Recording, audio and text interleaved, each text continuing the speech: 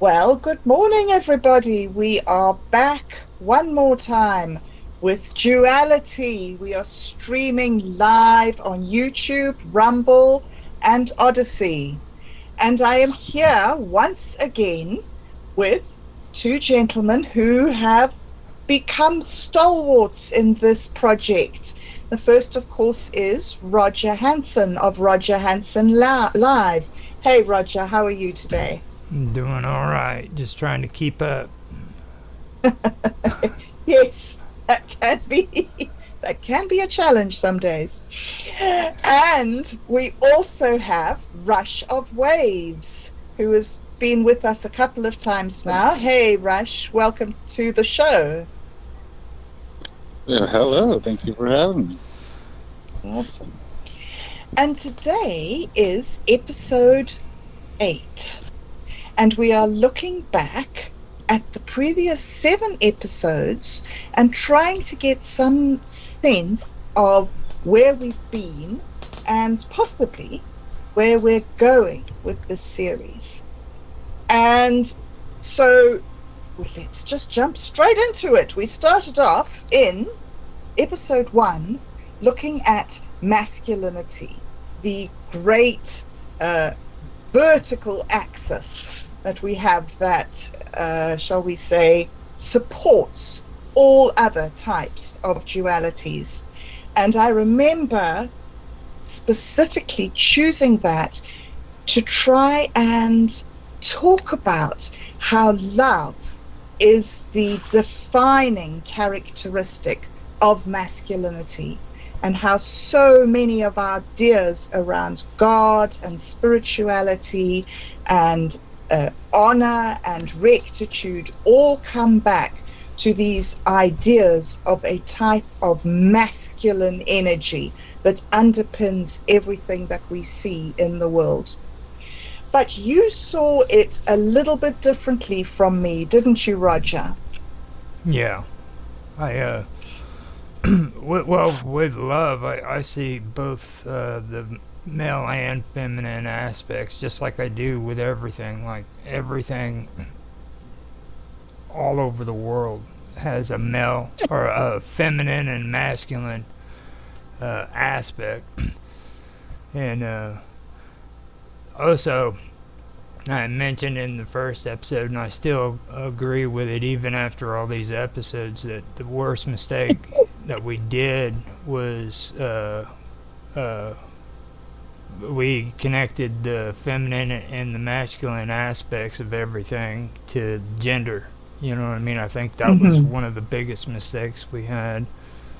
It Mm. actually caused a lot of controversy for me, just talking about the subject, if I remember correctly. So,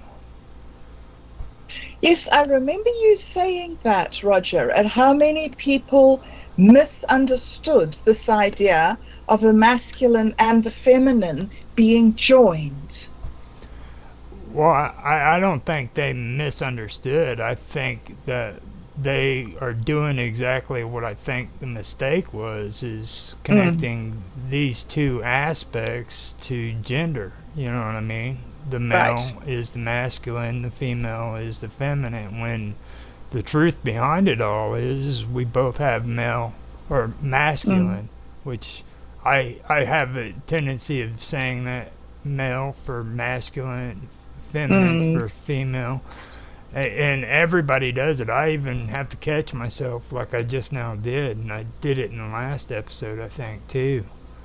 But yeah. we all do that, you know what I mean? And that's a big mistake because that's Mm, in everything, and both males and females have both aspects. So I don't yes. think they misunderstood. I just think they were doing the same thing that most people do. They To connect connect it. They connect the two things. You know what I mean? To mm, feminine so and masculine to gender. Like, to gender. you know. Mm, mm, So yeah. What do you think, Rush? What's your opinion? How do you interpret masculinity and femininity? Well, I think that that's a great start. Is gender may not really have anything to do with masculine and feminine, other than Yeah. maybe a propensity towards it or a greater than or less than aspect. But yeah, I was actually kind of wondering, is there duality in love? And I know we talked on our episode of Dub Waves about love, and I brought up love and hate and neglect. I'm wondering if love's counterpart or its duality is neglect. So, or is it? I don't know. Mm. Um, It's fascinating, duality. isn't it? Yeah, it is. I'm wondering if maybe some things in life don't have duality. They are a specific thing. So if you were to have a duality, one of those dualities sometimes doesn't split again into another duality, so it's therefore without duality. Mm-hmm. Yes. Yeah. It is fascinating. I also wonder about what the opposite of love is, or the other pole of love is. When we did the second episode, which was on femininity, I suggested that the opposite of love was balance, and that for love to achieve its potential, it needs to be held in this feminine atmosphere of balance and striving for what would you call it? Acceptance, maybe? Because love in itself is sort of can you say amoral? It's beyond a feeling. That's another thing that we've discussed in our podcasts, Rush, is that love isn't a feeling as much as it's an action, something that you do. And so for me, it was seeing that men and male energy is much more about going out there, changing the world, making changes, imposing your will on nature, rising above challenges and things like that, in this way in which people, men particularly, but not just men, but do these things for the greater good of the community. What do you think, Roger? Well, when we first started, I had a rough time really wrapping my head around the whole masculine, feminine aspects, and then duality versus dualism. And the thing is like after doing these shows, it started actually making more sense to me. For me, I believe that the duality in love is hate. That's what I was taught. Right. And the thing about it is I was also taught that two opposites can't occupy the same space. And then, Rush even mentioned it. Well, when you say space, what are you talking about? Define space. Is it the exact same space, or is it like a battery, how it has different compartments with it? Now, if you take the head and the mind, there's different parts of the mind. So hate and love could be in the same brain, but are you talking about the same exact space? So with that, I'm saying in the same exact space, like the same exact thought, at that moment. Yes. So Yes. you can't experience hate and love at that exact moment at the same time. Mm. You see, so That's quite interesting. In Buddhism, they also have that idea that each tiny individual thing arises separately from the other things, and then they sort of almost flash in and out between the two, so it looks as if things are occurring at the same time, but in fact they're not. There's this back and forth between different ideas. Yeah. It is interesting. What do you think, Rush? That was something that you did say. Yeah, I was kind of really leaning for. I've heard a lot of people use terminology such as love, hate, relationship, and whatnot. So I can grasp love and hate coexisting in the same space at one time. And then, kind of like what I was going over before, was that my possible duality of that is neglect. Mm-hmm. In the absence of love and hate, or hate. And Yes. yeah. And how interesting the feminine you're attributing to balance. I find that pretty interesting thought. Um, yeah, am I covering that correctly? Yes. Yes, absolutely. What did I you specifically ask me? Oh, yeah, I think that I was I yeah, I think that I agree with you about what one of the things that you said that was really interesting, Roger, that you said I think in the third episode, or was it when we were speaking about Zoroastrianism? Hmm. You were talking about how the opposite of good, what were you saying? The The opposite. opposite of good is the lack of good. No, The opposite of it's good is it's the bad. absence of good. It's bad or evil, good or evil. Right. And then we found out too, like they are both in duality and dualism, but Yes. there was a strange. Well, good and evil and duality, they don't conflict with one another, but in dualism they conflict. They conflict, yes. They're I conflicting.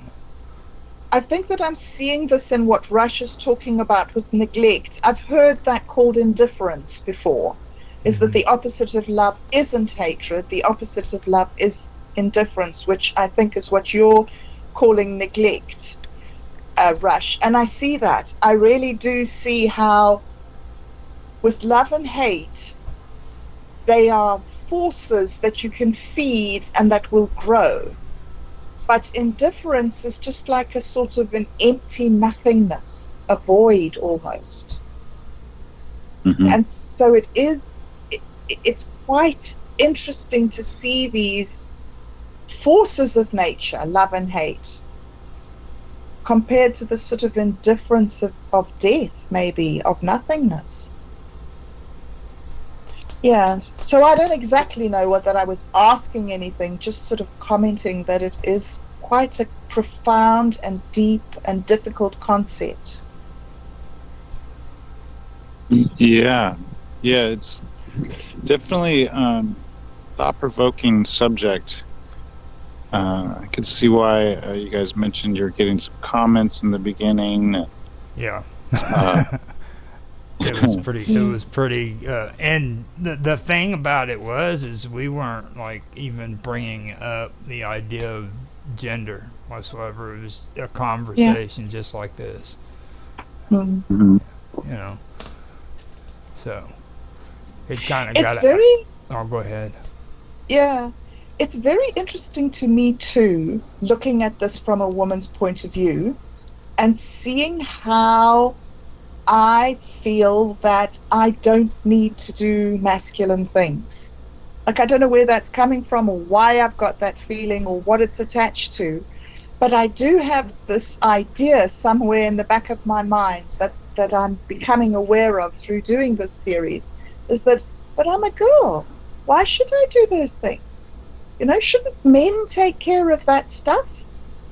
And it's really interesting to see how I've attached that to gender, Mm-hmm. you know, and almost given myself a pass in some things.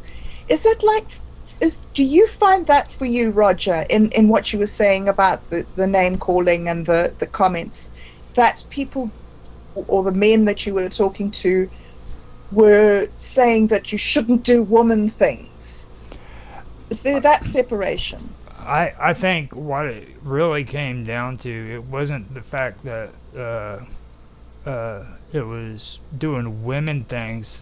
What it was is it was the heated political environment that's going on right now. You know, like Right. everybody's talking about freaking gender roles and freaking, you know, unisex bathrooms and stuff like that. So that really hit a nerve with them because they heard masculine and feminine, and like even on Rumble, you get on Rumble and these guys are just talking about the stuff, but they keep connecting it to gender. You know what I mean? And it's from everything I've learned about it, they're way off. It has absolutely, well, I mean, don't get me wrong. Yeah, I guess it does have to do with gender in some way, but that's not what it's all about, you know. And just the average person doesn't have an understanding of that. That when you start talking that conversation, the first thing they think of is male, female, and apparently all the heated arguments and conversations involving politics and you know stuff like that. So it got pretty out of hand real quick. Something that we haven't mentioned before is this duality and dualism in politics, and how the Democrat side can be seen as the feminine side of politics, and the Republican side can be seen as the masculine side of politics. That is a huge complication that we have at the moment in trying to have these conversations, is that there are so many of these concepts that are linked in our subconscious minds. And so doing things like coming into a public forum like this and talking about things is very, very tricky, because there is so much, like you said, there's so much hurt and mistrust between people. I think that one of the things that came across to me very early in those first 2 episodes that we did was how with good and evil, there is this idea of conflict, and that you want good to win or to be more important or to somehow triumph. Whereas the idea with masculinity and femininity is more that it's a consensual, cooperative dance between things that appear to be opposite, but in fact aren't opposites, they're complementary. Do you see that, Rush? Do you see the complementary nature of these dualities? Yes, actually, I'd love to speak on that.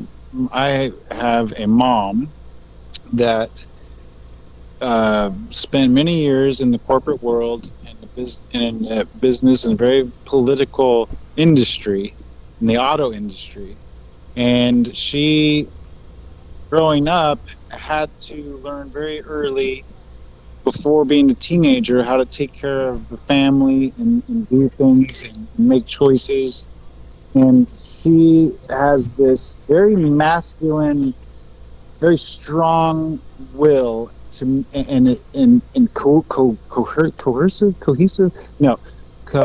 coercive nature about her. You know, when she says to do something, you don't question it. She says it in such a confident way. She's not asking. And so, I don't know, just having a mom like that, it allowed me to see that masculinity isn't just in a physical sense, but in a mental sense, and in the way that we do things. And, you know, she didn't have to be a big, strong brute to stand behind her convictions, although she was a part of a giant corporation with many other men and the law and behind her. So there is a definite aspect of masculinity that stood behind her and allowed her to stand with such conviction and get things done, and she didn't have to go to fisticuffs to straighten people out when they didn't want to listen to her. So I'm not sure if there is masculinity without the physical, not threat, but just the physical strength of something to bend something into your will. So like femininity, it can say all it wants. If something masculine doesn't want to, it's not going to. But if a bigger masculinity comes along and says to do something, you might not question it. So what I'm saying is that even though she does exude masculine traits mentally, she would have never been able to do those things in a personal way as successful as she did in the business world, with a giant corporation standing behind her as she made choices. So there's this definite different aspects of the masculinity, and I would imagine different aspects of the femininity. I liked your view at femininity. Being a part of femininity is balance. That strikes me as maybe a pretty solid truth there. So yeah, I think masculine and feminine resides in everything that has potential to have a dualistic nature. If it's some object that doesn't have, it's just a thing or a concept, you may not be able to extract masculine and feminine out of something that has only singularity to it. But exploring things that can be divided with our understanding and our language and definition to become have a duality in its nature, it certainly is. It's a complex dance, I think. I mean, I don't want to go too much further. I might get lost in my own words. It's tricky, isn't it? Yes, it really is tricky. I think that that's quite an important thing that we should dwell on a little bit here is the thing that you guys have both mentioned, that I think that what we're talking about here, what we need to remember that we're focusing on, is that we're really talking about some sort of spiritual or mental way of being in the world, and not so much the physical things of what a girl looks like or what a guy looks like, or gender, or these child raising and these physical things. We are definitely focusing in here on the spiritual elements, aren't we, Roger? Yeah, I think that's what really isn't focused on enough, And don't get me wrong, a lot of the stuff does have to do with those topics that you were mentioning, but like the general public doesn't really discuss the fact that it is a spiritual thing, and like there's aspects, you know what I mean? Like whenever I was listening to Rush, the thing that popped out to me too was the fact that his mother was a single mom, which kind of forced her into a situation where she had to have both the feminine and the masculine aspects in her come out, you know what I mean? So that right there stuck out to me too. But most people have to be forced into that situation by what's going on around them,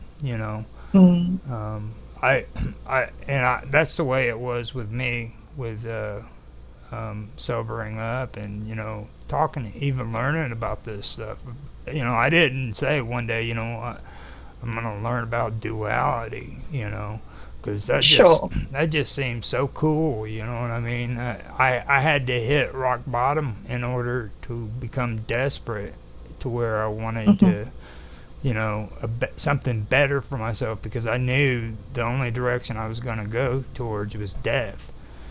So I had to change, and like when it comes to that duality, I had to learn. I had to actually do actions, and it's easy to take the feminine aspects and fall on that because we all do it, and I understand what Rush is saying about that. But the masculine stuff is hard. The masculine stuff has to do with duties and responsibilities, like the masculine aspect of love is when a father or mother gets up in the morning and they go to work so that they can put money in their pockets and feed their children. Yes. That's the masculine aspect of it. And it not just men have to do that, women have to do that. And that has to do with who we become and who we are, and it defines us. So that would be in both physical, emotional, spiritual, mental, all those parts of our life, and not just that, but socially too, in a social aspect. I mean, it's amazing how all that works. And like I said, I've learned so much from just doing these episodes with you, us getting together doing them. I thought I understood this somewhat, but come to find out, I've learned more while we've been doing this stream than when we first started. Me too. Isn't it amazing? Yeah, yes. It is. It really is. We've talked about everything from Zoroastrianism to freaking bees.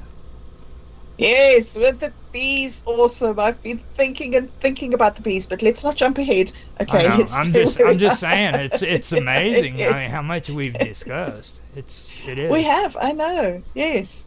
So the next thing that we did discuss after the masculinity and femininity, and we looked at Zoroastrianism and good and evil.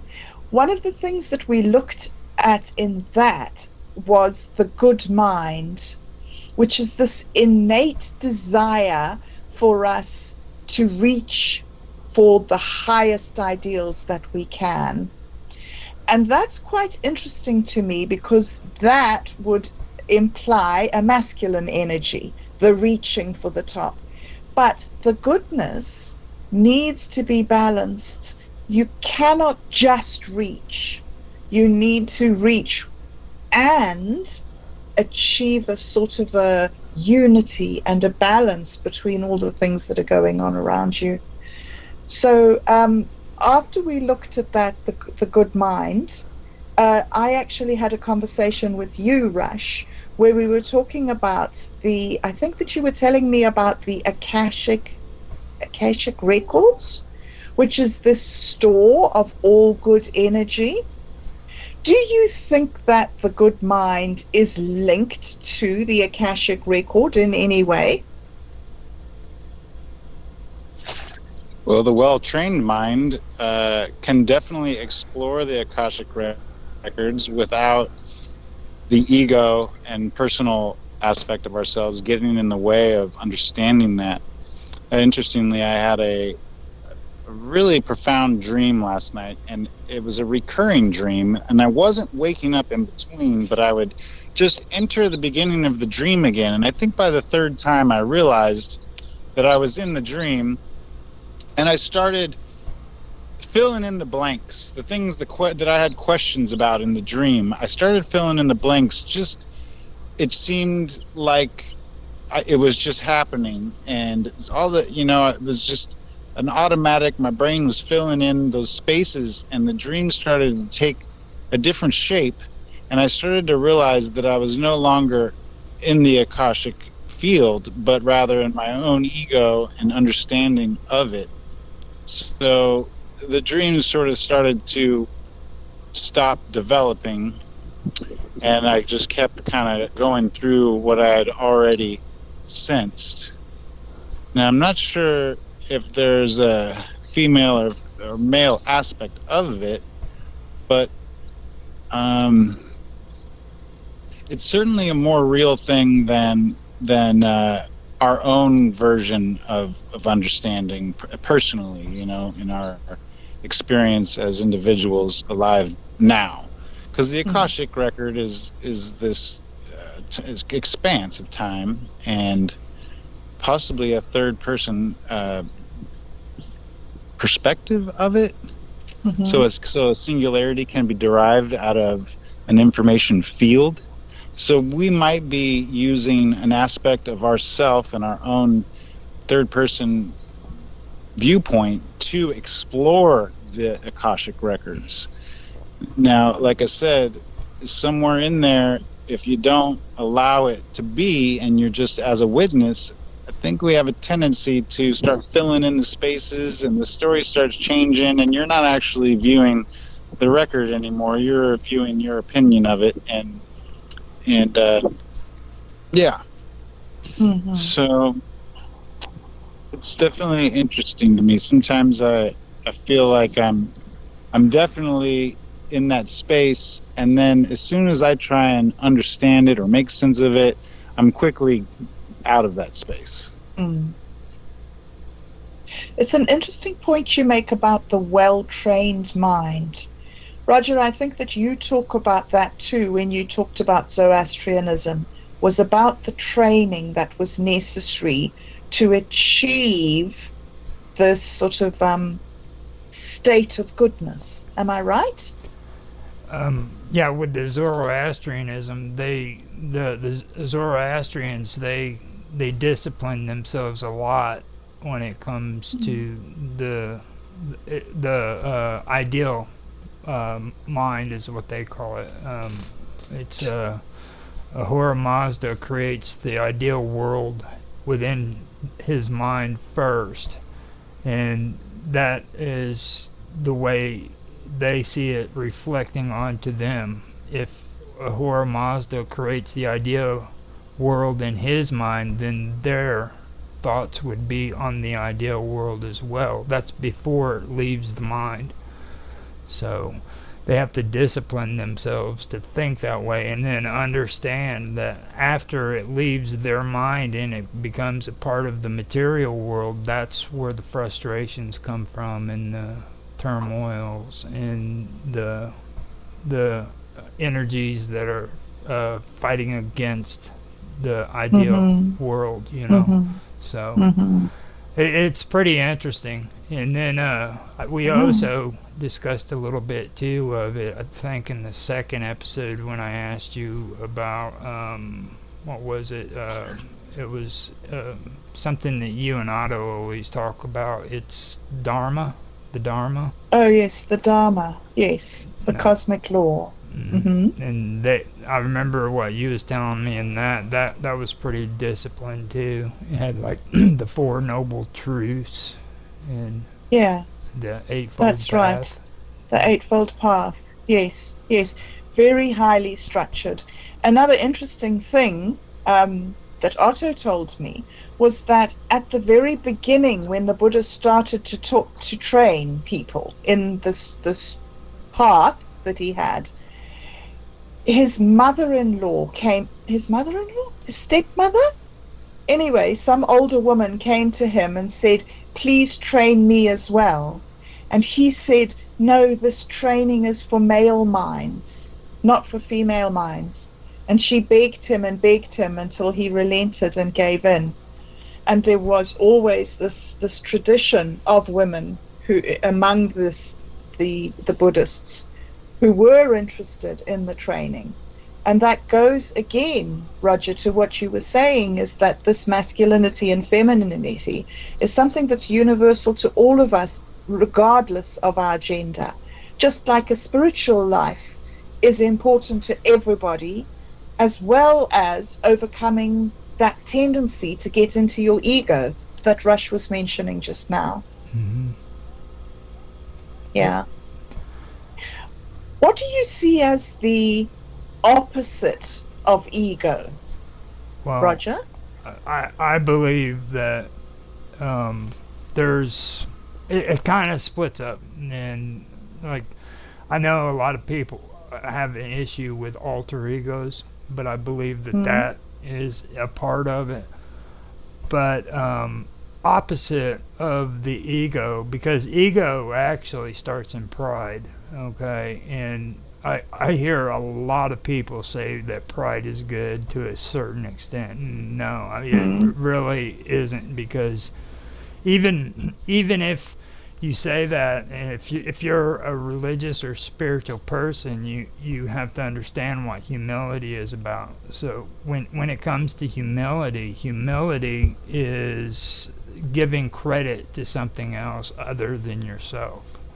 Okay, so when you do something good, you shouldn't take pride in it. You should give that credit to something else other than yourself, because that humbles you. It makes you humble and show humility. So Mm. so every time you take that little piece of pride into you, it builds up and it builds up, and your ego builds up, and all of a sudden you have an alter ego. You have a part back in the back part of your brain that's saying, man, you don't deserve that credit.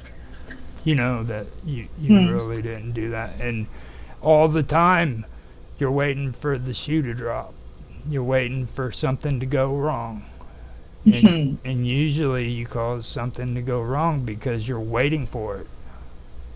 Mhm. So Yes. that Yes. that's Mm. kind of my take on it.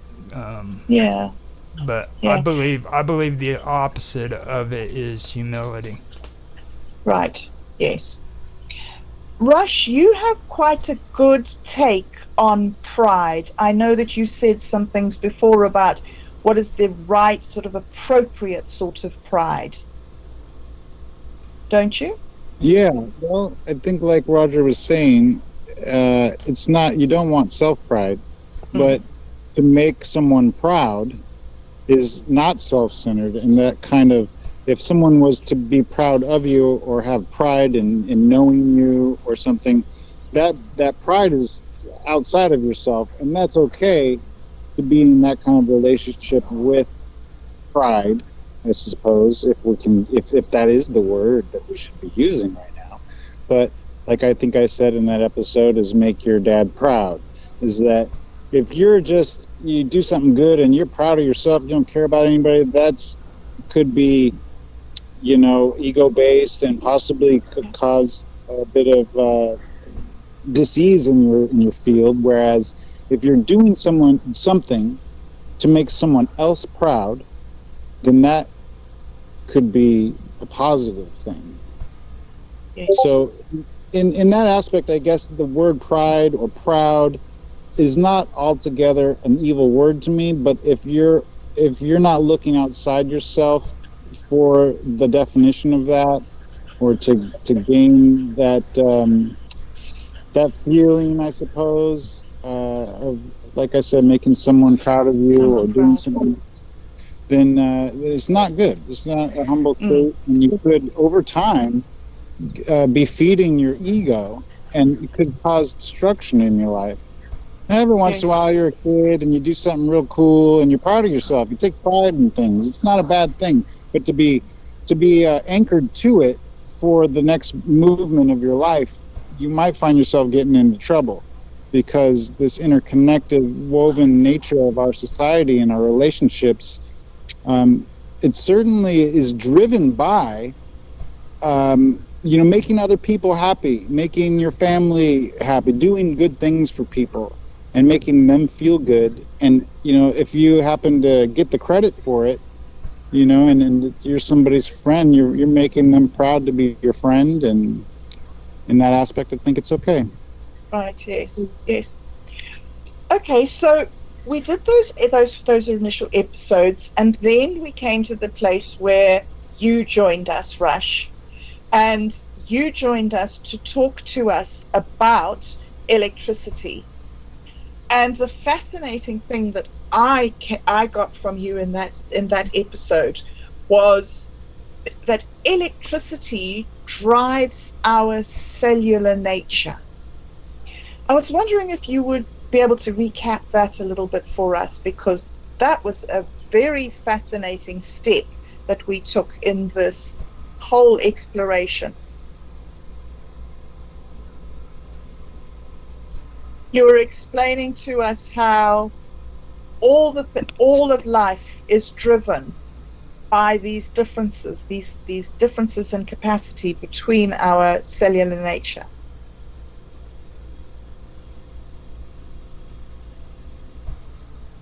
Are you there, Rush?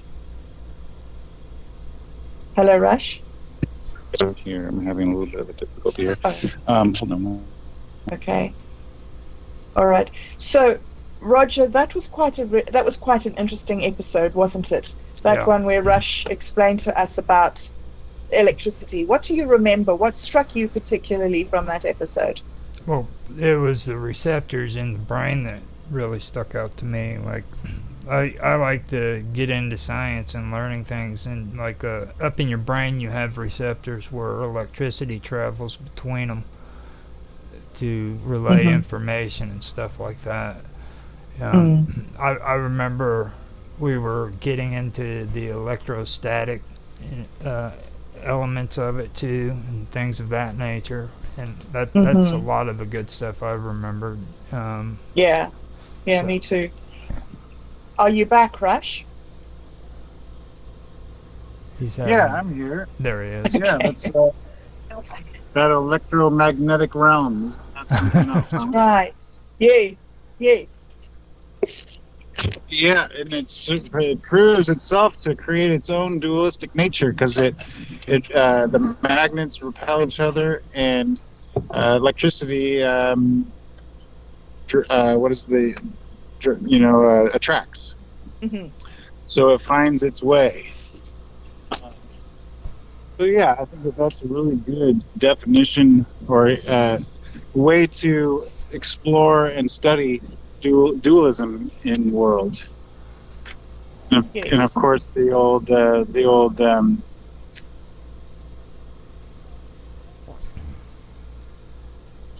here in the West believes we live in a electromagnetic universe, and that's pretty much the main thing that governs existence.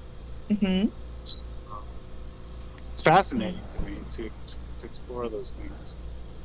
Yes, yes.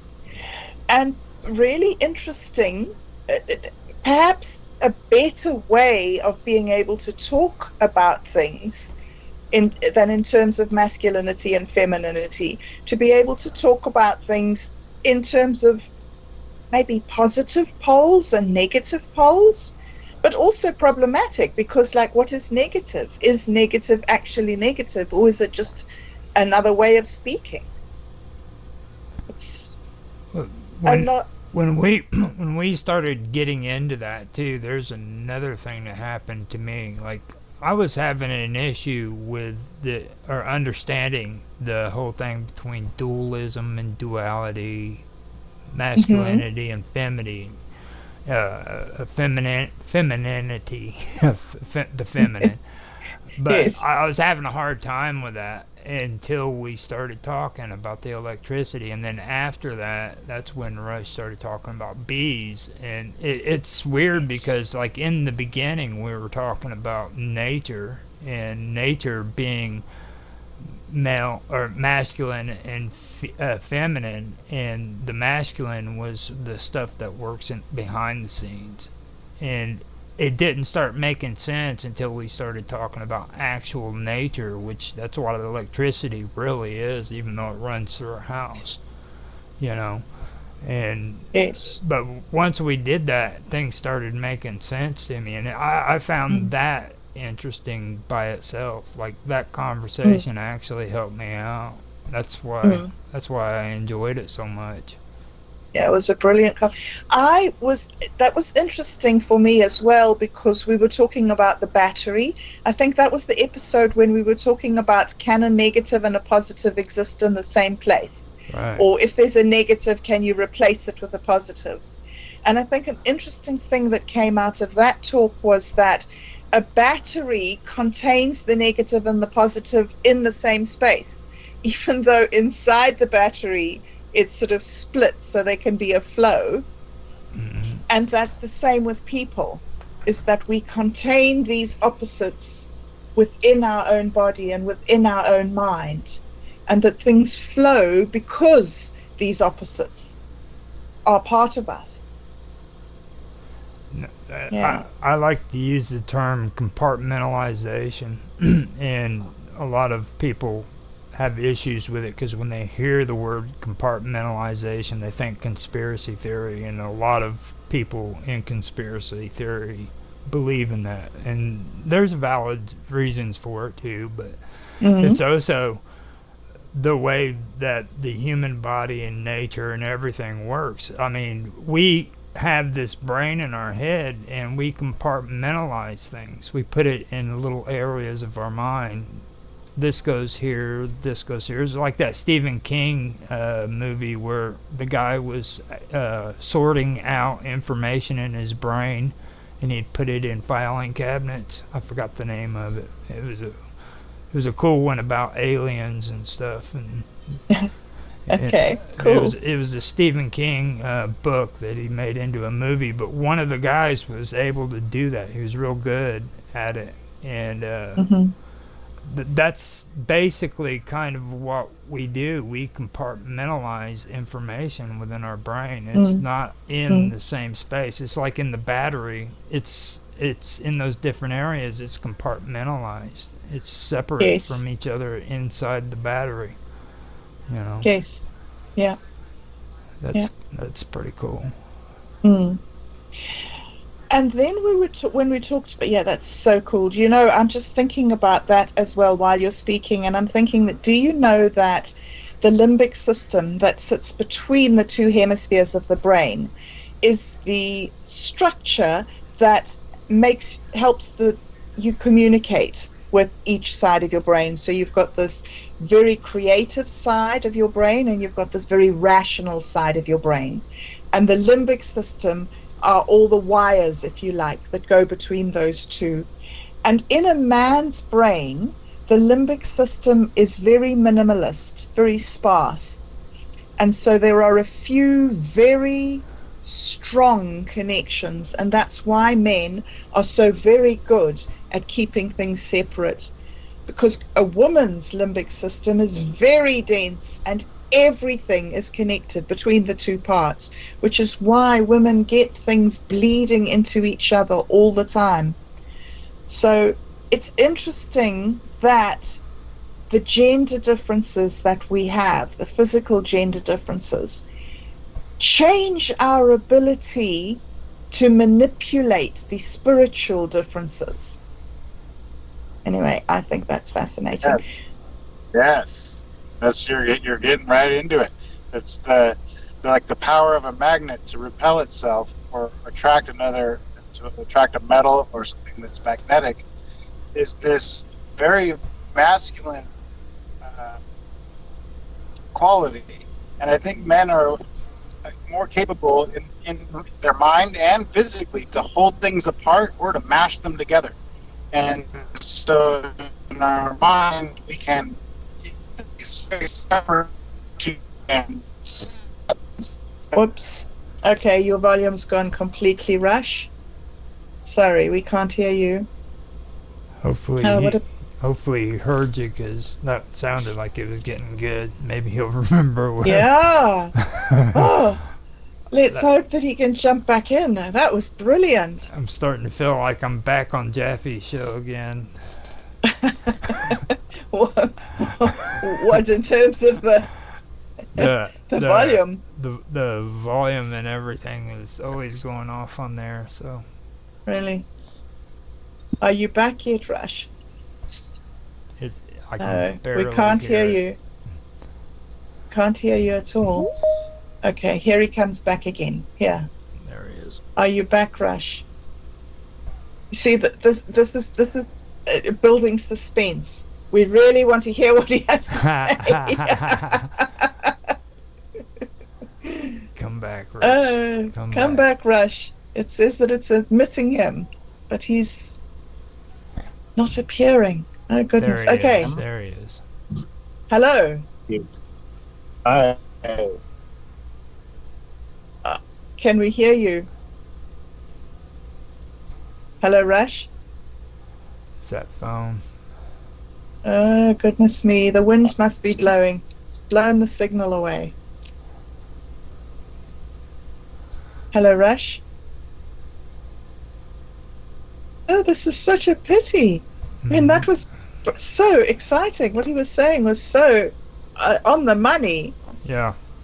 It's Well, obviously, it was like what you were saying too, though. That was pretty good. I'm pretty sure you Going in inspired next him to say that. duality. Yeah. are you back? Am I back? Yeah. Okay, we can hear you. Hello, are you there? Okay. Yeah. Hi. Okay, all right. Where did We're where did you lose me? Oh God. right at the beginning of what you were saying, Rush. I You was jumped hoping in and you'd. said, I was hoping you'd remember because like that was getting good, and all of a sudden it just went bam. I'm like, oh man. Start over. Oh, shoot. You think you could say that again? Because it was really good what you were saying. Yeah, saying how Bob Dub was mentioning how the different masculine and feminine nature of our mind and our limbic system, and how men have a propensity, a natural strength to hold things apart physically and mentally, or push them together. And women have, like Bob Dub was saying, is this very meshing view of things and ability to balance and all of that. So they're not quite as strong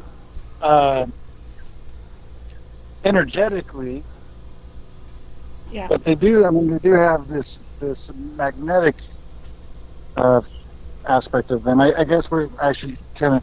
I guess I was kind of talking about masculine and feminine and how the different just natural strengths of a man using his electric nature to either force something together or keep it separate in that compartmentalizing. I really love that word too. And that is sometimes a very male strength, to be able to put something in your mind and keep something separate from that and compartmentalize things so that you can look at them separately and understand them. And maybe they do have like a singular nature, but they do have a duality nature. So it's definitely a strength of a man. But like I was saying earlier, my mom was pretty good in a man's world, and she had the ability to do that and developed it very early on in life. But yeah, I find that fascinating what you're saying about the limbic system, and it really prompted me to say that. Yeah. it is very interesting how men can hold apart or bring together. And I'm not saying only men, as you say, there are women who are very good at doing that.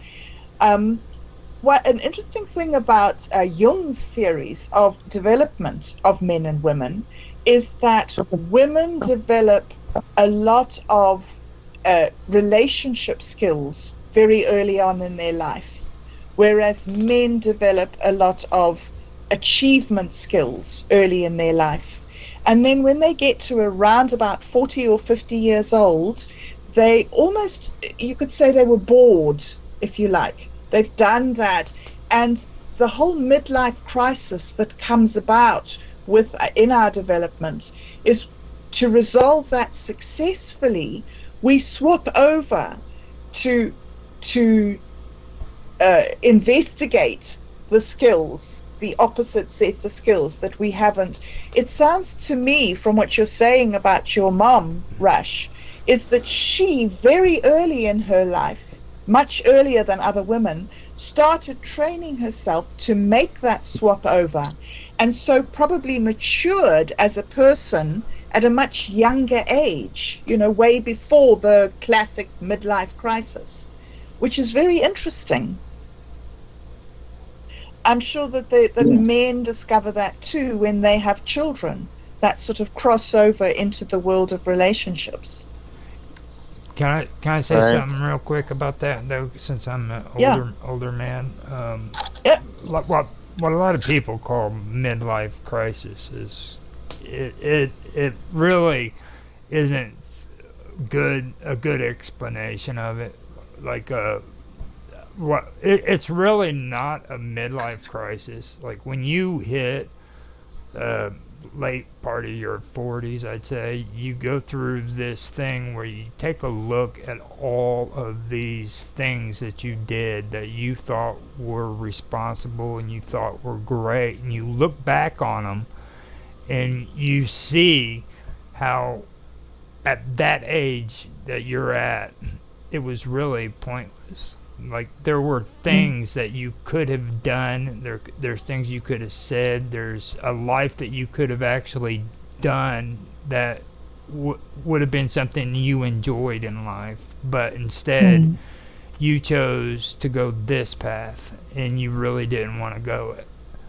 And that was one thing that happened to me. You know, I took a lot of stuff that I really wanted to do, and I put it over to the side because I thought I had to do this, you know. Right. Yes. And when I got into my 40s and now in my 50s, I'm better able to distinguish between what's important and what really isn't important, you know. It's important for me to spend the last part of my parents' life with them rather than out running around trying to freaking make it to the top of the hill, you know what I mean? Because those are important things in my life now, whereas when I was younger I was running and gunning. It was all about me. Sure. I needed to take care of me and be the best I could be, you know. And it's not like that no more. And there, just something happened in my brain that said, you know what? Yeah. And to be honest, I couldn't clearly explain it. That's the best explanation I have for it. You know, but I really think that term isn't really used correctly when it comes to midlife crisis. Some people do go out and get the fancy cars, but that has to do with ego and vanity more than anything Absolutely. else, you know. Well, that is important, Roger, because you can. Okay, so two things. One is that in psychology, crisis means turning point. So it's like you come to a crossroads. So it is also a stupid word and a complicated word. The other thing is that you can resolve that turning point in your middle life in the wrong way. You can resolve it by going into ego and doubling down on what you've already done and tried to do everything that you've done with knobs on. Or you can do what you said is like evaluate and see what's actually really important and go on that sort of less driven path, if you like. Yeah. So yeah, I think that that's one of the things that I'm really loving about doing this show, is that we are looking at some of these misunderstandings around these topics and trying to tease out what is the truth and what are the right words to use, how to express these concepts, because unless you have a firm understanding of what you're talking about, it's almost pointless to talk. Don't you think? Yeah, and what I was saying there is basically going along with what you guys were saying. It's just I think other people really don't understand what's actually taking place there. You know what I mean? That's right. Yes. It's interesting.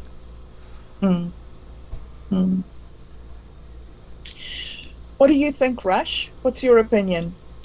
Have you thought about sort of midlife turning points and success and choosing an alternative path? Oh no. Okay, we seem to have volume issues again. Well, Roger, we've gone through quite a lot of the things that we have covered in the previous episodes. Have we left anything out that we still need to remember and mention? Yeah. Buoyancy and bees. Oh, buoyancy and bees. Excellent. Talk to us about buoyancy. I remember there's negative and positive buoyancy, isn't there? Yeah. And there was one thing that you said that I think would be cool to hear again, when you compared weight in water determining if it sinks or floats, you said that you can relate that to life too, and different aspects. Hmm. I was Hmm. wondering if you could kind of elaborate on that. Do you I remember? don't remember exactly. The weight of a rock Right. inside of water determines its buoyancy, or the object. Okay, like if the object's weight is heavier than the water, it gives it a negative buoyancy energy, and it'll sink. But if the weight of the object is lighter than the water, it gives it positive buoyancy, which makes it Hmm. float. And Yes. when I explained that, you said that that's kind of the way things are in life too, where um, you either sink or you float. Yes. You know what I mean? Yes. So And that the water is your environment, and you create that sort of environment for yourself, because hard things do come along in life, and you can be driven down, and you can have that feeling of being overwhelmed and swamped and drowned. But you yourself can choose whether you want to be a positive or a negative person. It's one of the very strange lessons of duality, is that these things are not imposed upon us. We can choose who we want to be within the situation, and we can choose to sink or swim. Rush, are you back? Because I know that you have some strong feelings about that ability of us to choose, for us to choose. No, still not back. All right. So, yes, I do think that buoyancy is more than just a physical thing, just like masculinity and femininity is more than just a physical thing. You can be a very buoyant person. You can choose to rise above your circumstances. And the weight of your trouble can still be huge. It mm-hmm. can still be huge. Just because you choose doesn't make the problem any lighter. But what it does do is that there is a way of being in the world where there is less suffering. You bring yourself to a place where there is less suffering. In Buddhism, they say that pain is inevitable, but suffering is optional. Mm-hmm. And suffering is a product of your mind and how you choose to look at your circumstances. So yeah, that's what I remember from that, Roger. Have I missed anything? You hit it right on the dot. That was excellent. Like, you should be a college professor and stuff. I've got to give you kudos, man. It was like I was actually gonna get up and start clapping and everything. Oh, Roger, stop Like, now. You're making me shy. you remember the Graduate, wasn't it, where everybody stood up on the tables? Wasn't that the Graduate? No, that the Graduate was. Oh, No, the Graduate was with. Never mind. Don't listen. The one where they stood up on the desks. I oh, forgot the was name that of it. Dead Poets Dead Society? Poets Society. Yeah. See, I Yes. was getting ready to Oh, stand up Captain, on my my. Captain. Yeah, I was getting Yeah. ready to stand up on my desk and say, "Oh, Captain, my Captain." Roger, you are too sweet to me. What a sad thing that we have missed Rush. I know that the highlight of our show so far has been Rush's explanation of bumblebees, hasn't it? Yeah, it really has. I'd rather, if he can't come on and talk about it, I'd rather just wait until some other time and then maybe go I over it. think so. I think so. It's he has such a good way of explaining it, and it really does. Yeah, I think we will just have to realize that it's not meant to be for today, Hmm. and perhaps we should just wrap up now, Roger, and clear the palate and get ready for next week. That'd be great. Yeah. So I think at this stage, I would just like to really thank those of you who have been following along with us. We know that there is a core of you who have been watching us, and we thank you for your attendance to the conversation. It's really awesome that you are interested. We think that it is something that, as a community, we can really get this word out there and we can help people to achieve a higher level of life satisfaction by understanding some of these concepts that are so mixed up in mainstream at the moment. And yet we have this opportunity to just come over here and consider things at a quieter pace, instead of being swept away by the world. So thank you very, very much. Also, thank you for your comments and your engagement. It really is great when you offer us things to think about, things that we can take forward next week. And if there is anybody out there who would like to be on the show, they have an interesting perspective, do hit us up in the comments below. We're always interested in listening to alternate points of view. So you're very welcome. So I think that's my final for this little recap show. Roger, what do you have to say in ending off here? There's no way of topping that. It's done. I mean, all right, you're on we're a roll. done. You're on a roll. Bless you. Thank you so much, Roger, for everything you've done to make this show a success. It's really fabulous working with you. And Rush, I'm sorry you're not still with us. I'm sorry the wind blew you away. But also, thank you for your enthusiasm and your commitment. It really has made the project awesome to have you on board. And I think I'd also just like to mention that we've also had support from Old John, who was with us on our first episode. Thank you, John, for everything that you've done towards making this awesome. And Do Better, who joined us to talk to us about connection and community. All right, guys. Well, that's it for this week. We will be back again next week with some more scintillating discussion. So please feel free to join us then. Goodbye. Now, hello everybody and welcome back to another episode of Roger's Real-Time Talk Show. Today we are continuing where we left off with our topic on socialism. We started out with the second international, and we've made our way slowly down.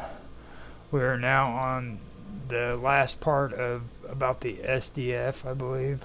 And if you guys have any talking points, bring them up. We're going to do the same format as we've been doing, where I'll start off with my talking points. If you guys want to comment, we'll go around the table, and each person can ask or mention something, and I'll answer it or retaliate, whichever one it is, with our wild card over there, Bob Dub. She's the one that's been winning the whole freaking show. If this was a contest, she'd be like right on top.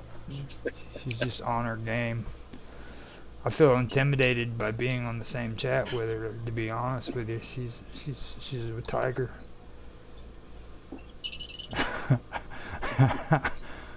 Okay, so Oh, Roger. not again. Thank you, Roger. You're welcome. Okay, so we've gotten to the SDF, and I'll read and see how long I can get. If it takes up to 2 minutes, I'm just going to end it right there, and you guys can comment on it if you want. But if I feel like I'm going too far, I'm just going to stop like I did last week. So here we go. Despite the weakness of its adult organization, the SDF was instrumental in the development of the movement of socialist Sunday schools for children, institutions which taught socialist ideas and ethical principles to youngsters in competition with various denomination Sunday schools. Now that right there is something I wanted to mention too. I do want to bring it up as one of my talking points. So what they're saying is all the way back then they were actually going into Sunday schools and teaching children about socialism before they were even old enough. Most of them were probably not even old enough to even start school. Like this is Sunday school when kids go in and learn about God. So there's no real age limit there. That's something that I noticed. So during this interval, the SDF experienced the atrophy of its ultra-parliamental right wing to the Independent Labour Party, the ILP. Or they experienced the atrophy of its ultra-parliamental right wing to the Independent Labour Party, ILP.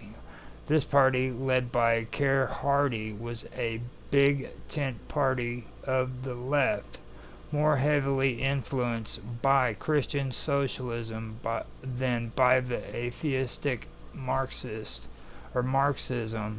of the SDF. The ILP also had the advantage of having Hardie as a member of the House of Commons after winning the West Ham South seat in the 1892 general elections. This enabled the ILP to argue that it was a more effective vehicle for change than the SDF. Prominent figures such as Henry Hyde Chapman, Ben Tillett, Jim Connell, and George Lansbury all left the SDF for the ILP. The British Socialist Party, BSP, this was a Marxist political organization established in Great Britain in 1911. Following a protracted period of fractional struggling. In 1916, the party's anti-war forces gained decisive control of the party and saw the defection of its pro-war right wing. After the victory of the Bolshevik Revolution in Russia at the end of 1917, and the termination of the First World War the following year, the BSP emerged as an explicitly revolutionary socialist organization. It negotiated with other radical groups in an effort to establish a unified communist organization, an effort which culminated in August of 1920 with the establishment of the Communist Party of Great Britain.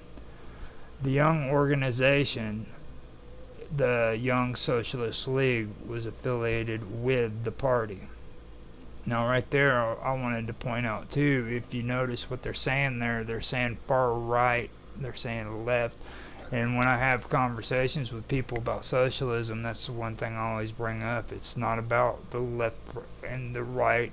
Socialism is in both of them, you know what I mean? And a lot of people today have an issue with that. They don't want to accept the fact that socialism is in not only the left wing but the right wing. There's actually conservative socialism as well, and there's also religious socialism as well as Marxist, atheistic socialism. So that's why it's so hard, I think, for people to really understand what that's all about, because they don't believe that. So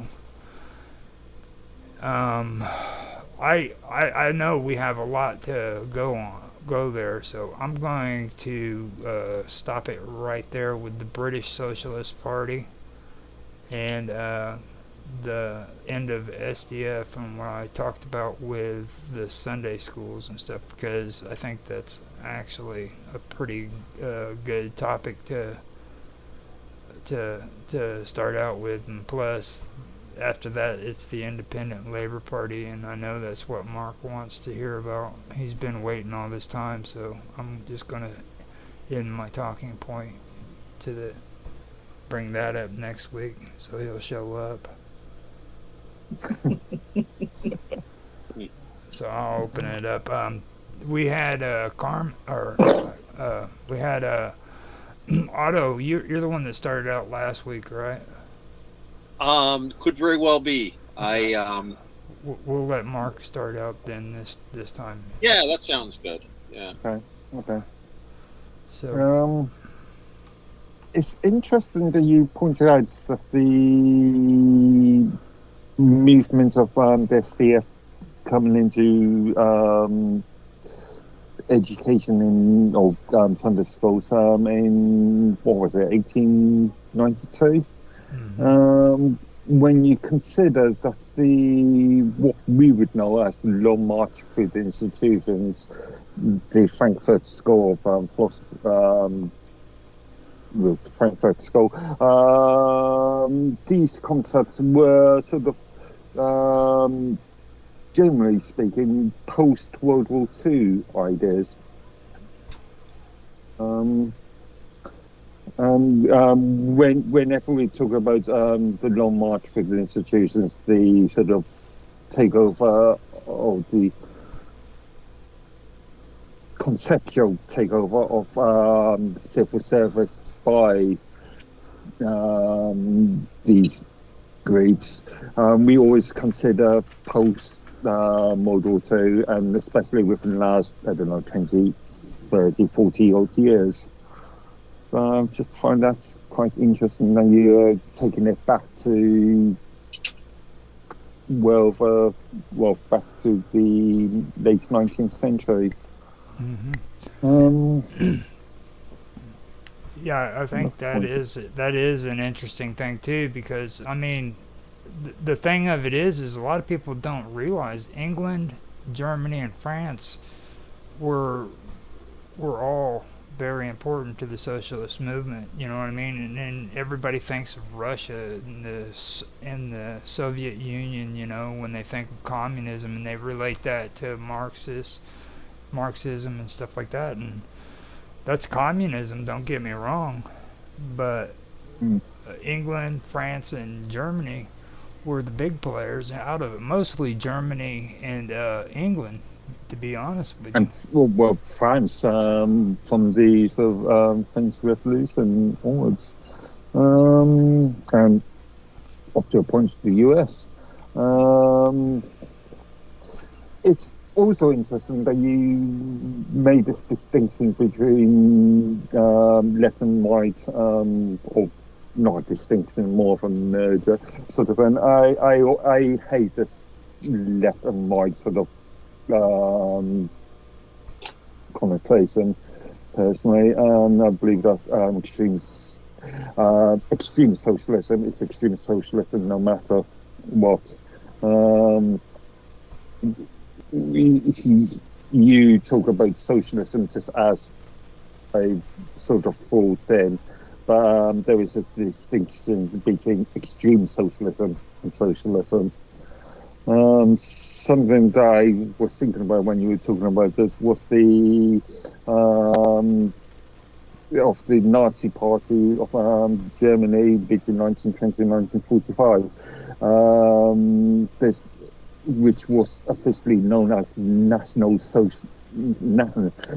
Socialist Germans Workers' Party. So, whereas these days, modern sort of language considers the Nazi Party to be not relevant as socialist movements are concerned,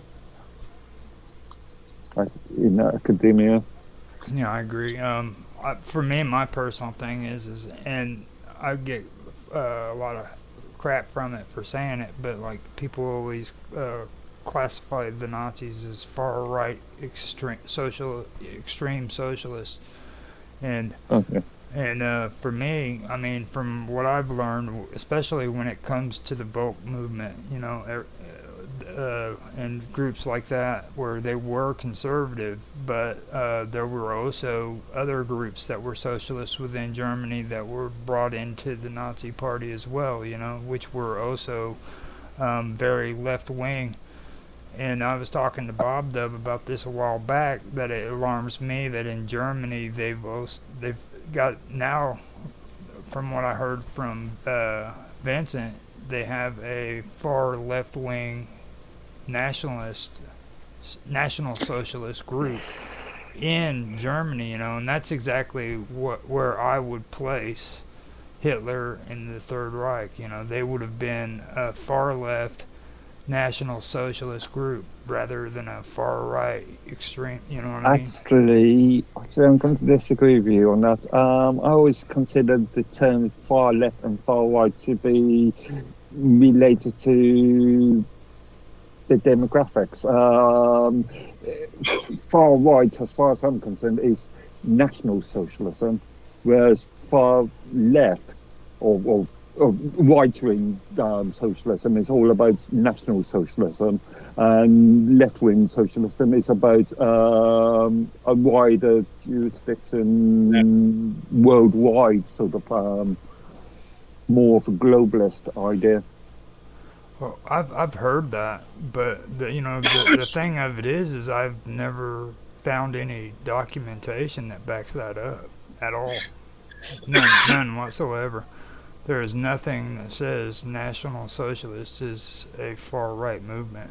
I mean, in the socialist freaking documents, it just. Well, I mean, these days it's confusing because these terms are really overly used. Have been abused quite a lot, especially in academia. they lack nuance too. They lack a lot of nuance as well, which is something else I think you're pointing out. Yeah, indeed. And yeah, it's interesting to go think of the distinctions between the two sides of the same coin. Honestly. Exactly. So since I was already talking back with you, we better let Otto talk, because he's you can tell that his blood's boiling and he's ready to go. He's on fire. Well, National Socialism. Okay, well, I can talk about that quite a bit. The thing about National Socialism, and still holds a lot of interest and attention for people.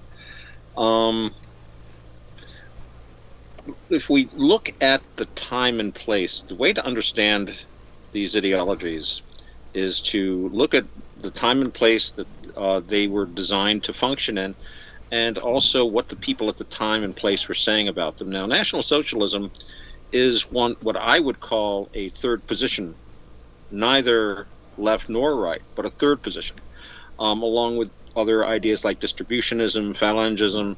This is an old tradition. Now, as far as how that actually worked out in the actual functioning of the party, this gets back to the that triple way of looking at things: the philosophical, the big picture, the theoretical side, and then how it actually practically is applied. So you got philosophical, theoretical, and practical. And the fact is that the party itself was, I get the impression, kind of its politics and political theories were to a certain amount ad hoc. One of the big drives for the party was to gain power, and I think power is often what drives any party of whatever pigeonhole you want to put it into. And within each party, you've got tendencies towards what you can call the left or the right. And in the Nazi Party, you had people that were pushing very hard to the left. The Nazi Party and the Soviet Communist Party worked quite closely together for a while at one time. Goebbels admired a lot of the stuff the Soviets were doing.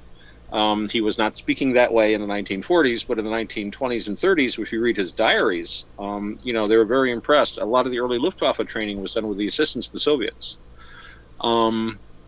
So you had within the party itself, but then you had elements within the party that were very respectable, very respectful of large business interests. They liked that money. They liked that power. One of the points in the party platform was that they were going to do away with the giant department stores in Berlin. They were like the Walmart or Kmart of our time. They drove out small businesses. They turned shop owners into employees. And this is something that Chesterton and Balak talked about with their distributionism, the idea that, the economy needs to be more distributed among people rather than concentrated in a few hands. And there was a lot of National Socialist talking points about that. But when push came to shove, those big businesses were left right there. It's the same thing with sacrificing, and again, this is an aspect of National Socialism. There's a lot of people that like National Socialism. They have very pretty uniforms. There was a lot of anti-National Socialist propaganda that was continued after the war. It took a while to deconstruct that. So people have had they go back and forth, but they failed to realize certain elements of National Socialism that were completely incompatible with our situation today. It was very much a product of its time. It dealt with political issues, social issues that existed in Germany in the 20s and 30s. It has very little or nothing to do with the problems we're facing today. But I think I kind of went on digression there. But one of the things I was going to say about the National Socialist state, from what I've seen of it and the books I've read on it, and I've read a lot of like the diaries and memoirs of people that were there, as it actually functioned. I mean, aside from the theory of the principle of leadership, and you would have like all these, startlingly brilliant and strong men who were very responsible, but who had, they would have total power, but they had also total responsibility and could be executed if they got it wrong. But this would make everybody robust. And what it did was make a bunch of people frightened to make a decision. And it was like warlordism. You had the top Nazis were always jockeying to see who could put the knife into someone else's back. There's a lot of, like Hess, for example, there's people that feel he was encouraged to take his wacky flight just to get him away from the Fuhrer. And you remember Hess's chief of staff was Martin Bormann, who later became Adolf's chief of staff, and arguably the most powerful man in the Third Reich. I mean, Hitler had to sign everything, but you didn't get to see Hitler unless you made Bormann happy. He was also one of the personally most wealthiest men in the state, and according to rumor, was a Soviet agent, which is very interesting. I don't know if that's true or not. David Irving, who is probably the best scholar on matters of Germany during that period, seems to think it likely. But it's hard to tell. But anyway, yeah, if World War II didn't happen, if they had avoided, having Germany destroyed, I personally feel that the National Socialist state probably would have torn itself apart within 5 or 10 years of Hitler's death. As it was, you had an uneasy alliance between Goebbels and Himmler, Goebbels and Göring, who was a complete. I mean, he was a waste of space as far as any sort of a governmental leader. I mean, when the German Air Force was facing its darkest days, when an entire nation of people were depending upon him to defend them from horrible death raining from the skies, and they were being overwhelmed, he went home and hid under the blankets for a week. He just got under the blankets. It wouldn't come out. And they were begging Hitler to fire this guy, and he couldn't do it because it had to do with the politics, the warlordism. He could not give up Hermann because at least Hitler felt that his own rule would come to an end unless he, again, played those internal politics. So, and something else I was going to say about Marxism. This Marxism was Marxism, and that's it's a 19th century phenomenon. And as it evolved, it has evolved quite a bit. So. We were talking about like Russia as opposed to Germany, the importance of places like Germany, France, Britain to the socialist movement. I think the reason was that under Marxist theory, that was where the revolution was supposed to happen, not Russia. Marxist theory had to do with, again, we were talking about this before, the great power in the world now was industry. Industry was shaping the planet, the amount of wealth pouring out of industry. It's the same thing like AI today, I guess, or the computer revolution. So they saw that the industrial bourgeoisie were the ones who had to be defeated. If you could wrest control of this most powerful item in our society from the industrial bourgeoisie and put it in the hands of the proletariat, that would be, the power would be in the hands of the people. According to their theories, people that were living in largely agrarian societies, I mean, they were just a step up from serfs in Russia, that these would be the last people that would ever be able to achieve socialism and communism because they simply did not have the wherewithal, they weren't educated enough. And I think really Marx was interested in power. He didn't really see much power in a bunch of farmers. He saw power, though, in being able to control a country's steel output, for example, with a sit-down strike. That people would listen to. So by the time we get to the post World War II era that Mark was mentioning, we're in the realm of Marxist Leninism and really Stalinism, where these views are they're no longer as pure at trying to apply all of Marx's ideas. They've had to modify them, and you take your revolutions where you can get them too. These guys were like, hey, all these farmers are revolting, but we wanted to control the city of London. Well, you know what? Let's go. And so yeah, that was I think an interesting point of that. Marxism has evolved as like any, what's the old thing, no plan survives contact with the enemy. No ideology survives contact with reality. It has to modify, even if only, maybe it doesn't modify itself in name necessarily, but it has to modify in practice or it simply can't last.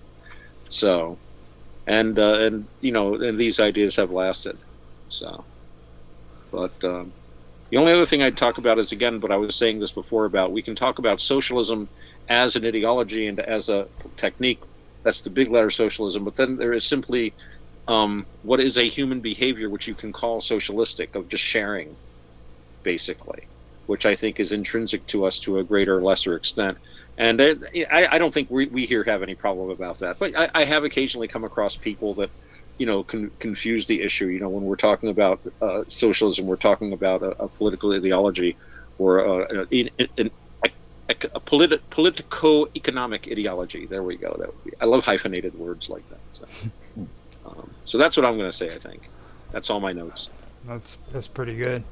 Now, coming back with what you were talking about, for me, I personally don't think that, like, socialism, National Socialism in particular, is over. I don't think that it was just done with and over with, because even if people don't realize that they're doing it, they're still behaving in the way that a lot of these social nationalists did. Like, if you pay attention to what's really going on with these conversations when it comes to politics, you'll start noticing that there was a lot of things that freaking people who were in the National Socialist Party did. Like, it was speak the language or go home. You know what I mean? That was one of their big tactics. They would intimidate foreigners in their country because they couldn't speak the same language they had. Another thing they did is freaking they set up blocks against Germany so that freaking they couldn't like trade with other countries and things like that. Czechoslovakia, I think, was the one that was behind all that, and that was a socialist party too. Then there's this border thing that you hear everybody talk about today, and I brought it up last week, and I'll bring it up again. I don't agree with it. I don't feel that, I don't want open borders. Don't get me wrong. I'm not one of those open border fanatics. But at the same time, I know that it's a load of shit, telling people that they don't belong in my country because they weren't born here. I don't like the idea that I have to freaking pay taxes in the United States just because I was born in this country. They put my name on a birth certificate, and all of a sudden I owe them money. You know what I mean? As soon as I'm born. That's right. And they tax everything you make simply because of where you were born. That is kind of amazing. And then before Ellis Island even came along, man, we had immigrants coming from all over the world, and they came to the United States, and this was the land made of gold. You know what I mean? The streets of gold, where everybody had a chance to become something, and now they can't do that. And that's what it was. And then they created Ellis Island, and they started doing their socialist programs here. My family's Norwegian, and they're from Scandinavia. And when I think it was my great-grandfather came over here, he came over here, and they gave him the name Hanson, Hanson, Hanson, because I was from Norway. Now, if I was from Sweden, they would have said Hansen, S-E-N. And that was so they could indicate which country I was from, Ooh.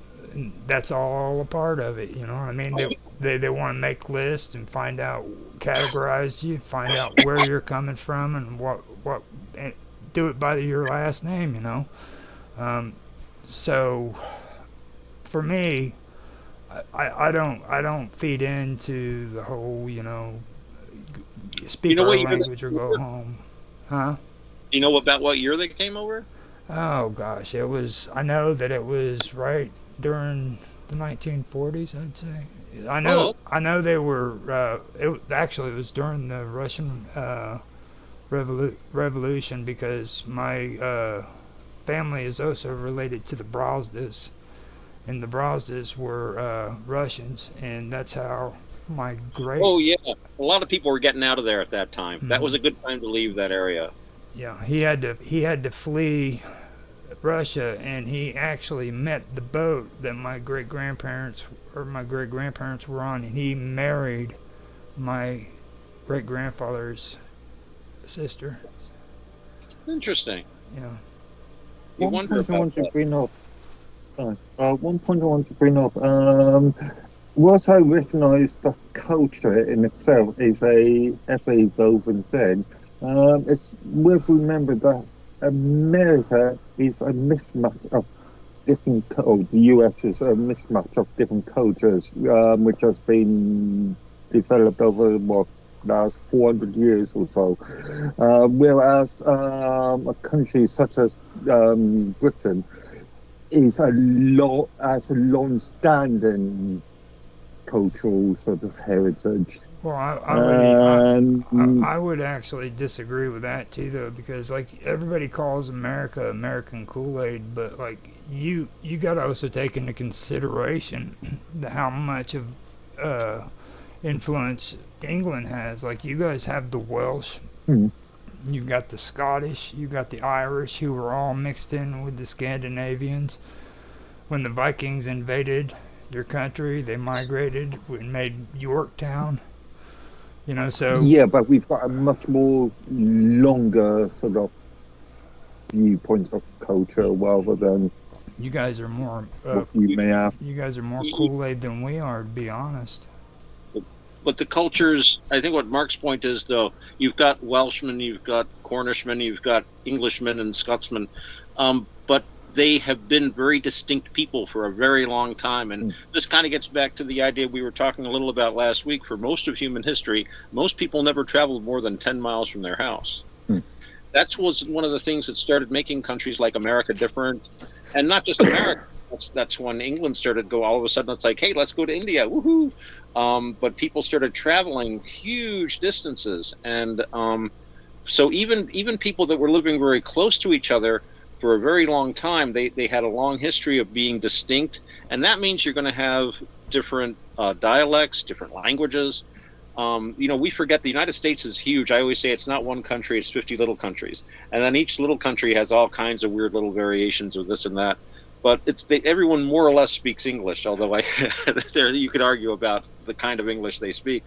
But in Europe, you can travel to what is to me a very short distance and cover, a half a dozen languages, different languages. So I do think that in the old world, if you'll pardon the expression, people had more of a tendency to stay distinct for a very long time. And there's always some mixing and stuff. But somewhere in the U.S. where you get like, I'm thinking of like some of my family, you dump people from New York City from like half a dozen different countries, and in my case, it was because a lot of my family were Roman Catholic, so they would marry other Catholics, but the Catholics might be from Central America, or they might be from Europe, or they might even be. I had a grandmother who was a Dutch Catholic. I have an aunt who's a Catholic from Central America, and it was they still had that unifying cultural thing of the religion that helped them connect, but they were from all over the place. You'd never get people living like 1,000 miles from each other getting together. And even my grandparents, the one his family had come from Europe and settled in Pennsylvania, then moved to New York. And on the other side, he met my grandmother, whose people had come over from Holland like a generation or two before. and it was like, somebody who ultimately came from Ireland and somebody came from, like, the interior of Europe. Again, that's a lot more than 10 miles apart. Probably wouldn't have happened under normal circumstances. So I do think there is a difference with some countries than others. You're going to have more ease of mixing, but at the same time, I also know that, especially today, people don't have the same reservations about mixing and meeting other people and traveling a little bit. You're not going to the, oh my goodness, the wild Irish, as they used to refer to them, or, if you're going to Cornwall, I hope you make it back. Kind of those Cornishmen can be really, and the Bruces and toughy that some people. I know some people that have not gone out of the sort of environment ever. So yeah, it's comfy, I guess.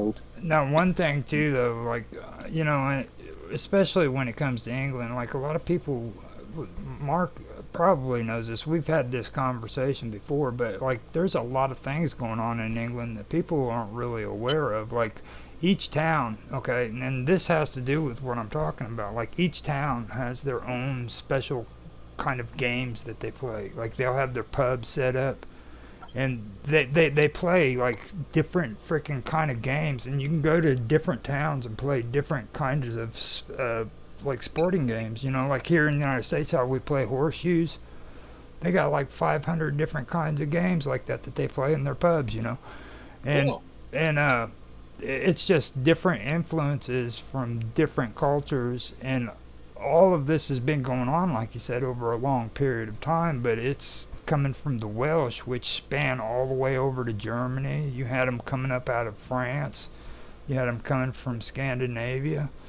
And some people even wonder if maybe they were coming from the Americas through the Icelandic areas too. So there was a lot of things going on there. I mean, England is a melting pot. That's the best way of saying it. Like there's a lot of mixing that happened there with different cultures and stuff. So Celts, I guess, and Germans, Saxons. Very I'm interesting. not so sure about every single town having their own games. I mean, I don't go to pubs that often these days, but when I have, it's usually things like darts or bows or ten bows, something that is very or pool, something that is very similar from pub to pub. So, have you gone to like outside of your town to another pub outside of your town? Yeah. Well, been to various pubs in my time. No, I'm talking. Not down there. Like, yeah. Hard to remember. You're probably there to drink, not play games. So. Well, I've actually seen, I don't. I've seen Mark drink. He's not really a drinker. I thought he was going to Not get... anymore. When I was young. Oh yes, when our livers were much stronger in the old days. Yeah. He had like a... Oh my goodness. He had Well, like, I have seen references to like special regional sports or games. Actually, P.G. Woodhouse wrote one of his wonderful stories about this regional game, and this guy goes to play, and he thinks it's something like what we would call soccer or football. It's like, oh no, not really. Goes back to the time of Henry VIII. It's between the two villages that hate each other. Haven't had a fatality since 1913, though, but there's usually a broken bone or two. And he's like, what? And they're throwing him. He's in his like football gear, and he's all thinking, it's like, oh no, this is a little regional thing, and very historic. But so yeah, I have heard of like really nice, cool old traditions being preserved in different regions. But a very old country compared to the United States. We're such a young land compared to a place like Great Britain or anything on the continent. But we're newer. We're older than New Zealand, though, I think. So yeah, that brings us to the wild card. We're going to start calling her the tiger or the tigress. It's your turn, Bob Dub. Gotta unmute. Oh, there you go. Okay, did I unmute? Okay, so what's my question, Roger? There is no question. Just anything you want to add in, or if you got any talking points you want to bring up. The interesting thing that I've been thinking from your discussion, the thing that I've found that's sort of a parallel coming out of New Zealand was this last election that we had. The socialist government was voted out in favor of the capitalist government, shall we say, party. And one of the big things that was talked about a lot at the time when that sort of change in public opinion happened was the push that they had towards banning cigarettes. Huh. And it is very interesting that they drew the parallel between cigarettes being banned in Nazi Germany before the Second World War and the New Zealand Socialist Party wanting to ban cigarettes. I thought that that was a really strange and interesting thing for the people to pick on as a sort of a talking point during the election. What have you heard of that? I thought that was my question. Do you know anything about that? Is that just a normal thing of socialism? Is that they just love to legislate? That kind of control of minutiae. We actually had this conversation last year. Me and Mark did, because what it is here in the United States, socialism snuck in on us, and a lot of the people in the United States aren't really aware of how it happened. Like when we get freaking a fine sitting on our door because of an ordinance saying that our grass is too long, that's a form of freaking socialism through regulation. Okay, when they turn around and they have the right to look at your yard and say your grass is too tall, you have to pay a fine. That's a form of socialism. Now, I agree with freaking some things that need to be taken care of, but like turning around saying you need insurance on your car, okay, that's completely crossing the line. That's socialism. No matter how much they think, how safe it is, or how much it is, blah, blah, blah, that's still crossing the line on that. That's constitutionally illegal for them to do that.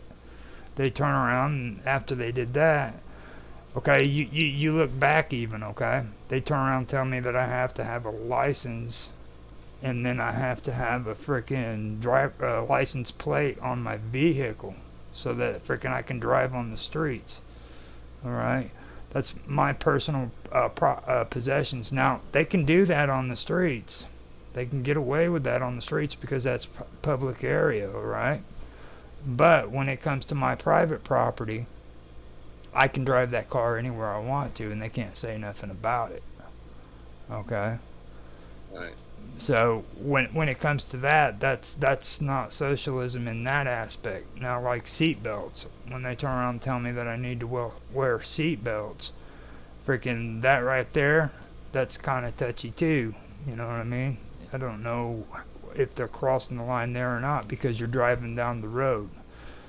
It's just like with drunk driving. I believe that freaking people shouldn't be freaking drunk, period. There shouldn't be an ounce of alcohol in their system. You know what I mean? Zero tolerance. But they play this game where you can have certain amounts of alcohol in you. Who the hell is going to... I mean, if you think about it logically, why would you want anybody to get in a car if they even have freaking one drink? Oh, yeah. That's just a logical way of thinking, but they play that game because they know if they can catch you on the streets with over that limit, they can get you there too. It's all socialism. Well, that's the thing, though, and you point out, though, there's two aspects of this. One is trying to regulate you to force you to wear a seatbelt. If you don't want to wear a seatbelt, that's not going to hurt anyone but you. On the other hand, being drunk, that's a danger to society as a whole. And that's why we have, I think that's probably, if you were going to argue about why you would have a law like that, it's like, well, it's to protect other people. It's for the good of society. And this is where we get that whole struggle between the individual and society. And one of the problems with socialism, or, with a capital S, as an ideology, is that it aims to replace the family and the community in taking care of everyone. But to take care of everyone, you've got to know everything about everyone, and you've got to regulate everyone's behavior to an extent which a lot of kids today are used to. But I grew up in a much freer world, and I can see it because I remember what it was like to live 10, 20, 30 40 years ago, 50 years ago. I remember how life was back then. And it was, it has not improved in many ways, at least as far as this regulation and bureaucracy and examining everything we do and tracking us constantly.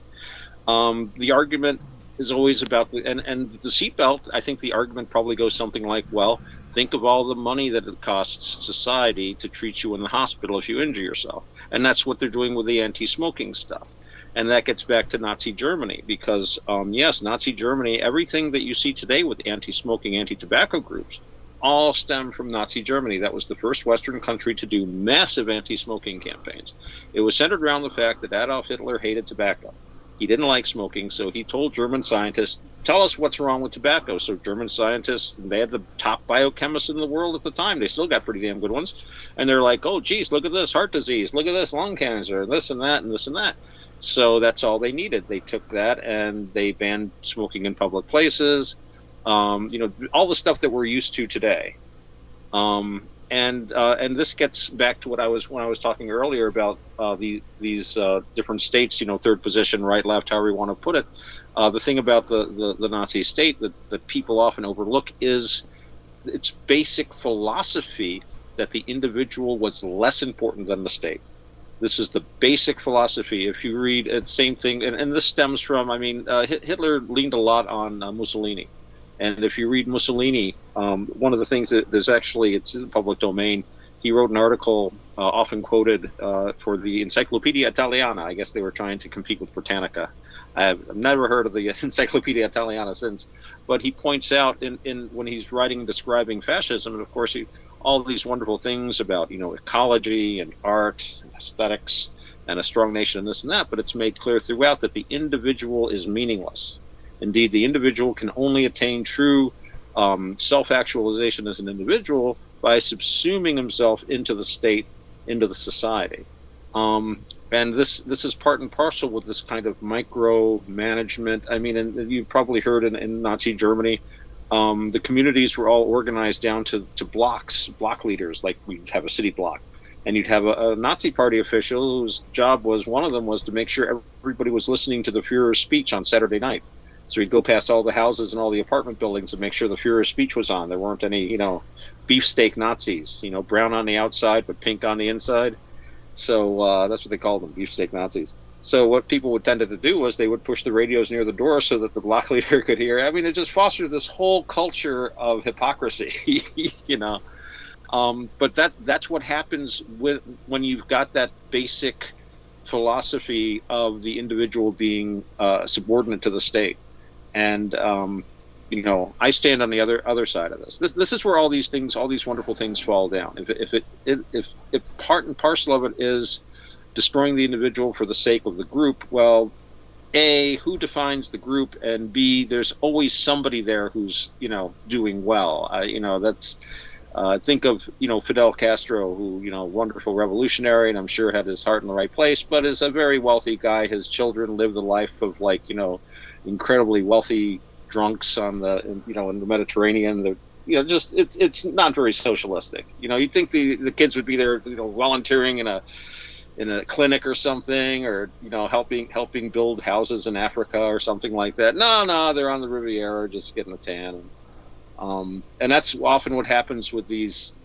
Well, we're putting the group first. There's always somebody in the group that's more equal than others. It's terrible but true. Terrible but true. I wish it weren't.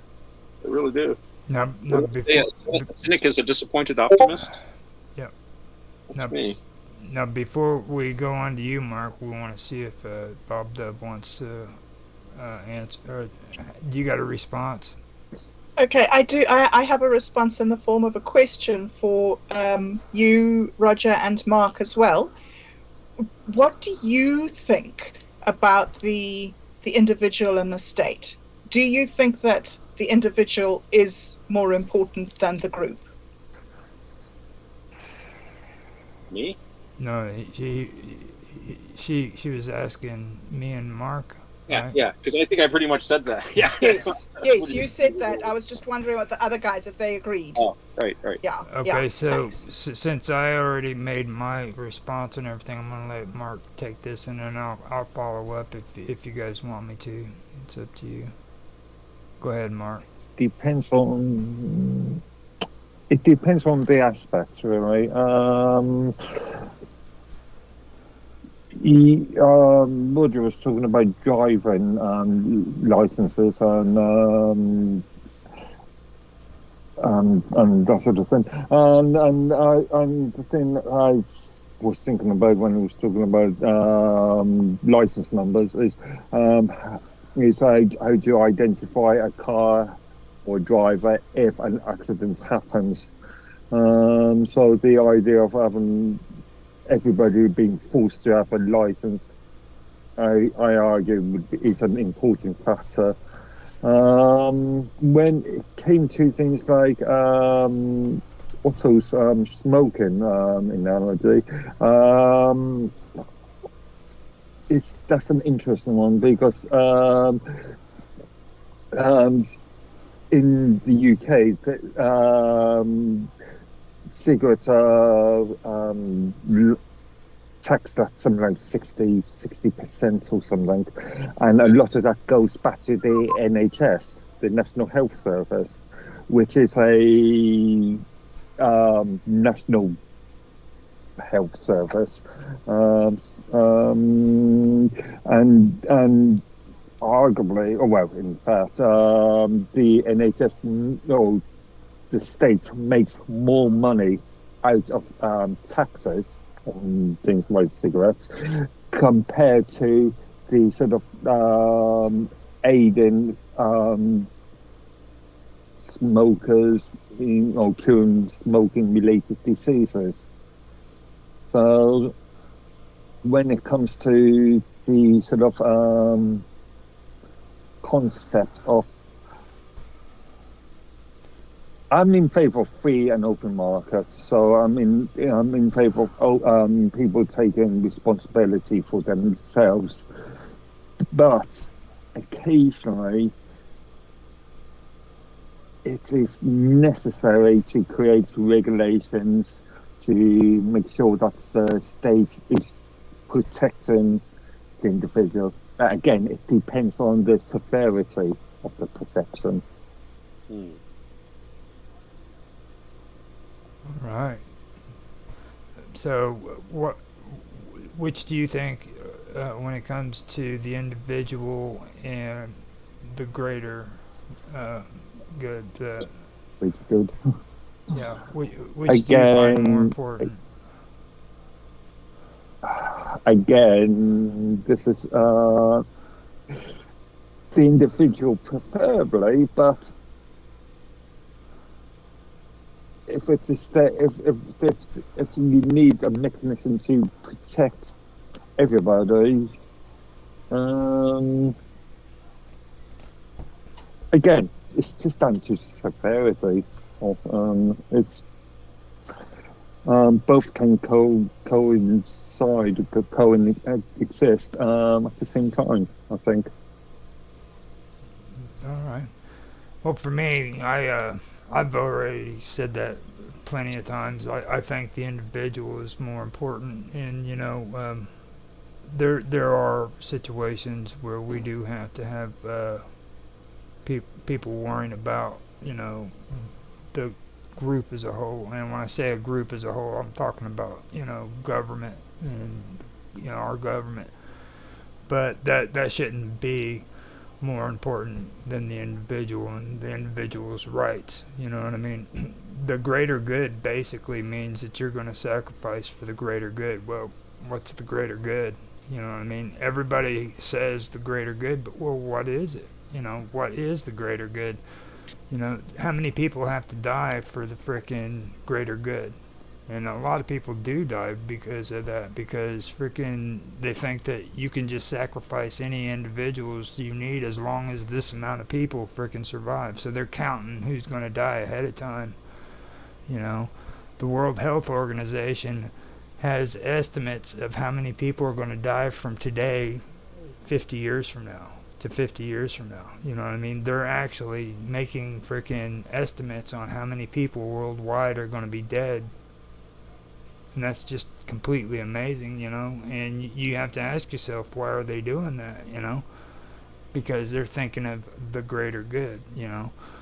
So, that's my stand on it. I'll never say that I believe in the greater good because, first of all, I've told you, Bob, but I don't know if I've told anybody else. I really don't like frickin' society. I frickin' think it sucks. I think that frickin' civilization is just completely frickin' it causes more harm than anything else, and this goes all the way back to the beginning of history. You know what I mean? Everybody frickin' that were Sumerians frickin' gloated about how great their cities were. You know what I mean?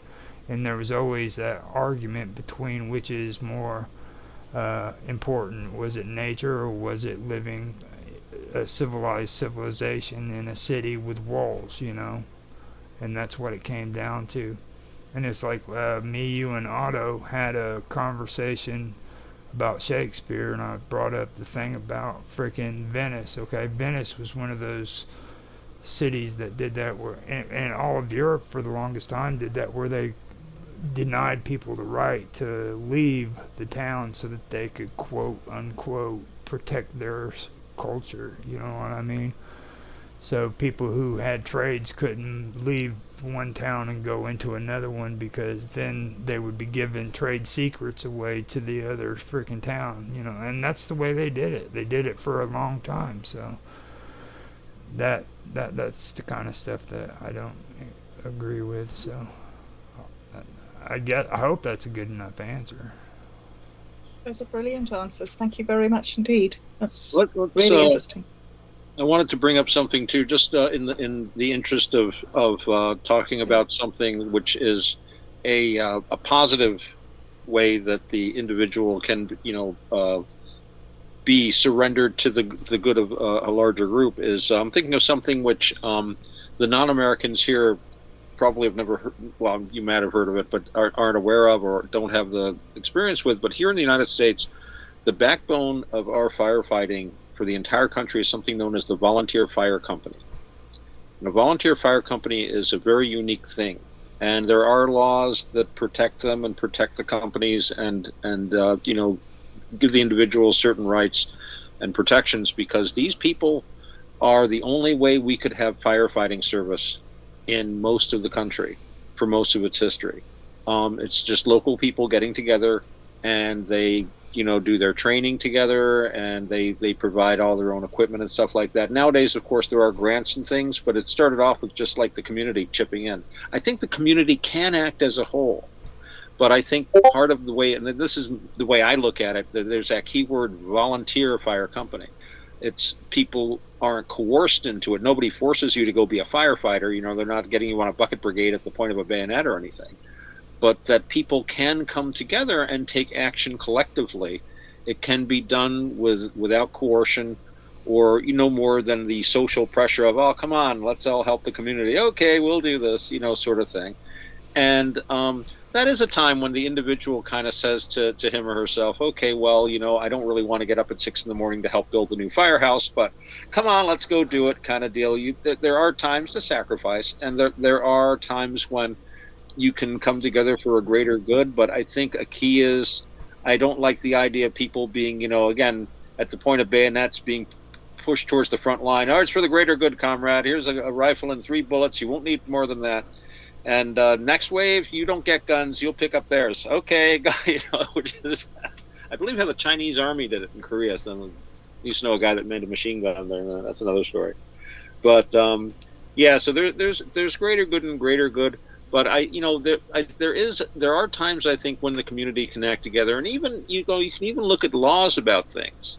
If you say, in a sense, like, I want my property protected, but I don't want to have to stand out there 24/7 with a gun. I'm not even a very good shot. But if the people in the city get together, they contribute to the city city funds, and they hire a police force. And now there's people that professionally go around, and I can go to sleep at night and not have to worry stuff. And if something happens, I can call. And as any homeowner will tell you will occasionally have to call the police, and they have uniformly gotten here in less than 5 minutes and been uniformly courteous and helpful.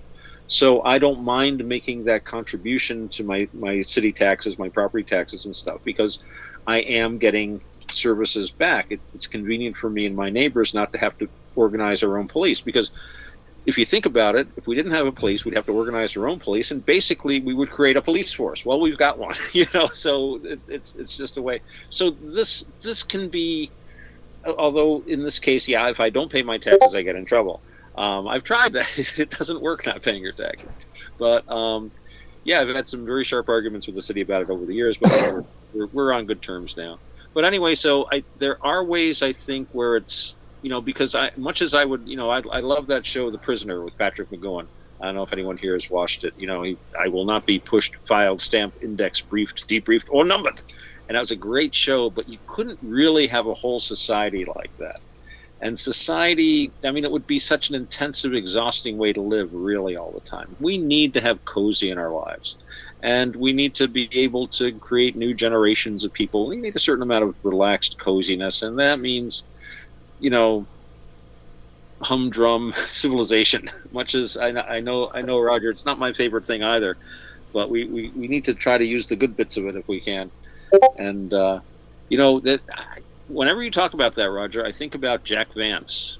He wrote several books where he talks about urbanism and the way people living in, extreme urban civilizations get completely disconnected from reality and basically can't even take care of themselves and just shrivel up and just it eventually. You should read some Jack Vance. I think you'd get a kick out of him. Good book is The Gray Prince. I'll give it a shot. I also like the story of Buffalo Bill. I don't know if I told you guys about that one, but his story with his son, the reason why he actually came to admire the Indians, our Indians here in the United States, was because him and his wife had a agreement between where they should live. Buffalo Bill wanted to stay in the West, and she wanted to return east with their son. So eventually he said, okay, take them and go back east. So she moves back east, and later on he finds out that his son went back there and died because of an illness that you could contract because you live in the city. And back then they didn't have a cure for it, but today it's not really a big problem, just to say that. But because of that, he started getting more into wanting to learn about nature and being out in the wild, and he started learning about the Indians, and he actually learned to respect them and everything, and that's why he ended up going down the path he did, because of that. So now, if you want to respond to me, Mark and Otto, go for it, Bob Dub. I think it's brilliant. I think it's so interesting getting to know what you think and dealing with this. And the thing that comes across to me so strongly is that it's something that you have to be actively involved in if you care about it, because things change and the environment changes and the balance between the individual and the group changes. And I was wondering, as you were talking, just to myself, I wonder what it is when, as an individual, you voluntarily join a group. I wonder what it is that we as humans want from our group, because with all the things that we've been talking about with socialism and these different movements and these different attempts to bring these policies in and everything, it seems that they fail more often than they succeed.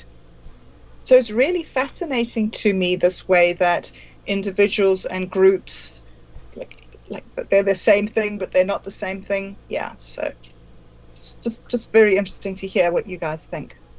Okay, now it's your turn, Otto. You gotta come up with something.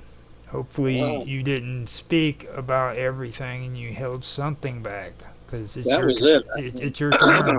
It's your turn, dude. Talk about the weather, I guess. And well, which has been rainy here lately, which was interesting. But I could say that I think again, and this is something talking about like greater good, lesser good, and this is something that I know a lot of people that are Second Amendment absolutists, and I can appreciate that. But there's also an argument, and this is more or less the case in where I live, the state in which I live, is that you do have a right to own a firearm in New York State. And last I checked, they may have changed this, but you can own any kind of what they call a long gun. You can get yourself a shotgun or a rifle or whatever that you want. But a handgun is considered to be something different because a handgun can be used in the commission of a crime very easily, and most shootings are done with handguns. So while while everyone has access to firearms, I can understand when the community would want to limit access to firearms to certain people who are mentally unstable, who have, might be habitual criminals or have, criminal background records. So in New York, if you want to own a handgun, you go to a judge, an elected judge who's been elected by the community, and he just basically makes sure that you're not a nut and says, okay, here you go. But it's a way to keep a check. And again, it's not a question on the way the way our laws are here. Owning a weapon is a right, and every time they restrict that, it's always in terms of. So it's not like you don't go to the judge and say, I need this because. You don't need a reason. You can present reasons. You can say, well, I'm delivering money to the bank every night from the restaurant I work at. I'm carrying thousands of dollars. I'd like, that certainly can be something you can bring up. But you can just say, well, I want to own a gun.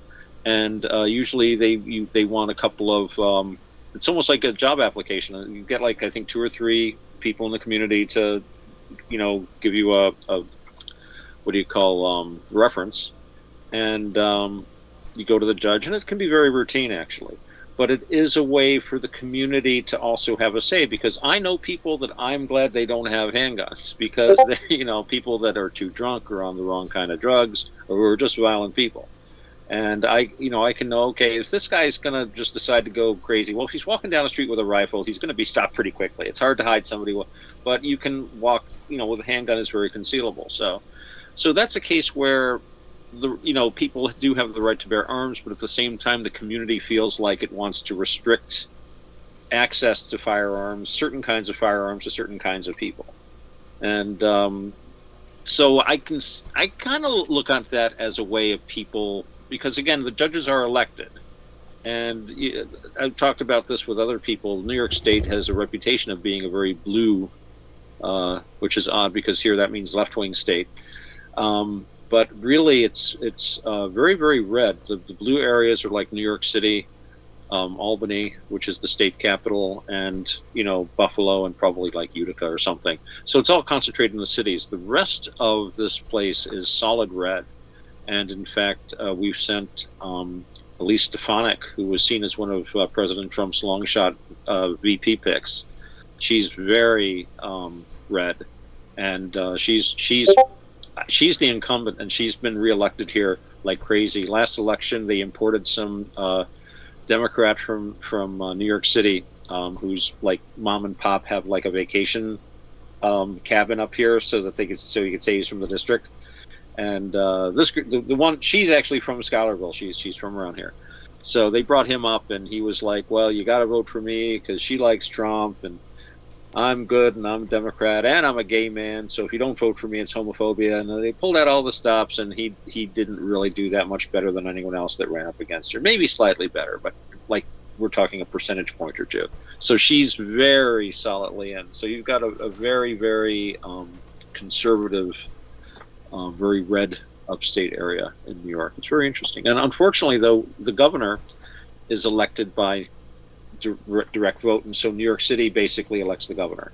So you always have pretty much a Democrat for a governor, and we have had some really good Democrat governors. Mario Cuomo was the last decent governor we had. That was the other Cuomo's dad, and he was a Democrat, but he was also very able to work across the aisle. He was a Democrat. He was also a Catholic, and I knew one of his bodyguards, actually. That's another story. But he was. I remember him making a statement about abortion, because New York State allows abortion, but at the same time he's supposed to be a Roman Catholic who's opposed to abortion. And they asked him, what about this abortion thing? He says, I'm opposed to abortion. He said, I'm a Roman Catholic. He says, but I'm also the governor of the state of New York, and this is the law of the state, and I have to rule according to the law. I have to, this is not something I can do. But and he had the courage to say things like that. He would say, look, I'm doing this and I don't like it, but I'm going to do it, and they vote for him. I don't know if you could really get away with that today. Not sure, but yeah, he was a good politician, a good guy. And then we went through, I think, 4 or 5 governors, each one of which was removed by another political. One was bribery. One was, I think, got drunk and was touching somebody on a train. Then we had a governor who was blind and drunk and touching people on a train. It was a confusing. Remember the time of 5 Caesars? We had like the time of 5 governors here in New York. It was very, very weird time. I think that was all I had to say offhand. Okay, so I guess it's my turn, and then we'll go to Mark, and then back around to Bob Dub. So we can do it that way. The first thing that I noticed that I wanted to mention that I kind of find familiar or kind of similar with New York and Illinois is what you were talking about with the gun laws. Like there's a couple of similarities there. For one thing, like you said, with New York, it's the same with Illinois. Illinois is a blue state.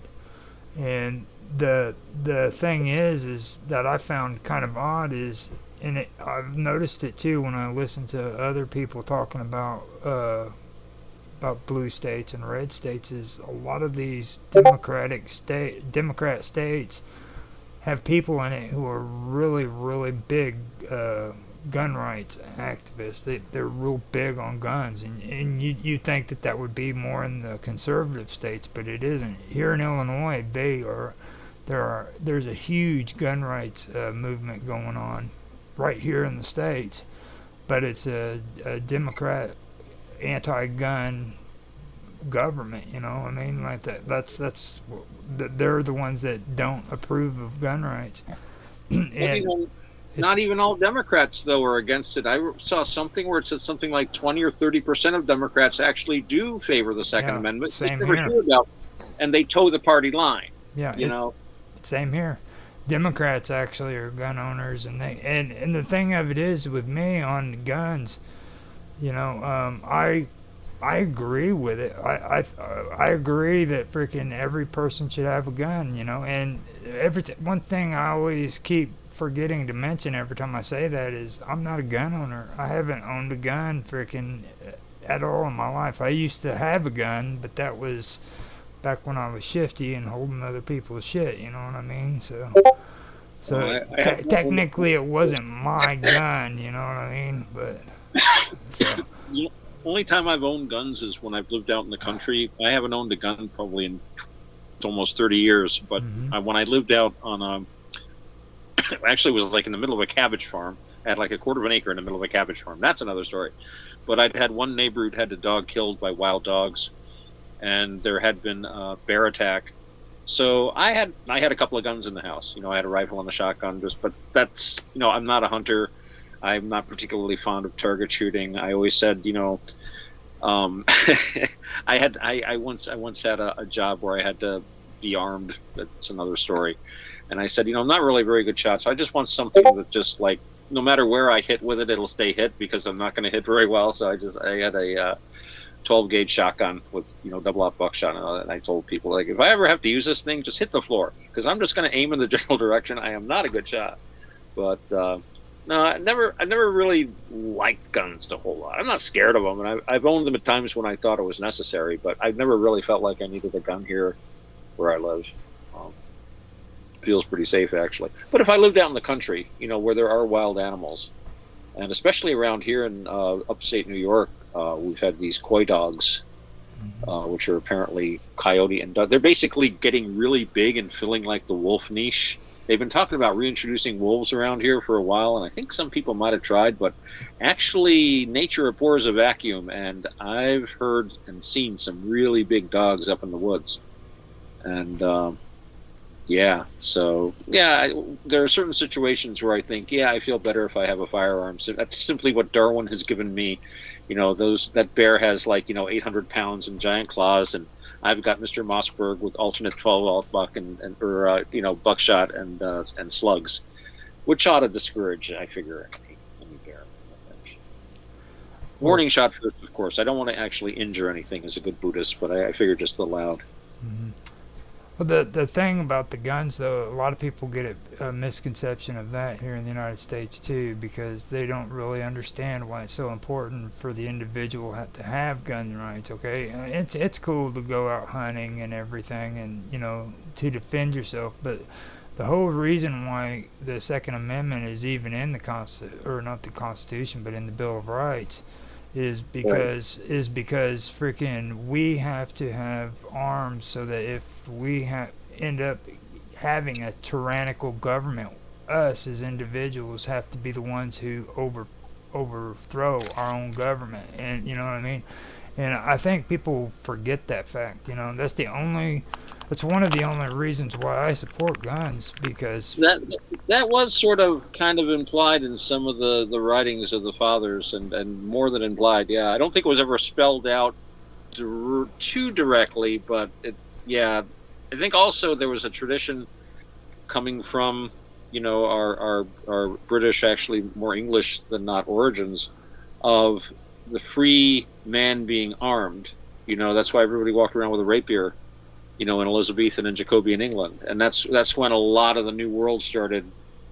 That's the late 1500s, early 1600s was when we started turning attention to the New World a little bit. Jamestown. I mean, it was shaky beginnings, but this is what we looked to, and then later on, New England and New York. Thank you, Holland. We'll take over here. That was pretty good. I read about that. Years ago. I think they basically. They just sailed into New Amsterdam Harbor, and the Dutch had nothing. It was just the governor and a couple of policemen, and here's these British ships bristling with guns, and they said, we're taking over here, and they just said, well, yeah, okay, I guess you are. It was very peaceful, I guess. But yeah, so there was that tradition of being armed. A free man having weapons at his side. And of course, we were quickly a frontier society. You needed to have the guns. Again, Indian wars, wars with other powers. We had the 7 Years' War here. We called it the French and Indian War. You were basically in a situation where a firearm was a natural thing to have. And our country stayed wild. Although it's the further west it went, other countries could settle down. I mean, I don't think many people in Victorian England were walking about with loaded revolvers on their hips. Sherlock Holmes aside, maybe in a hip pocket. But meanwhile, well into the early 20th century, you had guys in the West riding around with a couple of big old 6-shooters and this and that. And this was a perfect. And there are still places in Texas where you can go. I am assured that there are places where people are openly carrying and wearing their guns and stuff. Certain bars and stuff. Sounds like a recipe for disaster to me. A buddy of mine went down there and said his friend met him at the airport. Says, well, let's go get a drink. So they stopped at this bar, and the guy pops open his glove box. He's got a couple, 2, 3 different pistols in there. He says, now, which gun do I want to wear into the bar? And I'm like, it's like a fashion accessory. And I'm like, alcohol, guns, something I've always shied away from. I do have a couple of stories to tell about that, too. I'm not going to tell them right now. But I have seen and participated in really, it's unskillful. I know from experience. Now, another similarity that we have, too, is the blue and red thing. Like you were talking about your capital and then New York City being blue and the rest being red, and that's exactly the way it is here in Illinois. Chicago is set up the same way, and it seems like all the power is drawn into Chicago, and the rest of the state has to obey what Chicago wants. So it doesn't matter what we think in Illinois, as long as Chicago agrees with us, we get our way. But if they don't, then we don't get nothing. It's actually gotten to the point in the last 100 years where, well, I'd say 50 years more than that, where they've actually seriously been thinking about Southern Illinois has thought about wanting to become their own state because of it. They talk about it all the time. But it's the same situation. I find those two things more odd because I hear about it too in other states that talk about the same thing. It seems like the Democrats have somehow, or both parties even, have somehow figured out a way of monopolizing the voting districts to where frickin' votes matter more in this area than what it does in this area and so forth. So I did see something, there's been a lot of talk about, secession or mini secession or micro secession. I hear there's something actually going through, I think it was down in the state of Louisiana, where a town was separating itself from a larger town simply because this area had less crime and they were they want their own school district and they want their own township basically because, the children are suffering at the school. And it's just really horrific, and there's a basic different culture. And apparently it's passed some hurdles with the state, so it looks like they're on course. It's very small. It's basically creating a new township or something. But, if they're going to be able to do it with a whole state, they're going to have to be able to do it legally with a township first. So that's something to keep our eyes on. Look that up later on and see what they're up to. I read about this a few days ago, maybe last week.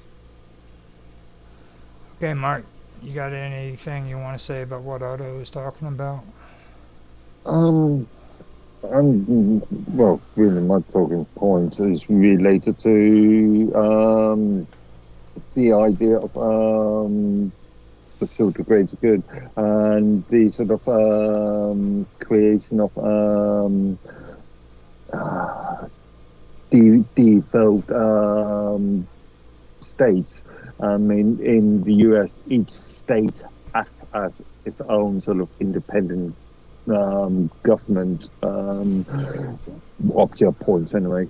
In the UK, we have seen this, what has become a disaster in relation to the Scottish National Party and the Welsh Assembly, where even the London Mayor then, where the idea of devolution was to give more power to these areas as a whole.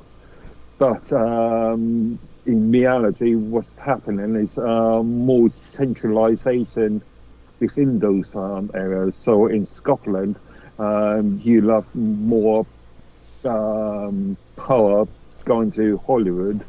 Areas like Isles of Skye, are totally ignored. And with London, you've got the mayor of London has just got another term. God knows how, but he got another term, and he wants to push out the idea of things like more central London-based concepts such as the clean air policies into areas where it's just not necessary. So, in Otto, you brought up the idea of you've got a centralised viewpoint for New York City, but all the outer areas, outer boroughs, are being ignored up to a point. There is the devolution is a good idea in some respects, but how it's, as far as I can see, in the UK, how it's being managed at the moment is more centralisation, but not from Westminster. from those other areas.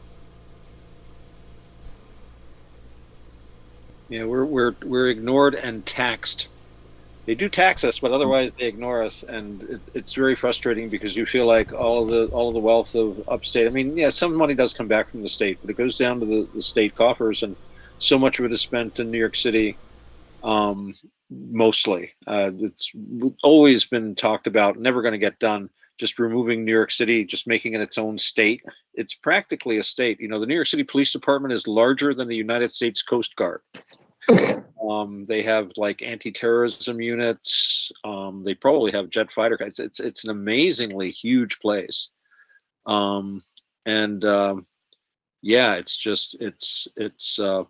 But yeah, when you've got that imbalance, I've always said we need an electoral college in New York State, so that people from upstate would have, you know, some say in selecting the governor. But it does feel. But you know, essentially you're getting me thinking about the United States again, and it's like it is really like 50 different countries. And as far as I'm thinking about my own life, um, the federal government has almost the only real contact I have with the federal government is my taxes, federal income tax, and that's all done through the IRS. But other than that, all everything that I interact with is usually either city or county government or state government. The feds have no real. I mean, technically, the feds have jurisdiction. I remember this Australian guy I met once. I used to work with, and we worked at different places, but we were working together one day, and he was like, he was a pothead, and of course back then it was illegal, so and he couldn't understand this. Like, you know, before he came over, he researched the federal laws, and the federal laws on pot are very strict. You know, you can go to jail for just like a little joint and this and that, and it's like zero tolerance. Da, da, da, da. But then he got here and he discovered that you could be in certain states and the laws were much more relaxed. And then on top of that, you have like here in New York State, there was simply no political will to actively go after either pot or things like psychedelic mushrooms, you know, the soft psychedelics at all. You know, unless, I mean, you'd have to basically be walking down the street, waving a lit joint over your head and going into the police. I remember somebody who actually went into a police station with a joint because he wanted to be a cool, rebellious, and get put in jail for it. They kicked him out. they wouldn't arrest him. They said, get out of here. Just go. So, yeah, it can be a little confusing, but really for most people, what's happening with your state government is really, and what's really funny is I have no idea who the names are of the governors in all the states around me. But if I talk to any, and I live just a few miles from like, you know, 3 different states, and I have friends from there, and they go on about their governor who, and I go on about my governor. They're like, who? Everybody's concentrated on their own governor. Everybody's governor sucks too. Whoever you talk to, they complain about, and I can complain about ours too. So, but yeah, the federal government is really non-existent in most people's lives, except for things like taxes mostly. Under last I checked, and again, I'm not an expert on this. This is not meant to constitute legal advice or anything like that. But the state constitution has like protection of certain rights the way the federal constitution has. But basically anything that the federal constitution or federal law doesn't cover is completely the state's jurisdiction.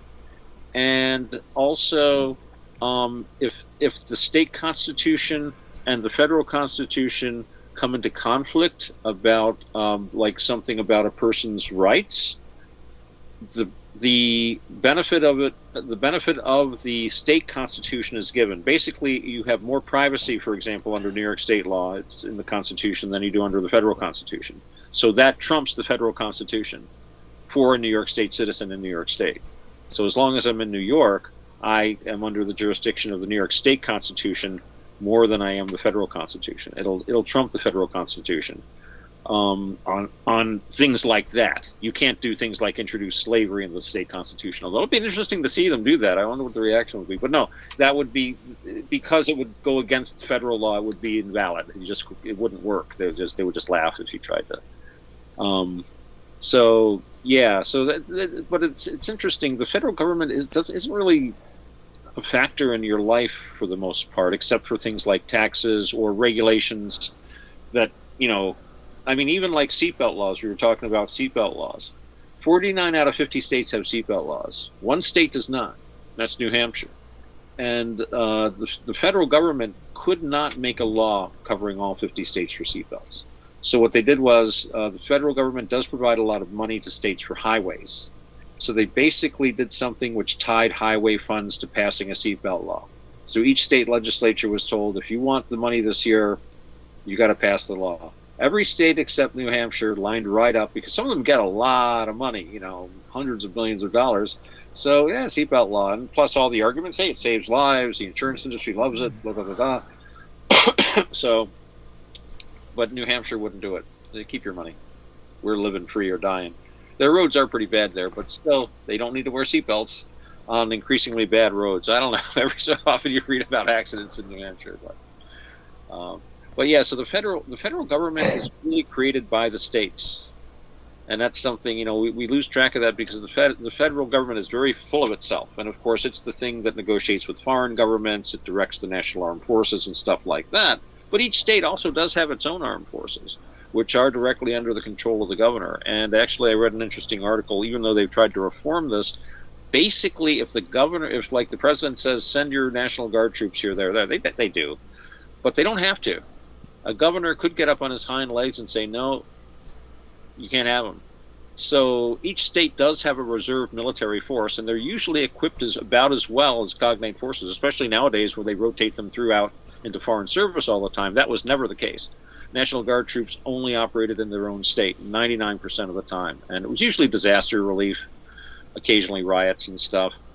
Didn't have bad riots back then. They would just shoot one or two rioters, and then the riots would magically stop. It was amazing what men with bayonets and M1 carbines will do about things like that. But, what was the old saying, the velvet hand, but inside the iron fist? But, so yeah, the states create the federal government. The federal government doesn't create the states. Ultimately, the state, even though the federal government has authority over interstate commerce and has an overriding kind of control of things, it derives its power from the states. So there's certain things that it can and can't do. It's really, really weird. But as an American, I'm more of a New Yorker than anything else. And my life, everything about it, of course, I've lived in New York State most of my life. I've lived in other states too. But for anyone in America, your state government is going to be a lot closer. That's really what you're going to be thinking about.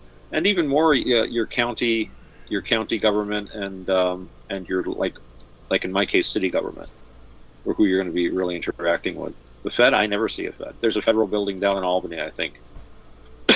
That's the closest of any, And there are all kinds of, as I was explaining to my Australian friends, I say, technically, okay, a federal officer could arrest you for, having a joint in a jurisdiction like New York where they wouldn't care and where it's not on the books. But, they would spend thousands of dollars to get this guy from Albany or from D.C. or something to come to get you, some guy with a joint. And they'd have to be working with the local law enforcement. They have to call them and tell them what's going on. And they're not going to like it because and then, the federal prosecutor has to figure that, it's worthwhile sending it's not going to happen. They're not going to send an FBI agent to arrest some guy with a joint. They can't enforce federal laws. And it's considered bad form. I don't think that the New York State Police or the county sheriffs would like FBI agents coming and writing traffic tickets. I think they'd be able to, but it would just be you don't step on people's toes like that. So. Okay, you wanna give us your feedback, Bob Dub? Okay, sure. Roger, there's been two things that I've been thinking of. I grew up with guns. We were in a war. We had an FN and a Sten gun and a sawn-off, and there wasn't even a discussion. You lived or you died, and that was necessary. So I've never thought about life. I never thought about life without guns until I came to New Zealand. So that's quite interesting for me.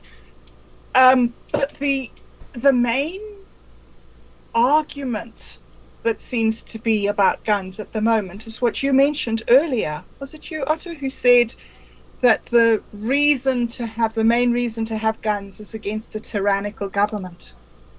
I just can't see this argument. I cannot see this argument. For me, we have guns because they're fun. But like, you're not fighting your government. Oh, Roger, you said that. Okay, sorry. So I agreed with the thing is, okay, well, everybody seems to agree with it. But for me, it's like, who are you going to be fighting? You're not going to be fighting your government. You're going to be fighting your government's army. So like, if you think that a ragtag bunch of civilians can outshoot the drones and the tanks, I don't understand that. Anyway, so that's just my thing. I reckon you're allowed to have guns because you're allowed to have guns, and overthrowing anything is I don't get that. You gotta that was my one understand. comment. You gotta understand that that's how we beat the English. And, I don't think it's about overthrowing as much as protecting. I don't know anyone that owns a gun because they want to overthrow anything. But I do know people that are really worried about what's going on in the world. And another factor is, and I think this is very true, a lot of Americans own a lot of guns. That makes the government think twice before trying to round people up and put them in camps. It's not meant to be used. It's a deterrent, I think. And yes, in 1700s, a long rifle was the equivalent of the best technology possible. Yes, now they have planes and tanks and missiles. If they bring that against you, you're doomed anyway. But go down fighting, by God. Go down fighting.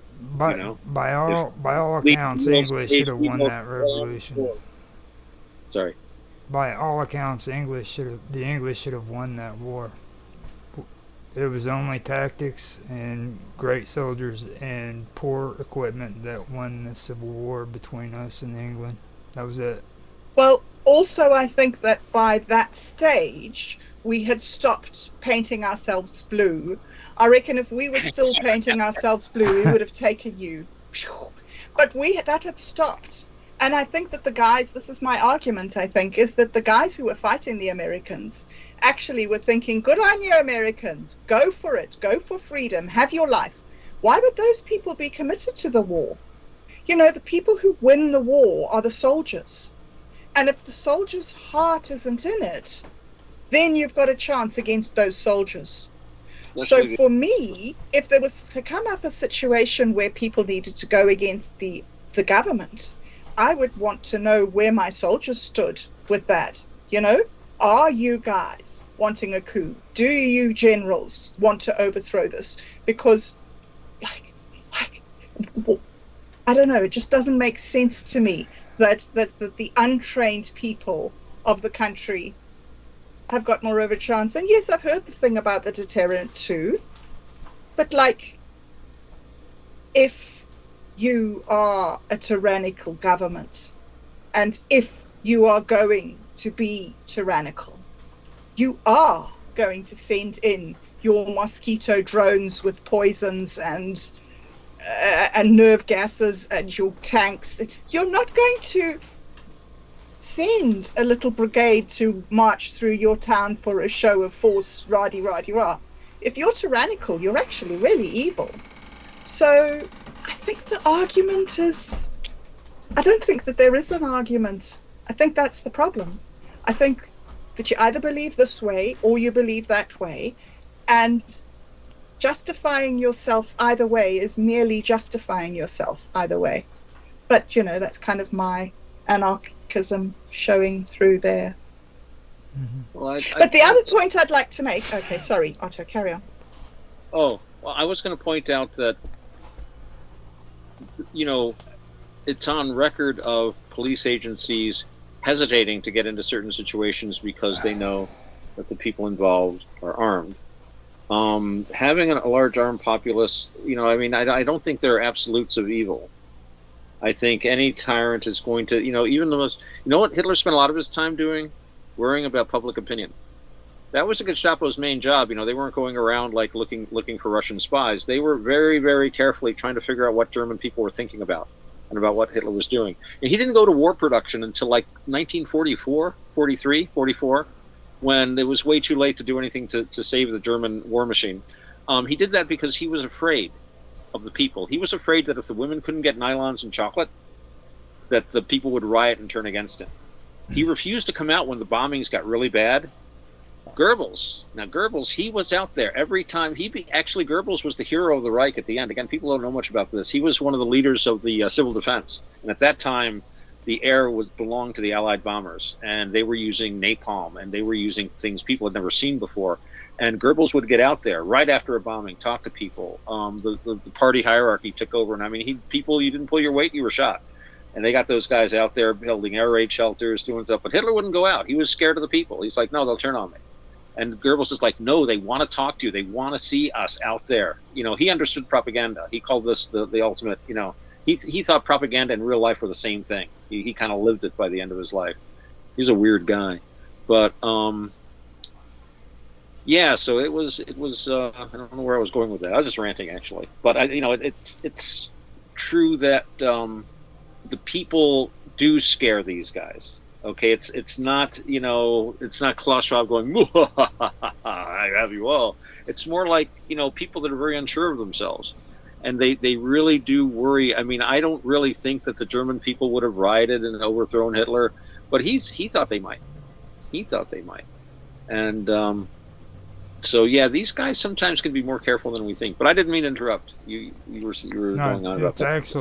It's actually her responding to what you were saying. That was actually a good response to what she was saying, because it was off of your topic that she was supposed to be responding to, and I like what you said. So I'm glad you're keeping track, Roger. I really couldn't. Yeah, I know. I'm having a hard time doing it too. With grading here.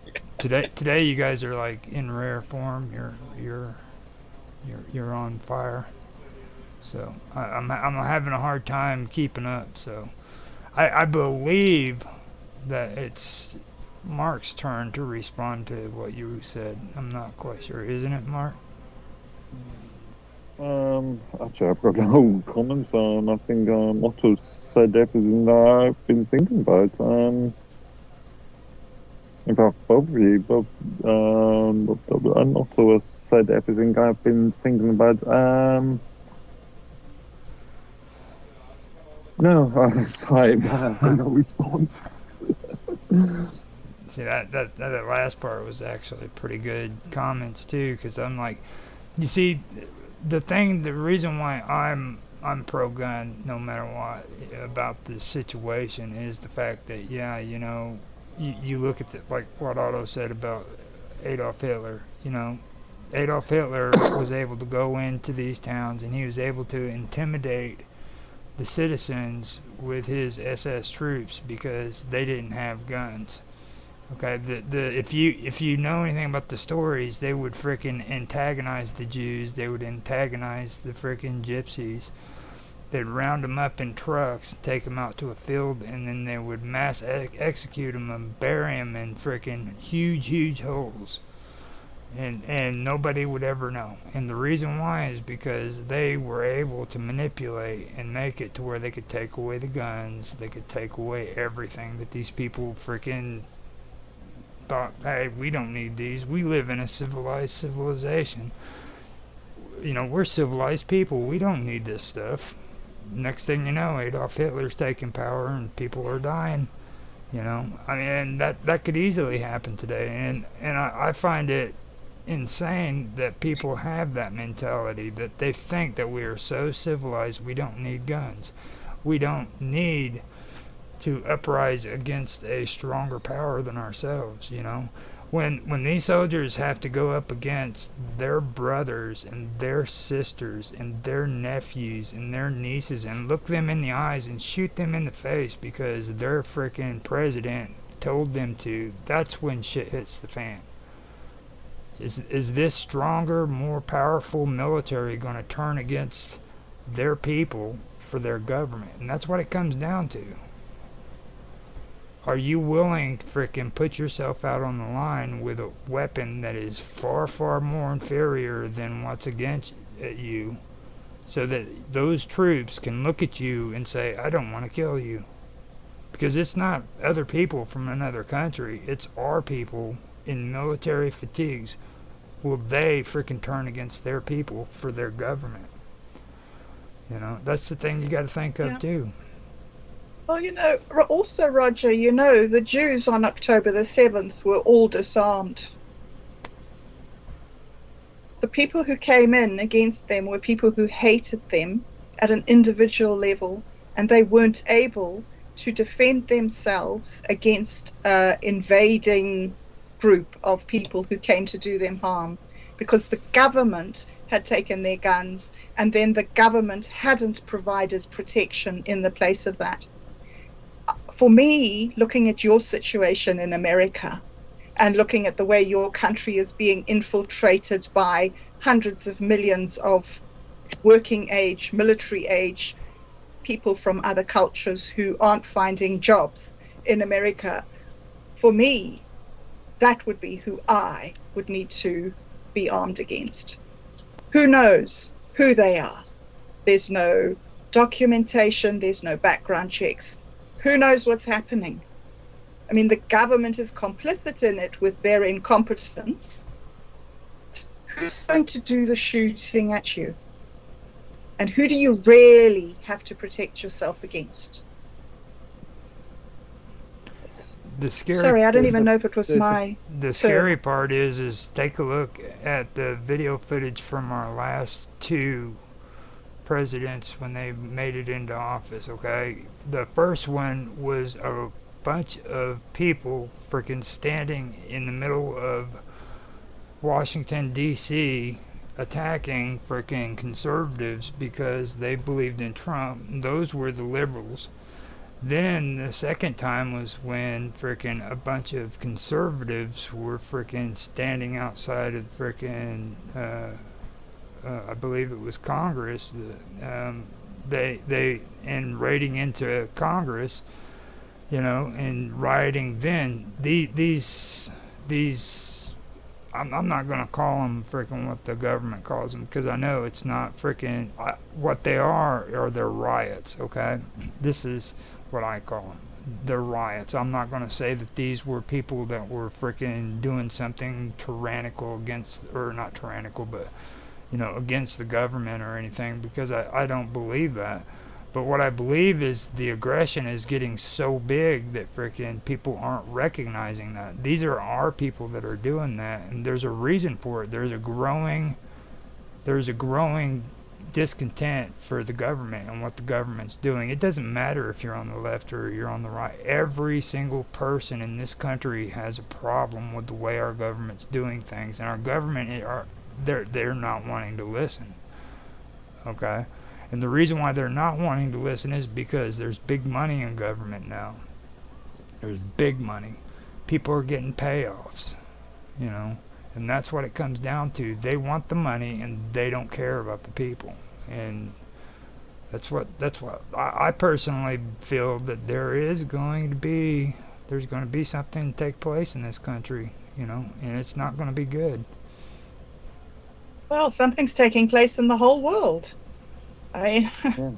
Look at the Middle East and Eastern Europe.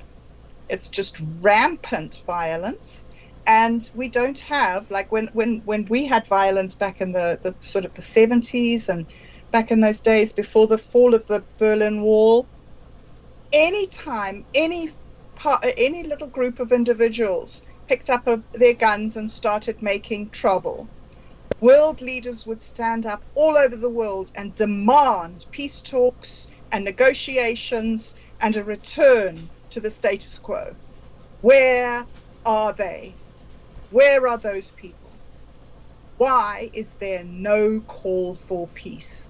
That, to me, is like some global virus that's just, I don't think that it's only you that are at danger. I look around New Zealand and I wonder if we're safe here, if we're safe anywhere. There is no safety anywhere. A couple points. There's a recent theory I've heard about, in which is suggested that the migration or the immigration issues in the UK is brought about by the UN.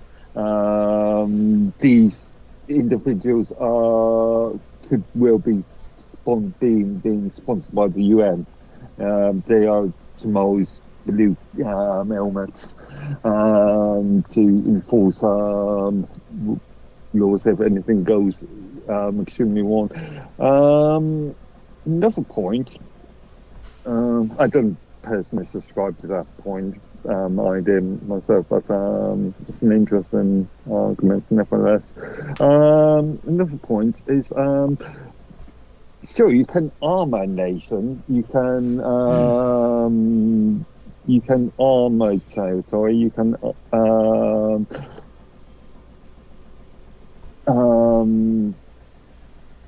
create authoritarian rules in a country that may not be of the populist interest. But if the populace are not going to be all that interested in actually defending themselves, then what's the point? I mean, we've seen this. We saw this with Australia during the COVID lockdowns. Where Justin, oh no, sorry, not Justin. What's her name? The Prime Minister of Australia at the time. Can't think. When she tried to Rudd, was it? restrict, Rudd? sorry? Yeah. Rudd? Can't think.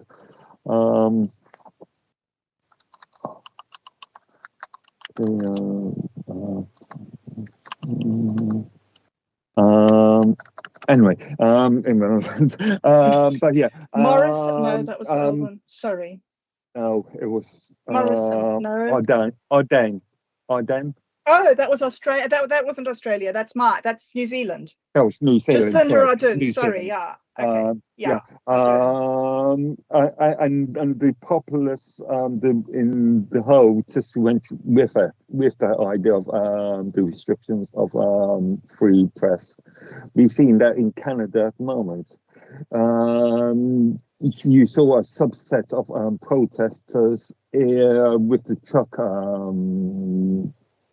issues in Canada, and the government, as it is now being ruled on, illegally violated the rights in relation to bank accounts. But at the time, you only had a very small subset of the population actually trying to fight for those freedoms. So if you've got a population that is compliant to these government rules, then you are just going to have a continuation of those issues. I thought that was fascinating during the lockdown here. The lockdowns here were driven by the people. The people were furious that the government hadn't done something about it by now. And so the government said, oh, okay, we'll do something. We'll lock down. So the people said, yes, that's a good idea. I was amazed.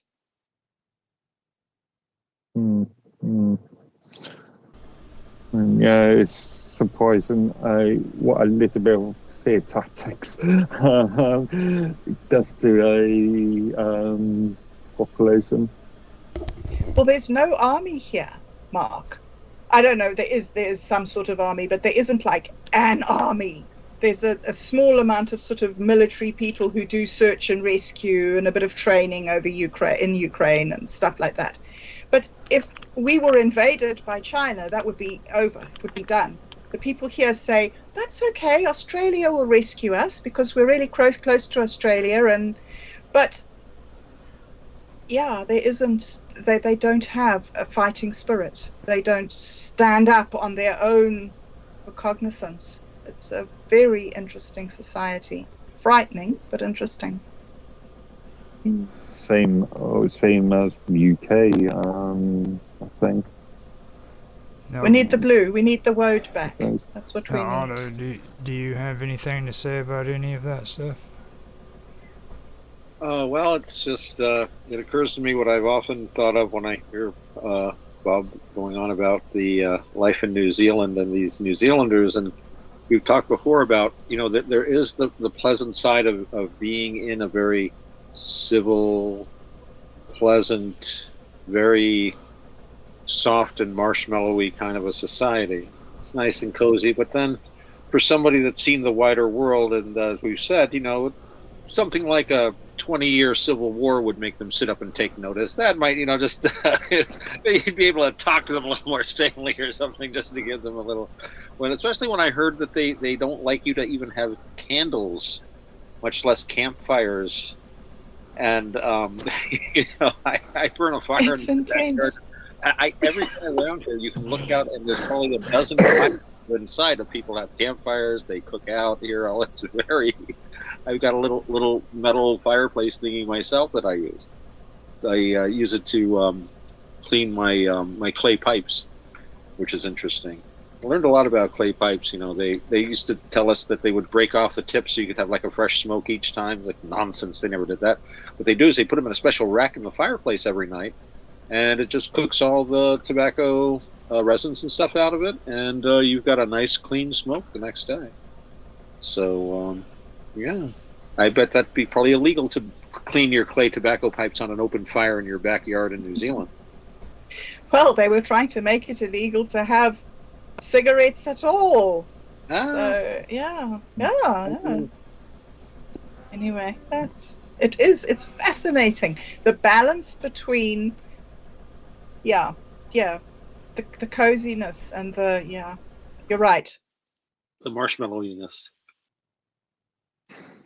I like marshmallows too, but not all the time. Not for breakfast. Yeah. No. Yeah. Yeah.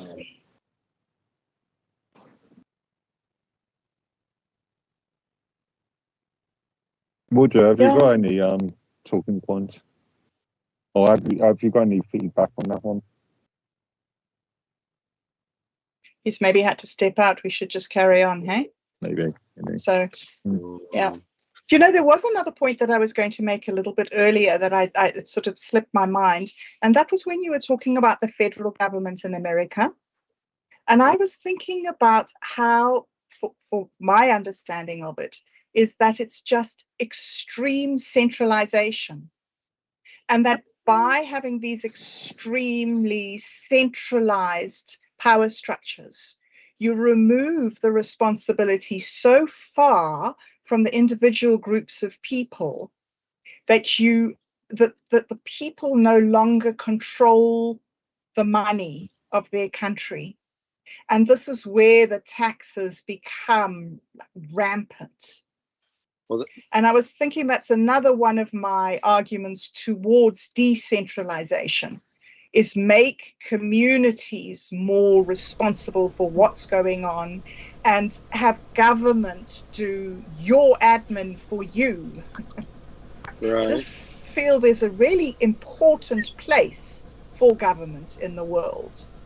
But I don't think the chain of command is really, working, can I say, like it did, say, 200 years ago. Well, it was a much different chain 200 years ago. Letters by post, people sitting considering replies, people literate, thoughtful about government, taking it seriously. They'd read their Aristotle, they'd studied the classics. They built a wonderful neoclassical little city in Washington, D.C., so they could all pretend they were Romans and Greeks. But it's interesting that you've got those models that they were using of the classical world, but the federal government, the centralization part of it revolves around money. And I've never really thought about this before, but it's like I was saying before, my main contact as an individual person living in the U.S. with the federal government is that they take money out of my paycheck, and I pay Social Security taxes. Other than that, the federal government really can't do much of anything. I'm just thinking about, what could the federal government do in New York State? Nothing, really. It's all state jurisdiction. The federal government is just like this big kind of framework Deliver it's your mail. very big and impressive looking, and of course, it's what the United States used to deal with outside governments. But really, it is 50 little countries, and I'm realizing that more. I mean, yeah, the feds can do specific things, but I can't. I've been thinking about it, and it's like I don't have any interaction with the federal government aside from things like taxes, all my licensing, anything to do with law or They deliver your mail. Otto. medical regulations, Au- health regulations. Otto. It's all state by state, which Did you hear me, Otto? and at least yeah. So it is centralized in the sense of money, and that's really what the federal. And then they use that money to reward and punish the states. That's how they got the seatbelt laws passed. They could not, issue create a seatbelt law, but they could bribe and threaten every state. So I guess that's really the power that I see that the Fed has is that and its control of interstate commerce. And it's psychological, isn't it? They're Oh, yeah. so high above you that you can't challenge them, so they can get your money. You don't even get to see them. Okay, that's the thing about it. That's what Otto's getting at. Like you don't even exist in their world. You know what I mean? It's good to say that they don't have anything to do with my world, but look at it at the other end. We have nothing to do with them either. Yeah. They're all up in Washington D.C. They live their own little life. They don't even have to contend with us. Mm. You know. Yeah. And there is an argument. Go ahead. Sorry. There is so as we pointed out earlier, there is an argument for decentralization. Actually, I won't call it decentralization. I'll call it localism. But as we've to use my example of Scotland and the power and more power going to Hollywood, again, other areas of Scotland are being ignored. So there needs to be a consideration of a much more localized, maybe city, maybe even town sort of based localization. I mean, what is good for, let's say, Hollywood is not good for, may not be good for the eyes of Sky, and vice versa. And I think this comes back again to what I was asking you earlier about the balance between the individual and the group. I think part of my question about that is sort of how big should the group be? Because I like that word localism. That's a brilliant concept. Now we have. I mean, there is an old. Sorry, just one bit. There is the old concept that a group should not be any more than 150 people. But obviously that's not practical these days. But yeah. No, we've come up on the 2-hour thing with the recordings. It's actually 2:11 with the stream. So today was a very interesting stream, and I think we need to stop it there so that we can come back later, because you guys brought up some good stuff. And keep what you was talking about today in mind, and if you want to, we can finish this off again later on, because there is a couple things that we still have to go on, and this is actually about England too. You know, that's how strange it is, because it just we were talking about England and the build up to the Labour Party, and all of this came from that. That's the most amazing part about it. So keep that in mind. You know what I mean? That's how much influence the Labour Party had on all of us. You know, just think about that. Just the conversation just intuitively led in that direction, you know. So I think that's really the most important part of it. So before we go, you guys have anything you want to say to people out there? Like how cool you are? Or I think they already know. I mean, that's the reason. Well, yeah, I would like to thank you, Roger, for putting this on and for making this possible, because, yes, it is a fantastic discussion. And yeah, so yeah, thanks to you for being such a very charming and elegant host. It's a pleasure to come here and chat with you guys. And see, So that's my thanks. that's what I love about New Zealand. Every time she says you're so lovely, I'm like, dude, I start blushing. I do. I Uh, blush. Like, there's nothing better than Bob Dub saying, "You're so lovely, Roger." Oh, Roger. Oh, you have a recording of it now, Roger. You can play it to yourself.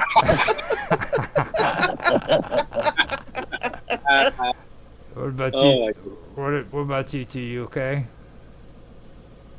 Or goodness. you want to say you two want to say something? I mean, Oh, well, thanks everyone for being here, and especially let's thank young Sir Reginald de Wessex, who has been sleeping nicely behind yes. Bob. He has been a He's very loving important it. mascot for us the whole time. Yeah, he has. I think that's, I'm amazed. I think he was there the whole time with us. So, Yeah, he was. oh, Sir Reg, what a good boy. Uh, but thanks everyone for being here. Glad I was able to make it. It kind of slipped my mind, and I was out. I had to go and visit my mom, and then I went to the store and I saw some people, and wacky traffic, this, that. Got here. I looked at my phone, and Bob was like, "Were you going to do that?" I'm like, what time? Oh, okay, quick, send me a link. And it came in running around, so just in time. Yeah, well, just to let you know too, it wasn't that I got anxious either, Bob. What it was is I was an idiot, and like Mark's trying to tell me I need a calendar, because I do need a calendar because I freaking got the time mixed up. I started setting everything up for 5 o'clock when it was actually 6 o'clock, Oh, and I know that now because like Otto especially started going through the same routine he did last week. It was the same thing down to the T, and then the clincher was when freaking Bob Dub said she's gonna go get some chai, and I remembered I brought it up to her last week, so that's like, oh, that was me. I messed up. So you weren't late. I was early. Well, it was lovely being early with you, Roger. Thank you. Now, what about you, Mark? Again, I just want to reiterate, it's been an interesting conversation, and yeah, it's been fun. Yeah, lots of things to think about. With that, I will go ahead and end the show and say thanks to everybody who was here, and I hope everybody enjoyed watching.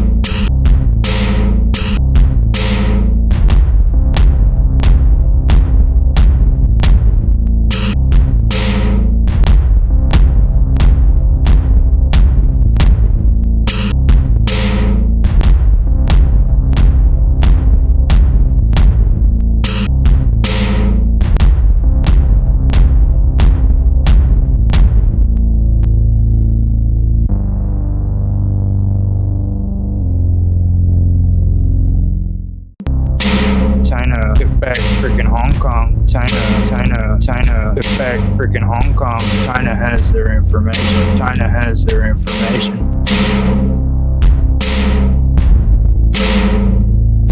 China, get back freaking Hong Kong. China, get back freaking Hong Kong. China has their information. China has their information.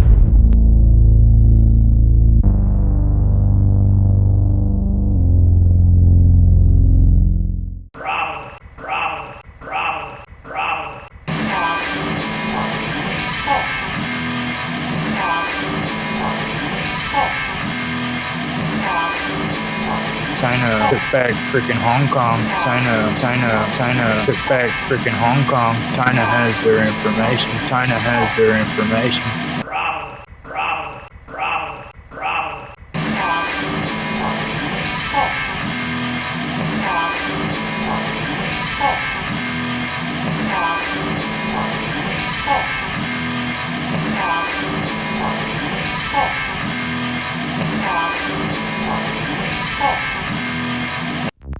People have forgotten that people hate each other. Hate each other. People have forgotten that people hate each other. People have forgotten. People have forgotten. People have forgotten that people hate each other. And there's this huge big push. People hate each other. People hate each other. People hate each other. People hate each other. People hate each other. People hate each other. China has their information. China has their information.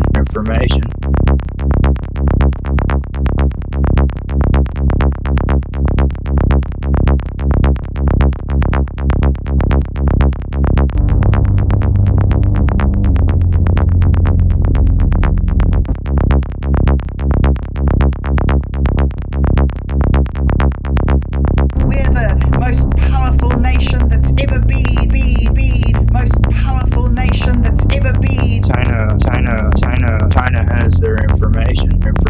China has their information. Whoa, dude. Whoa, dude. China. Whoa, dude. China has their information. I hope you don't do this to all your clients. You know what I'm thinking right now is I really wish I was recording that.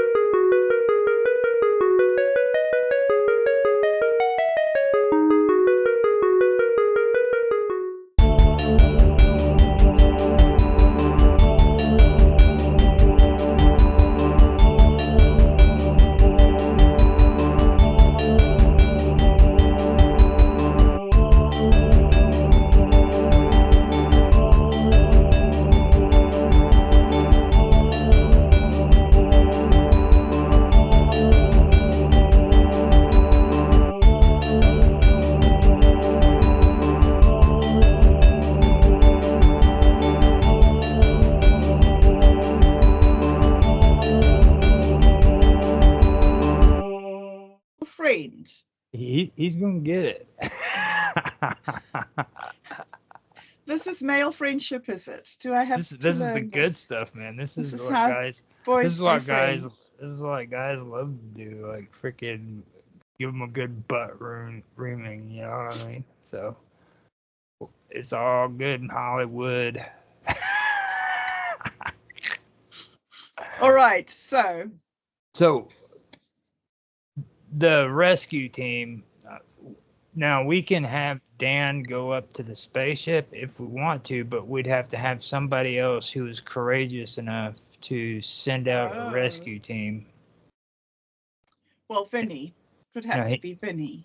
Now, is he the type of character that would do that though? Because he's a bartender. Does he have?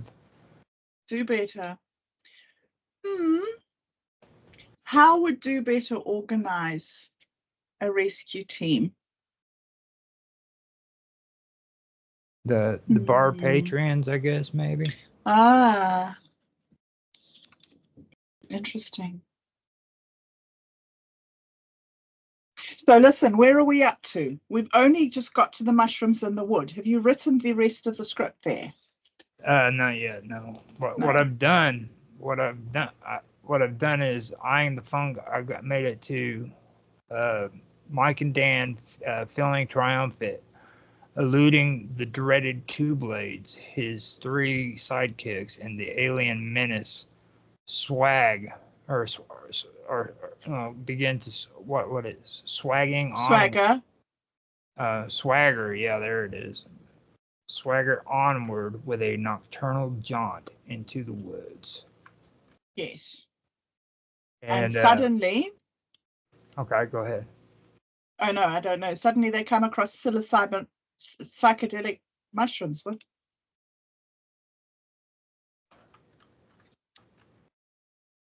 On their jaunt. Mm-hmm.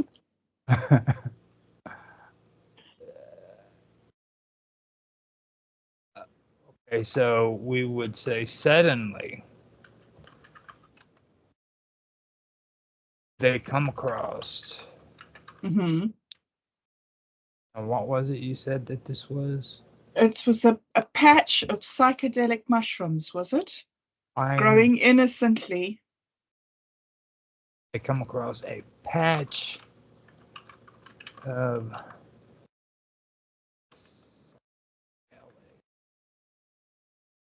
mushrooms. Mm-hmm. Yeah, that's all it says. They stumble upon a patch of psychedelic mushrooms. Okay, so I'll say stumble because come across isn't as good as stumble. Okay. Stumble across a patch of psychedelic mushrooms. Yeah. And Mike, eyeing the fungi, says, Dan, these mushrooms are beaming signals from another dimension. Dan says, or they're signaling a trip to the med bay. Let's not mix up intergalactic travel with hallucinogenic voyages. Mike, what's an adventure without a bit of cosmic exploration? We've tangled with aliens and a few spores are nothing. And then Dan says, last words of the infamous Mike. If we spiral into a space-time vortex, I'm blaming you. Okay. And then down here, I'll indicate it's for narrator. Right. And this is where you say they indulge in the alien flora and soon find themselves surfing a wave of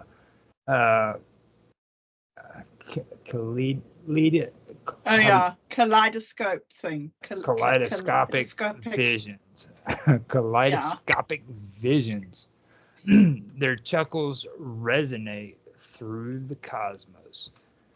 Now, this is where Mike says the aliens are back. They're moon bouncing with Sasquatch. And yes, at this point, instead of Mike saying it's a tree, I was saying, right. He says, instead, no, Mike, you're not in the forest anymore. And then he wakes up out of his hallucination and he finds himself bound to this freaking table, Yes. and me and Otto are ready to freaking give him the Yes. 1-2. You know what I'm saying? A good rogering. A Yes. good rogering. Yeah, that Yes. we need to do that in the narration. Yes.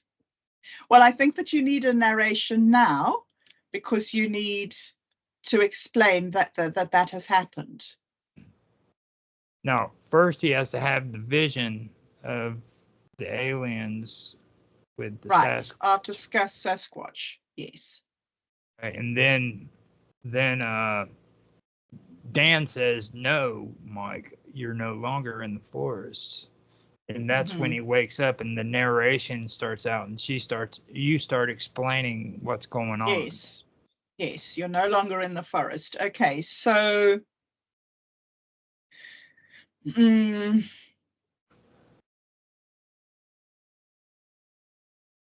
So what do we say? As Mike comes to his senses,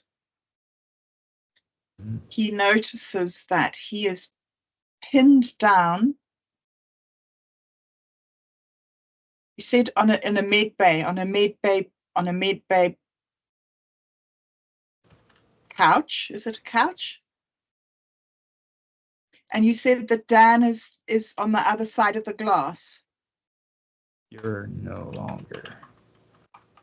I'm catching up. No longer in the forest. Yeah, no problem. You're no longer in a forest.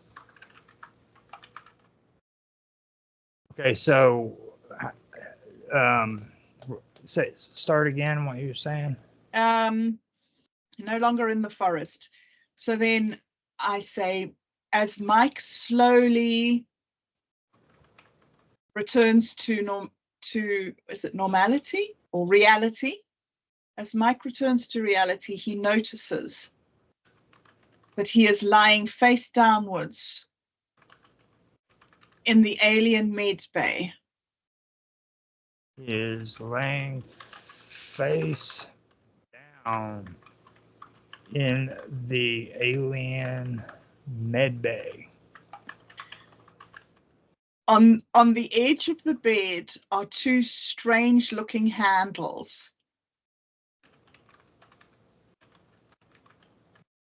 Strange, yeah. Mike looks up anxiously and sees Dan on the other side of an observation glass. Looks up anxious and sees. That's always a word that throws me off. Every time I see it, like there's no apostrophe or anything. It's just SEES. Yeah, it's like it shouldn't be like, yeah, exactly. Anxiously and sees Dan behind an observation glass window. Glass window, yeah.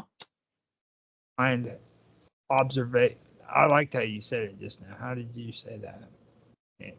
Sees Dan standing behind the observation window, I think I said. Standing behind an observation window. Yeah, there you go. Instead of Oh yeah. That's cool.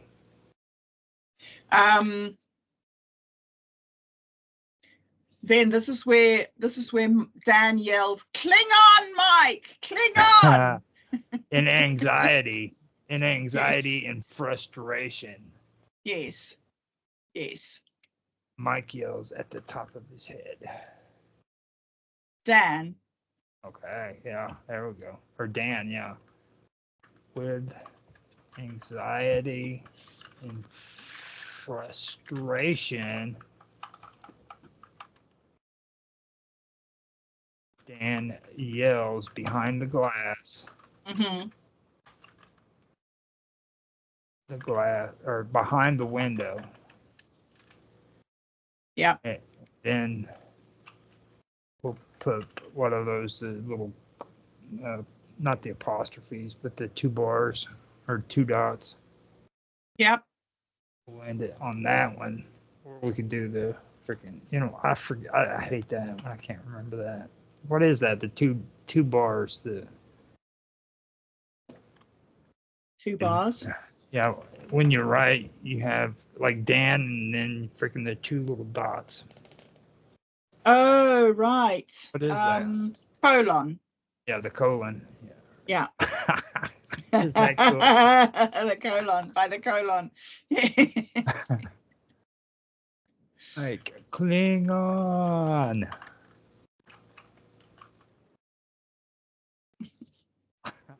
And he's yelling it, so I'm gonna put like 3 exclamation points.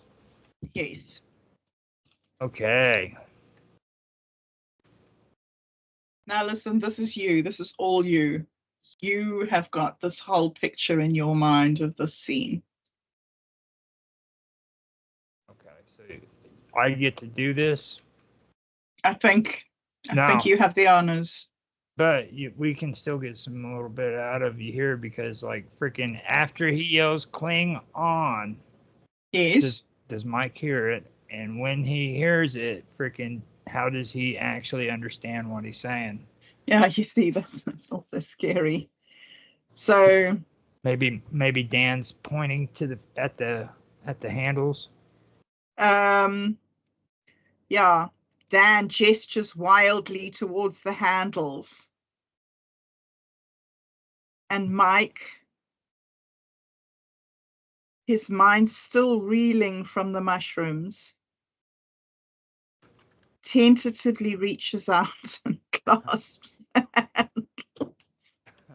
Dan wildly gestures toward the hand.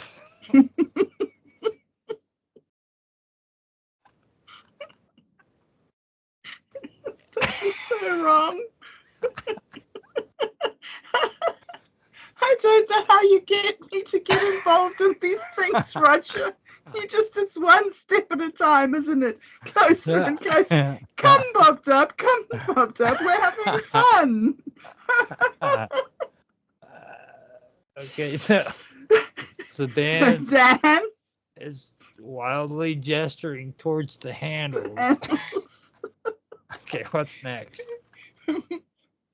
Mike quails. Mike quails. Quails in trepidation. Okay, so quails like Quales. Quails. Quails. Quails in trepidation. Yes. In trepidation. Trepidation. Trepidation. How do you spell intrepidation? TREPIDATION.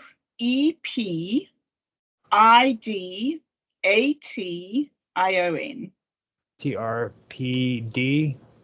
Yeah, TREPIDATION. Okay, so Dan wildly gestures towards the handles. Mike quells trepidation. Mm-hmm. And grabs hold. What? And quickly grasps. And quickly grasps the protruding. The protruding. That would be a good word to use at a time. Quickly grab. Protruding. Yes, protruding. The protruding. Now, see, we have to insinuate the words to where it would focus on this rod that is going to be shoved up his butt. So, yes, like, well, I was penetration, and like how you said the protruding. So yes. all of a sudden we're putting this image into people's head that there's going to be protruding. Well, appendage would work quite well. The protruding appendage, or the protruding. Well, this is handles, right? Handle, yeah. Well, appendage is sort of handle. It's something that's. But yes, the protruding. You said rod. Did you? The protruding rods. Rods is also. Rods. We maybe don't need to get. Okay, the protruding appendages that seem Yes. to be handles, that seem to The look handles. the protruding. Interesting. The the protruding handle-like appendages. Oh dear, that's bad. Yeah, the protruding Like appendages. See, handle-like. Yeah. that is good. That's awesome. See, I'd have never caught that. That's a good way of putting it. So Dan wildly gestures towards the handles. Mike quells trepidation and quickly grabs the protruding handle-like appendages. Yes. Yeah. So, Which pulse beneath his fingers. which pulse? It's just disgusting. Beneath his fingers. I'm going to have to read that. Why am I coming up with things like that? Now, Right. now we can bring in the vibrations because we got to talk Okay, about yes, we got vibrations. pulses, so we got vibrations. Okay, so now. Vibrations of the universe. Oh, seem to flow through the room. Through his hands as currents from these. The cosmic trigger. Oh yeah. Oh, the vibration. Yeah. The vibrations of the universe seem to pulse. No, we've had pulse. Seem to, what did you say? Tremble. What did you say? The vibrations of the universe begin to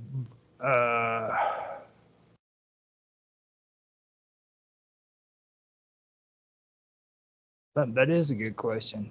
I think it begins to something through pulsate, throb within his fingers or his hands. Yes. The vibrations of the universe. There we go. Yes. Begin to throb within his fingers. Under his fingers, maybe. Under his fingers? Within his fingers, yeah. Within his fingers. Oh dear. Okay. Within his fingers. Otto. He's anxious now, so Otto's going to stroke his hair. Oh yeah. Seeing that Mike is anxious. Mm-hmm. Otto stands beside him.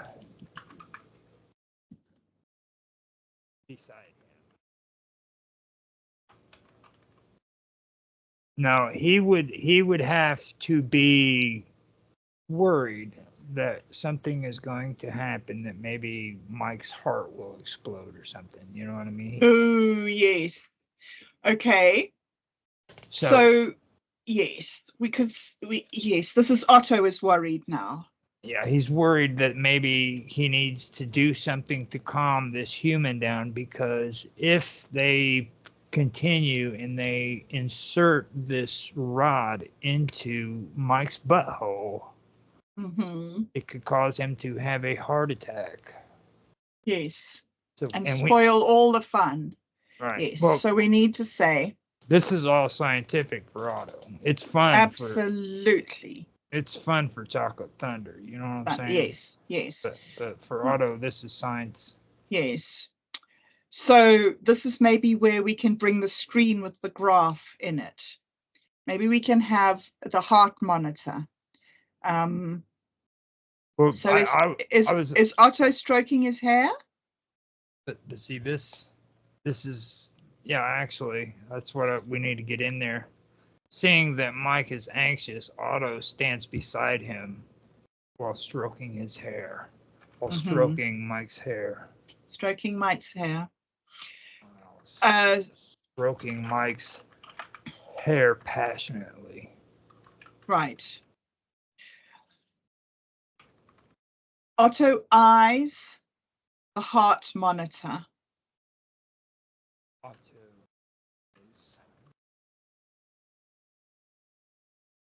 And notices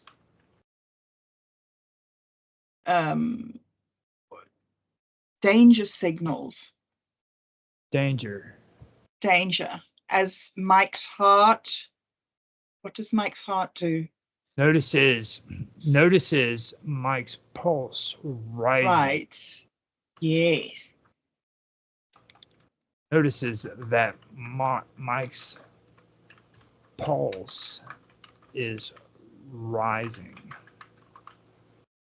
Now, we can go to Otto, and we need to get a description of what that doctor said to you about imagining a broomstick being shoved in your ass.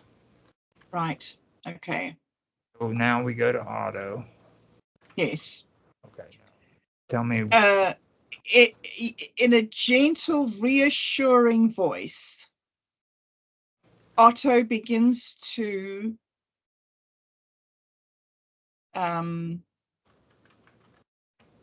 soothe Mike's fears or something.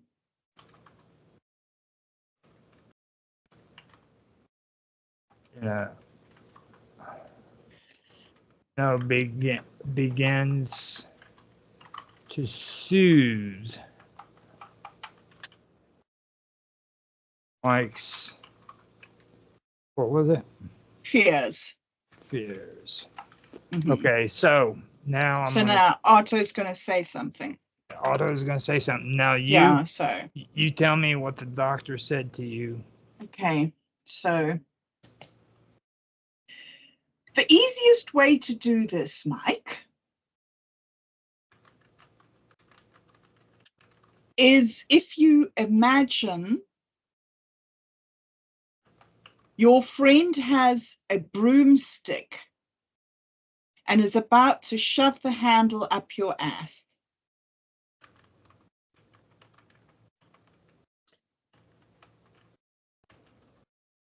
Okay, so it says Otto says the easiest way to do this, Mike, is if you imagine your friend has a broomstick.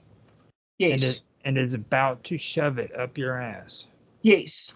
And is about to shove it up your ass. Then we can yes. Let's say asshole. That'll get more asshole. Of up your asshole. And we can say Mike clenches his teeth. Okay, so broomstick is okay. So it goes. The easiest way to do this, Mike, is if you imagine your friend has a broomstick and he is about to shove it up your asshole. Up your asshole. Okay, so what if we say the easiest way to do this, Mike, is to imagine that your friend has a broomstick and he's about to shove it up your asshole? Yes. Because I noticed, like right here, it says the easiest way to do this, Mike, is if you imagine your friend has a broomstick and is about to shove it up your ass. Right.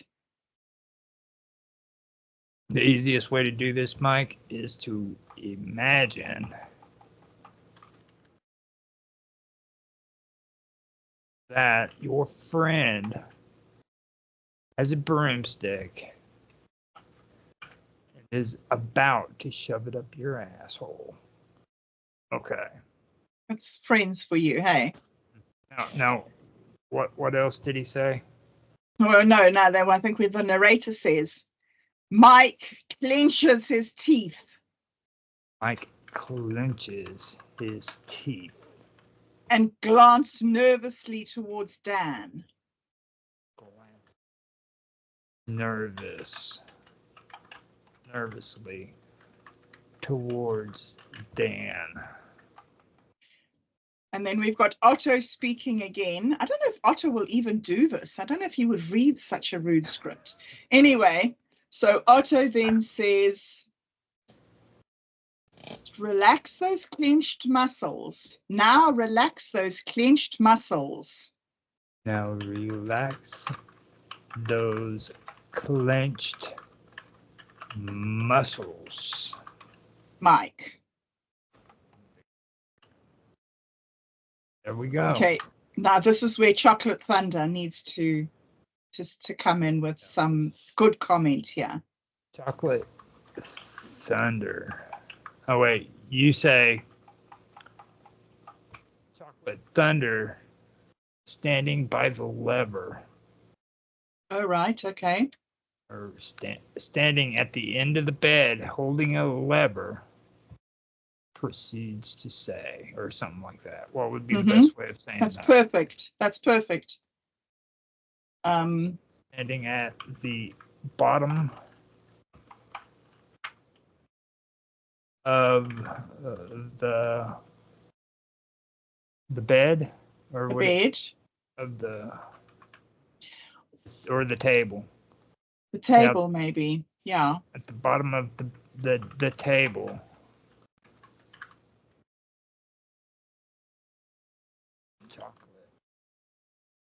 Chocolate stands holding a lever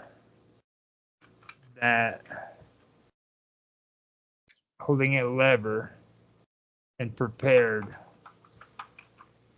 or something like that. Holding Chocolate Thunder stands holding a lever. Holding a cosmic trigger. Oh yeah. Holding a cosmic trigger. Holding a cosmic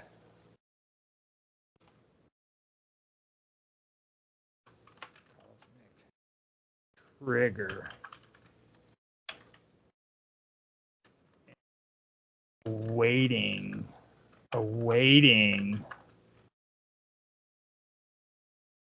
the first contact. and awaiting first contact. Preparing for first contact. Preparing for first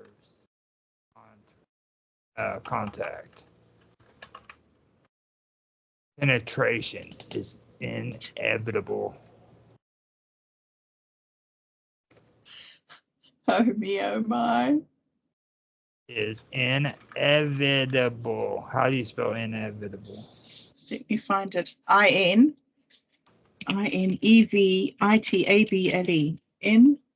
I-N-E-V-I-T-A-B-L-E. I-N-V. I. And then table. T-A-B-L-E. All right, so 3 periods there. So here, let me read this back, see how you like it. Mm-hmm. Okay, we'll do it where Dan says Klingon. Okay. Right. Okay. Or actually, let's do it where Mike is seeing the aliens and he thinks that it's the freaking Sasquatch. Okay, right. So the aliens are back. They're moon bouncing with Sasquatch. And then Dan says, "No, Mike, you're no longer in the forest." This is where you say, as Mike slowly returns to reality, he notices that he is laying face down on the alien med bay. In the alien med bay. On the edge of the bed are 2 strange-looking handles. Mike looks up anxiously and sees Dan standing behind the observation window. With anxiety and frustration, Dan yells behind the window. Dan says, "Mike, cling on." Then this is where you say Dan wildly gestures towards the handles. Mike quells trepidation and quickly grabs the protruding handle-like appendages, which pulse beneath his fingers. The vibration of the universe begins to throb. No, I need to we can't keep fingers in one of the other ones. Which Right, pulse? yes. Okay, so we have grabs the protruding handle-like appendages which pulse beneath palms. him, beneath his palms. Palms. Yeah, Yeah. palms is a good one. His Moist palms. Moist is a good word. Oh yeah, that just puts like. Mm-hmm. Just another layer. Okay. So Mike quells trepidation and quickly grabs the protruding handle-like appendages which pulse beneath his moist palms. The vibration of the universe began to throb within his fingers. Seeing this, Mike is anxious. Otto stands beside him while stroking Mike's hair passionately. Otto eyes the heart monitor and notices that Mike's pulse is rising. In a gentle, reassuring voice, Otto begins to soothe Mike's fear. This is where Mike says, "The easiest way to do this, Mike, is to imagine that your friend has a broomstick and is about to shove it up your asshole." Mike clenches his teeth and glances nervously towards Dan. No, and this... Oh, wait, yeah, hold up. I got it. This is where you have to be the narrator and says that. Narrator. So Otto says the easiest way to do this, Mike, is to imagine that your friend has a broomstick and is about to shove it up your asshole. Then you say Mike clenches his teeth and glances nervously towards Dan. What about Mike clenches and then in brackets his teeth? What about his butt cheeks? No, we don't want. We just clenches should be enough. Well, he clenches his butt cheeks. All right. Okay. Let's leave his teeth out and put his butt cheeks in. He clenches his butt cheeks and glances nervously towards Dan.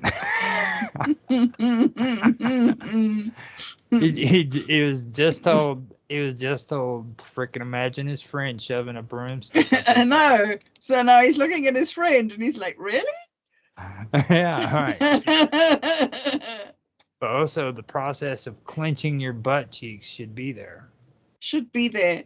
Also, I'm looking up synonyms here for anxiety. Uh-huh. And one of them is to have the willies. I'm sure that he should have the willies at some stage. When I say willies, I usually don't. Well, I guess, I mean, that could work because that does relate to it. I guarantee you, freaking with the willies, having the wet willies. Hmm. Yeah, that is actually true. Now, where was the anxiety at? Anxious. Well, we've got three anxieties. We've used anxiety 3 times in that little description. Okay, so Dan wildly gestures towards the handles. Mike quells trepidation and quickly grabs the protruding handle-like appendages, which pulse beneath his moist palms. The vibrations of the universe began to throb within his fingers. Seeing that Mike is anxious. No, maybe here we go. Seeing that Mike is developing the willies, shall we say? And that Mike is developing the willies. That would be Willies, right? Yep. Otto stands beside him while stroking Mike's luxurious hair passionately. You'll love that. So silly. Mike will love that. You know he will.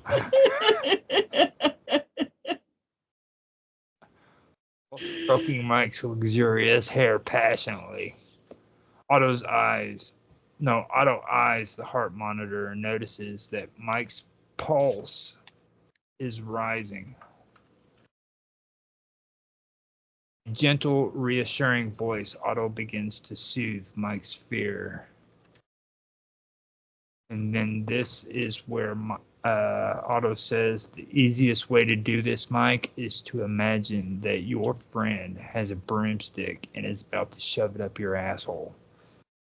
And this is where you say Mike clenches his butt cheeks and glances nervously towards Dan.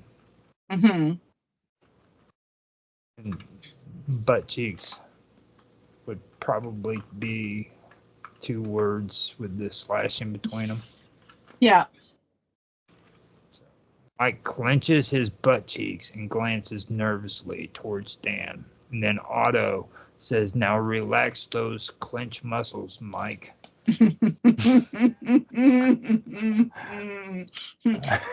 Okay, here's another good word here under anxiousness.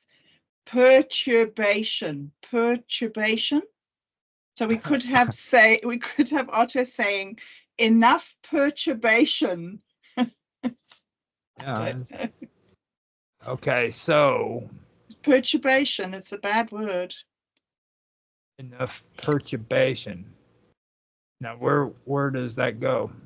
What word does that go with? you were saying that you were having Otto was meant to be saying don't be afraid, don't be upset. Yeah.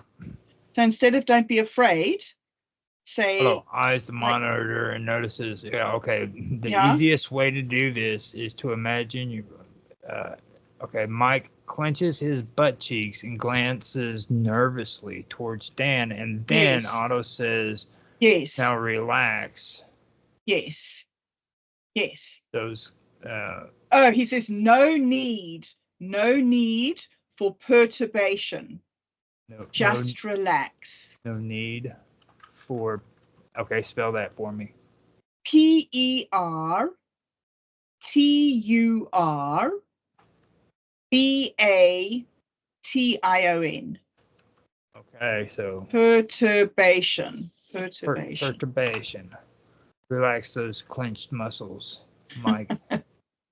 Okay, so the easiest way to do this, Mike, is to imagine that your friend has a broomstick and is about to shove it up your asshole.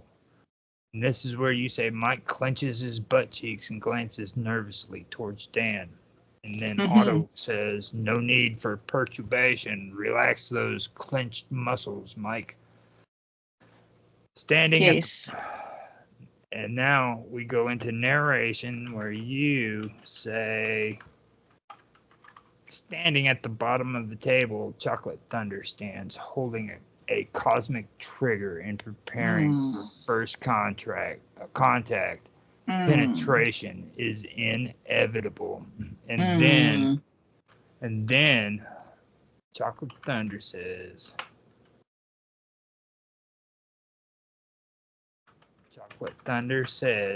that's what I'm talking about.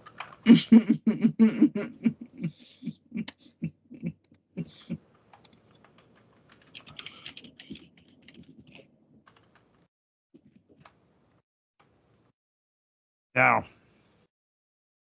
we can go further, or we can freaking have him reappear where freaking he's with Vinny again. It's up to you. I mean, it's completely up to I think we should freaking do the penetration. Well, Roger, you are doing the script. Remember, I did my script and I've claimed my bounty. Mm-hmm. So you should be brave. You should put your artistic talent right out there. Don't hold back. Don't hold back, bro. Okay, so right here it goes on from this point. We've got it down to at the first light of dawn crests. They stumble out of the thicket. Their consciousness expanded, and their consciousness expanded. Their camaraderie solidified by their shared cosmic journey. That fits right in there, dude. That's good. I don't like journey. The shared cosmic journey. I'm sure there's a better word than journey. Let's see what we could do. Journey. Experience, journey.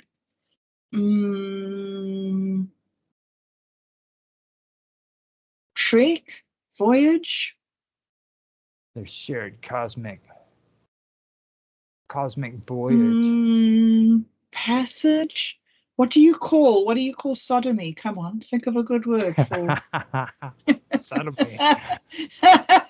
The cosmic boogery. Boogery. Buggery, we say. You say buggery? Yeah. How do we spell cosmic boogery? Buggery, I think. No, that's buggery.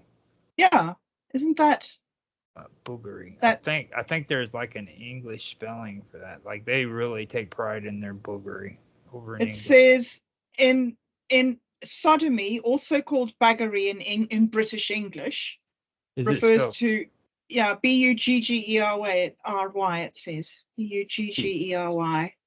All right, there we go. We can do it. Okay, so as the first light of dawn crests, they stumble out of the thicket. Their consciousness expanded and their camaraderie solidified by their shared cosmic boogery. Yet their victory is fleeing as... No, this is where they would have him be abducted at the last part of it. I see. So, but we've already... Okay, that's confusing. Yeah, so... But that's... We've already finished the abduction. We've abduction. got that. So shall we just finish there then? Or do you want more details before they stumble out the bushes? Now, I'm pretty sure Mike wants to do a plug on his Mint Me. A probe on his Mint Me. No, do a plug on his Mint Me. Oh, a plug for Mint Me. Okay.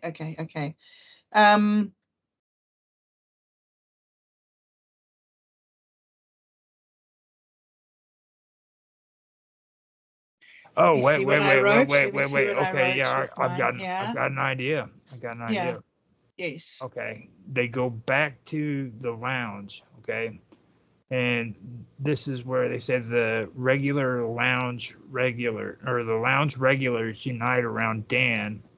So we can say Dan and Mike. And their unity unwavering. Vinny steps forward and his determination, or instead of his determination evident, he says freaking sorry that this all had to happen to you, basically, but then he turns around and says, but here's some good news. And then he tells them that his freaking Mint Me's risen up in price. And yes, Mike's happy. Okay. And then it's all over because he doesn't care about forgetting the troubles of the night before. Mike focuses on what's really important in life, the price of cryptocurrency. Mm-hmm. So I've got it here I've got it here with when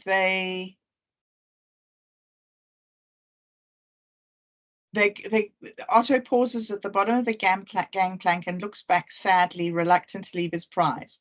As he meets Otto's level gaze, Mike knows that this is not over. There's a probe with his name on it in Otto's waistcoat pocket. He has to come up with a solution to his situation, and fast. Mike, desperately, wait, before you go, have you heard of cryptocurrency? I can pay you in real Bitcoin to leave me alone. Dan says, Mike, I don't think they're interested in our Earth money. Mike says, but what about Dogecoin? It's the currency of the future.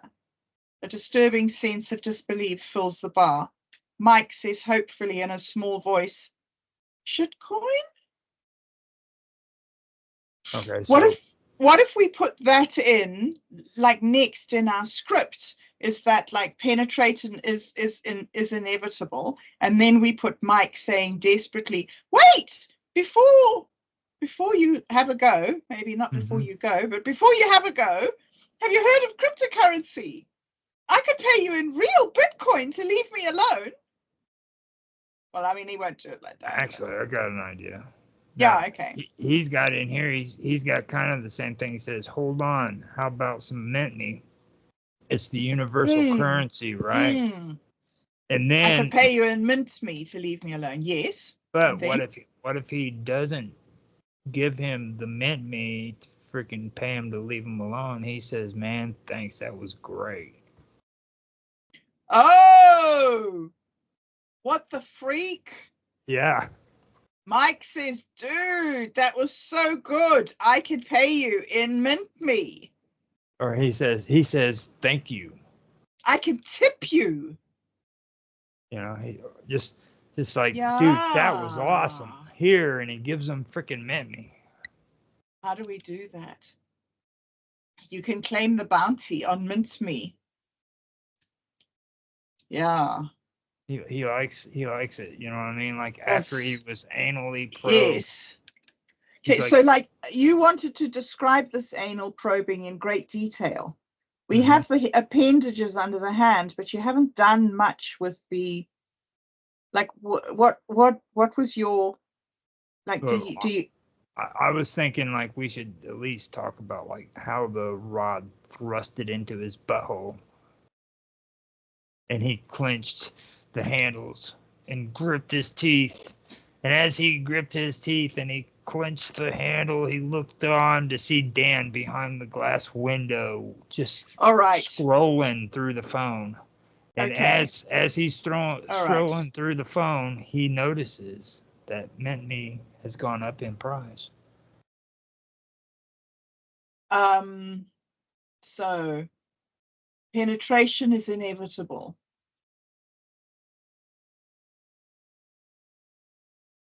That's all right.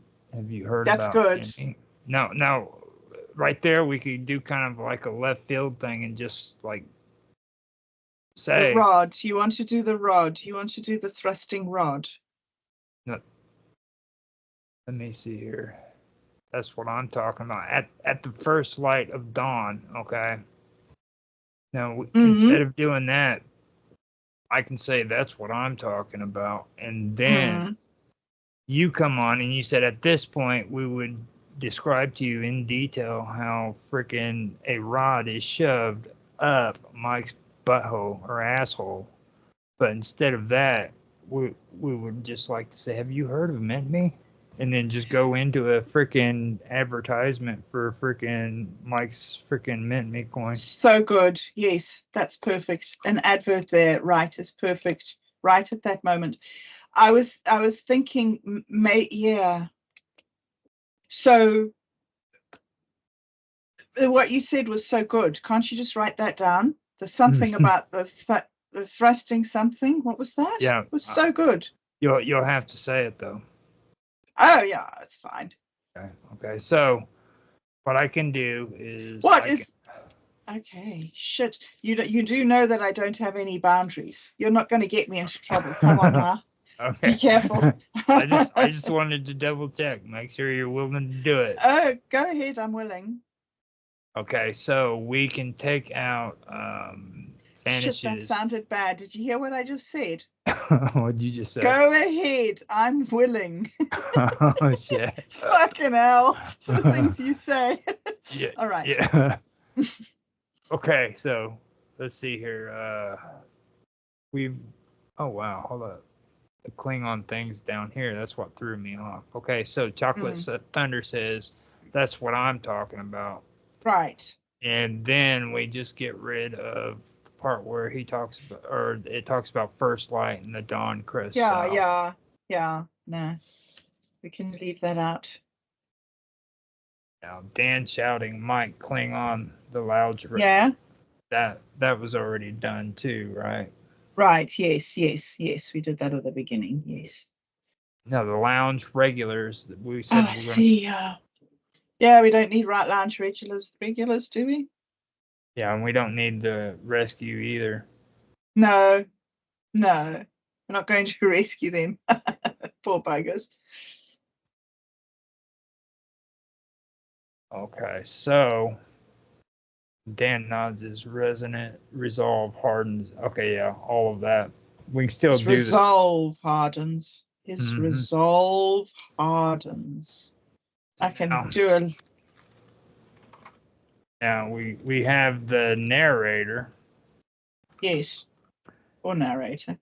and we can say this is where we would be discussing. This is where we would be discussing how the alien menace. Now, how do you spell that? M-I-N-A-C-E? MENACE. E-N-A-C-E. Began or discussing how the alien menace began to thrust Mm-hmm. Oh, sis. a huge thrust a large rod into Mike's asshole. Bloody hell. repeatedly while Dan stood helpless behind a barrier watching in dismay. But instead we would like to ask you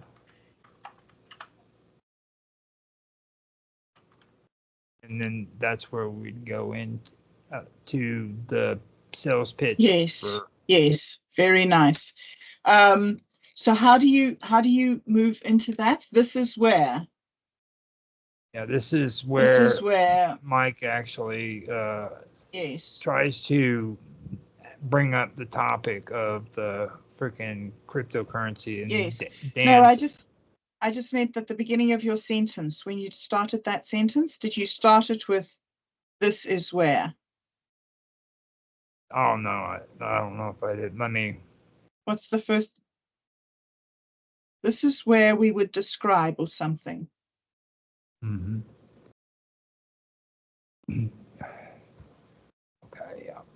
Okay, yeah, this, let me go back here. Narrator, this is where we would be discussing how the alien menace began to thrust a large rod into Mike's asshole repeatedly while Dan stood behind a barrier watching in dismay. But instead, we would like to ask you, and then we could go in. Okay, so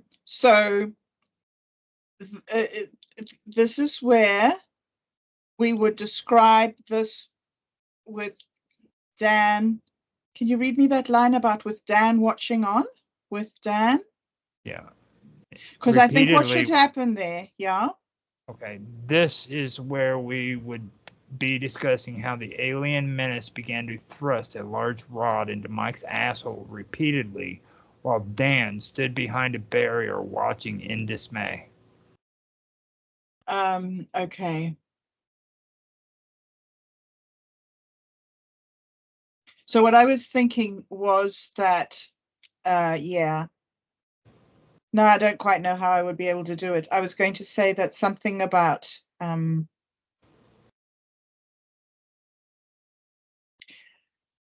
we could, at this point, we could describe how the alien menace was thrusting a rod into Mike's asshole, but that would be rude. So instead, we'll just cross to Dan, who is scrolling through crypto or something. Okay. And then maybe Dan can start yelling through the glass at Mike, yelling the advert. Actually, Do you want? I've got an idea. I've got an Yeah. idea.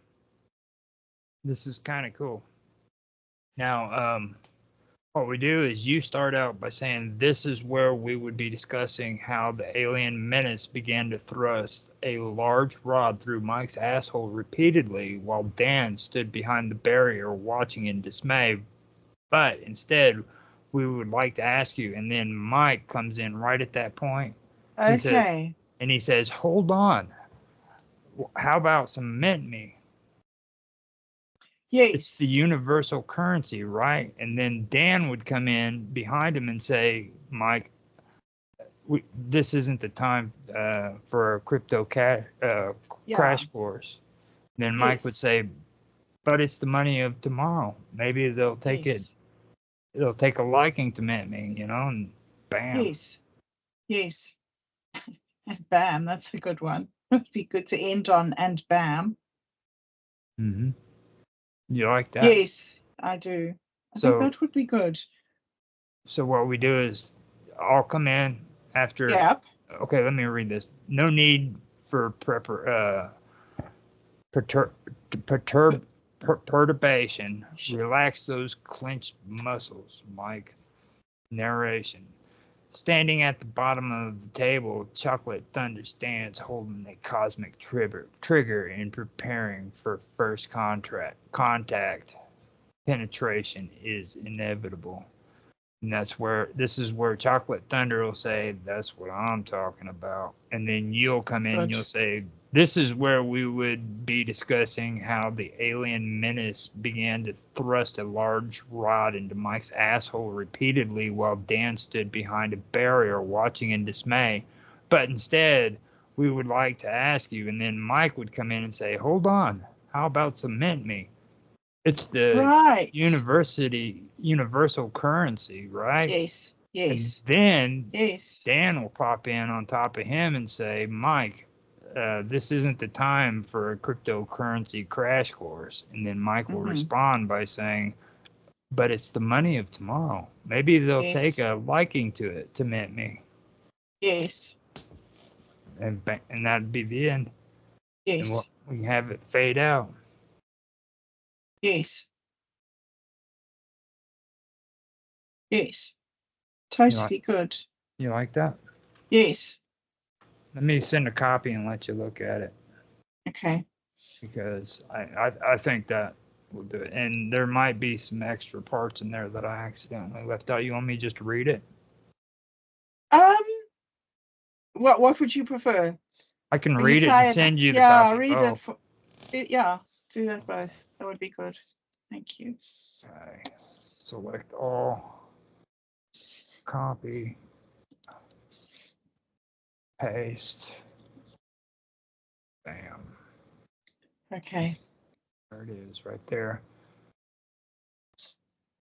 It's a long freaking script. I thought it was shorter than that. Yeah, I know we've done a big one, hey? Mm-hmm. Now let me read it. And, well, if it sounds out of the way in any way, let me know. Okay. The lounge is a hub of interstellar mingling, neon signs casting a galactic glow over patrons from across the universe.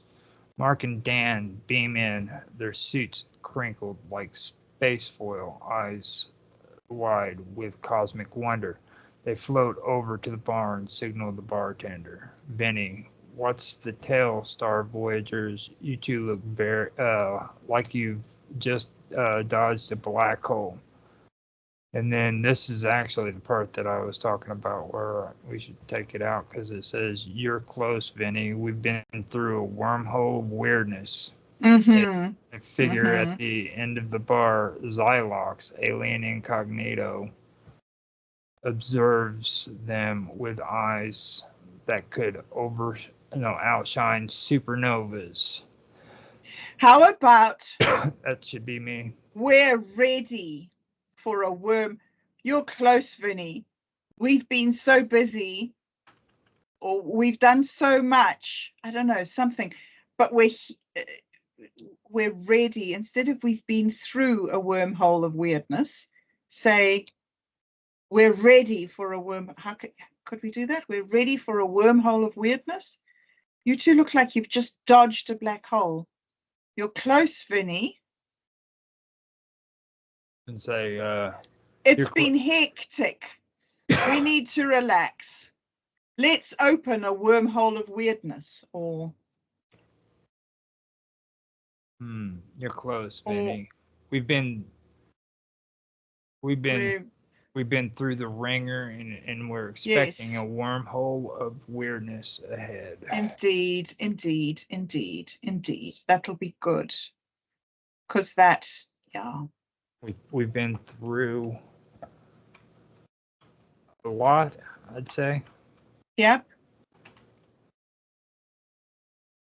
Today. We've been through a lot today. Mm-hmm. And we're ready for a wormhole of weirdness tonight. And expecting. What about and expecting? Yeah. A wormhole of weirdness tonight. We're out on the town, and it's time to get jiggy. They just don't really know what's going to happen, do they? Okay, I figure this is the narrator. Right, yes. Narrator. Figure at the end of the bar, Chocolate Thunder. Alien incognito observes them with eyes that could outshine supernova in a voice. No, hold on. That can't be, because he was supposed to be incognito as a beautiful woman. Oh, because this is Otto. Because this is Otto here, who's observing them, not Chocolate Thunder. No, Chocolate Thunder is disguised as a woman, and Otto is playing with his dinghy. So this isn't Xylox. This is Otto. Right. This is Chocolate Thunder. Otto is supposed to be there. He's supposed to be a figure at the end of the bar. Chocolate Thunder, alien incognito. Oh, alien incognito. Okay. All right. Disguised. Sorry. Okay. As a beautiful woman. A beautiful vixen. Is she a beautiful vixen? Does she have a very large quivering bosom?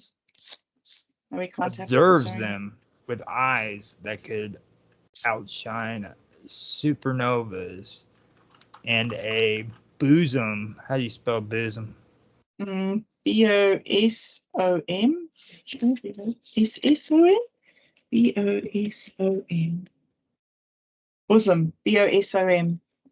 And a bosom that what? That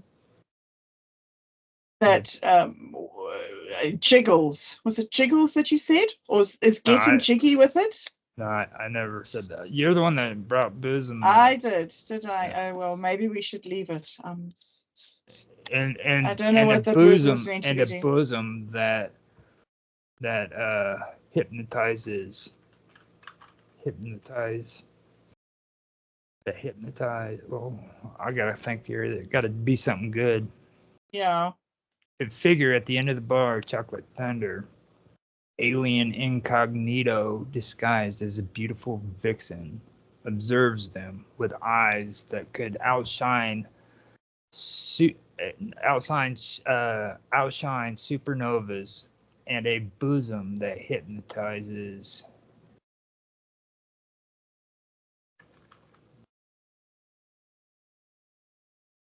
Mesmerizes. How about mesmerizes? That mesmerizes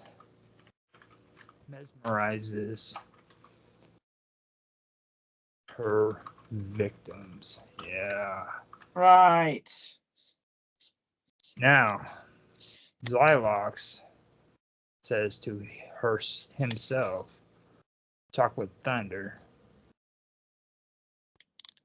No, I don't think that it should mention that that they want him for a galactic museum, because we want just anal probe.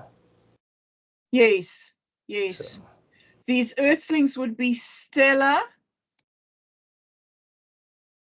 somethings, stellar recipients would of our be stellar Earth samples for Earth the. samples. Well, they don't really want a sample. They want a I mean, why would they do an anal? participant in the the anal probing, the rod would be, yes. Well, we need something, definitely something there with it that alludes to anal and rods, and it would be these Earthlings would be stellar, would be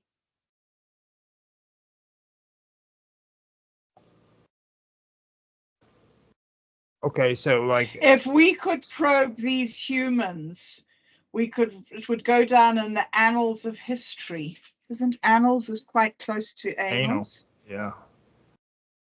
If we probe these Earthlings, it could be if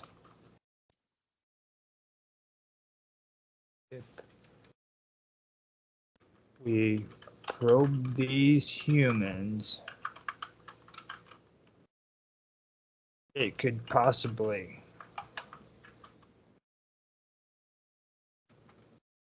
go down in the annals. With two N's, ANNALS. Annals Go down in the annals of history. Of galactic history. Universal history. Indeed. Universal history. These Earthlings. Now, we got that taken care of. And then it says, Mike, sensing the outworldly gaze, deflects it with chit-chat. And Mike goes, oh, well, I need to make that into where it says narrator. Oh, right, yes. Also, we don't have anything for Otto back there. Does Otto even speak? Now, in the narration, we need to add some description on him at this point, because, like, right now we're introducing Chocolate, and he's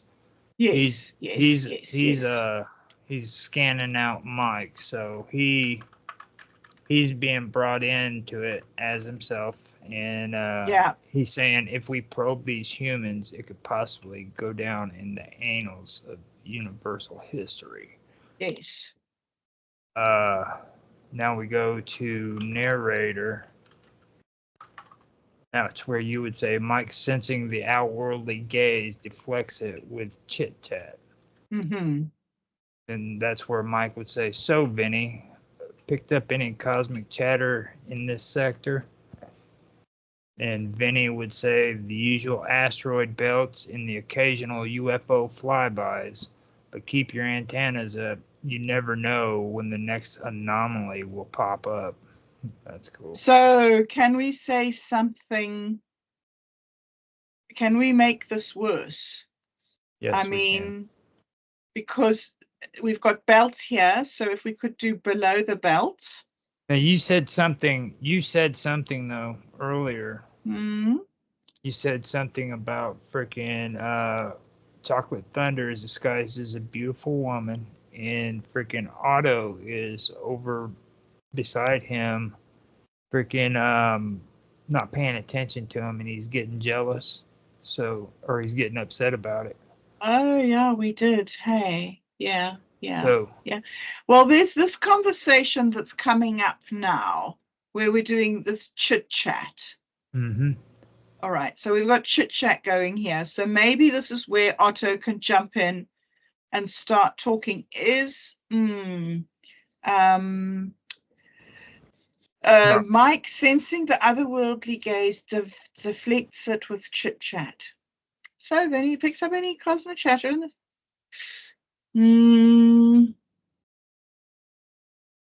Now, see right here, this is where you can come in after this and you can explain that freaking Otto is over to the side, not paying any attention to Chocolate Thunder, and he's freaking wanting attention from him. And because he's not doing it, he makes a conversation with Mike. To make Otto upset. Yes, definitely need that. Okay, but we haven't even got Otto in the bar yet.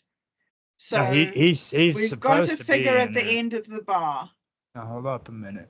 I've got maybe when we've got the figure at the end of the bar, we should have 2 figures at the end of the bar. That's what I have, I believe. I think I just put that in there. Let me double check. You've put 2 in now. All right, so let me see. Let me double check. A figure at the end of the bar, Chocolate Thunder, alien incognito disguised as a beautiful vixen, observes them with eyes that could outshine supernovas and a bosom that mesmerizes her victims. Yeah. And that's where we could put beside her. Yes. Good description of the Otto alien here. No, Otto alien. Okay, what do you got there? What have I got? Don't know. We have to make it up. Otto sitting next to him. Yeah, Otto sits. Sits next to him.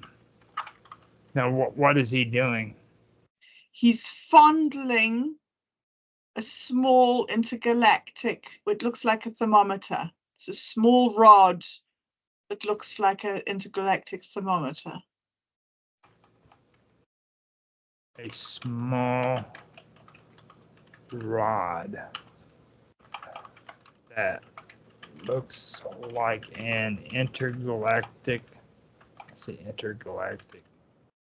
thermometer. Yeah. That's cool shit. Okay. Okay, so let me. I figure at the end. Wait. We've got to finish this. We've got to finish that. Otto somehow he now needs to look lasciviously at. I don't know. Somehow is this where we? Now see, what happens? What happens is like Chocolate Thunder becomes upset because Otto's not giving him attention because he's fondling the rod. Right, and so in retaliation, he tries to talk to Mike, and Mike freaking does chit chat. Yes. How about you can say, watching Otto, like Otto sits there fondling the rod. Chocolate Thunder watching the movement of Otto's fingers over the rod begins to get a strange feeling.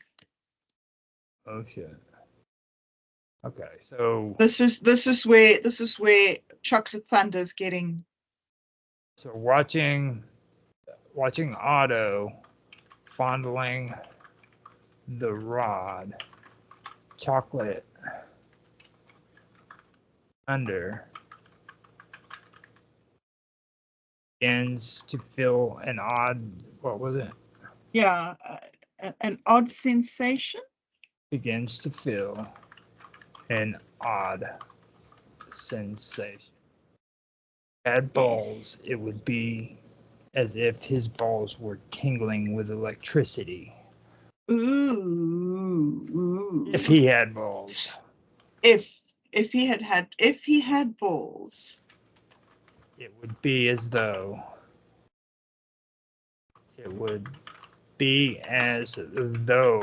they were tingling with electricity.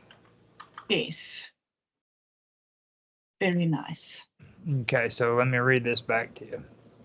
A figure at the end of the bar, Chocolate Thunder, alias Incognito, disguised as a beautiful vixen, observes them with eyes that could outshine supernovas and a bosom that mesmerizes her victims. Otto sits next to him, fondling a small rod that looks like an intergalactic thermometer. Watching Otto fondling the rod, Chocolate Thunder begins to feel an odd sensation. If he had balls, it would be as though he were tingling, that they were tingling with electricity. Yes. Okay. Very Now, good. now, Chocolate Thunder to himself, if we probe these humans, it could possibly go down in the annals of universal history. Yes. This is where you come in and you Okay. say, Mike sensing the outworldly gaze deflects it with chit chat. And Okay. We need to have the otherworldly gaze. Where did the otherworldly gaze from? Who was looking at him? that would be Chocolate Thunder. At the end, with eyes that could observe this, that could outshine supernovas. Yeah, but All I changed that to All right. Yes. to beautiful vixen Yes. observes them with eyes that could outshine supernovas and a bosom Yes. that mesmerizes her victims. Yes. Mm. Okay. All right. So then he's jealous. He's got a sensation that feels like electricity.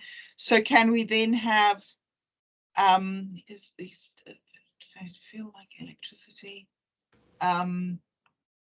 No, he's as the tension rises, he wants he to turns his otherworldly gaze probe. towards Mike.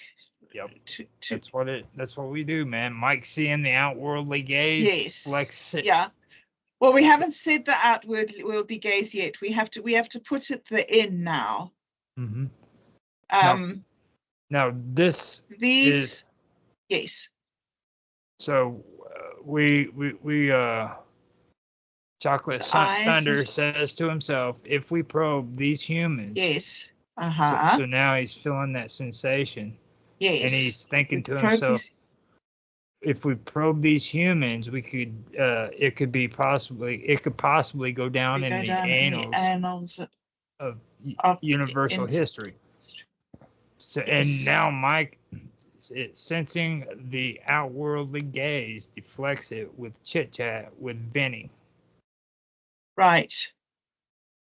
Well then let's change the outwardly gaze to her. Okay, so Mike's sensing her. Her. Yes. Outworldly gaze. Yes. Flex it with chit chat. Yes. And then Mike goes on to say, so Vinny picked up any cosmic chatter in the sector. Vinny says, the usual asteroid belts and the occasional UF flyby. But keep your antennas up. You never know when the next anomaly will pop up. And here we go back into the narrator, which is you. And it says, I'll change that. Chocolate Thunder.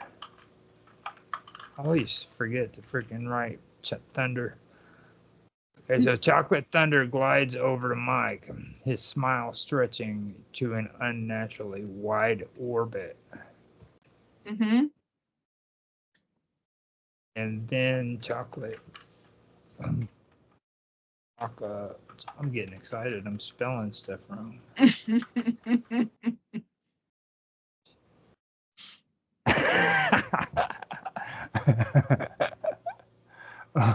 Okay, so now Chocolate Thunder says, salutation, Earth specimen. Your aura.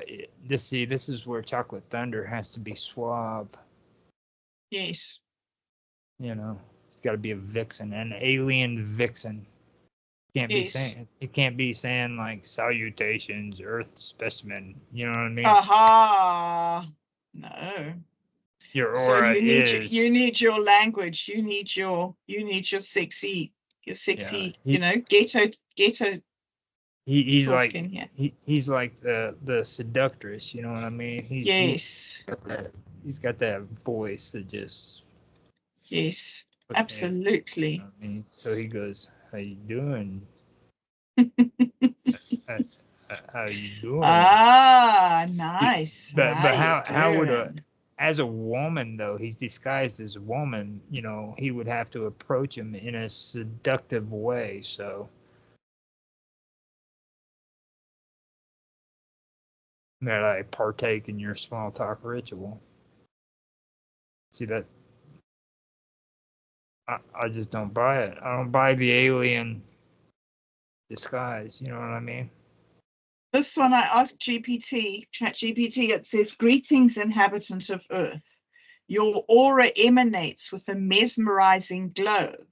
Would you allow this extraterrestrial being to engage in your customary exchange of small talk, or perhaps something more intergalactic?" Oh yeah, hold up now. Good salutations, okay. So salutations, what can we say instead of salutations? Is there anything sort of, "Dude, where's my wallet-y" that we could use? No, well, what about you said, "How you doing? How you doing?" I mean, That's a guy thing, but what would a woman do for a oh, she's a guy. Shit, I can't. Hey there, Okay, hey there, what? sexy. Hey there, sexy. Yes. And then he would say, You sexy specimen. You "You sexy specimen. of Earthman." Let me look up that. We had that song. Was it "You Sexy Thing"? It's "You Sexy Thing." That's the Sexy hot chocolate spec- line. How about, yeah, Yeah, hey, you sexy sexy, thing. you Oh, sexy that's right. thing. We How does also the line go? Lyrics. Okay, let me just look at the lyrics and see if we can find anything good. Oh, "I believe in miracles. Where you from, you sexy thing? I believe in miracles since you came along, you sexy thing. oh Miracles wait. right before my." I'm just reading it to you. That's good stuff. Hold on, let me. I'm trying to catch up. Okay. You're Wait, hold up. How much do you want? I can just copy paste it for you. Start at the beginning and read it to me. What's the Okay. first? "I believe in miracles." I believe in miracles, you sexy thing. No. Then the next line is, "Where you from, you sexy thing?" Where you from? You sexy thing. Okay, and what's next? Huh? Can you hear the music? No, I can't hear the music. Okay, hold up. Let me. I don't know how I make you hear the music. Maybe if I put it on my cell phone, you'll be able to hear it. Anyway, sorry. "I believe in miracles. Where you from, you sexy thing?"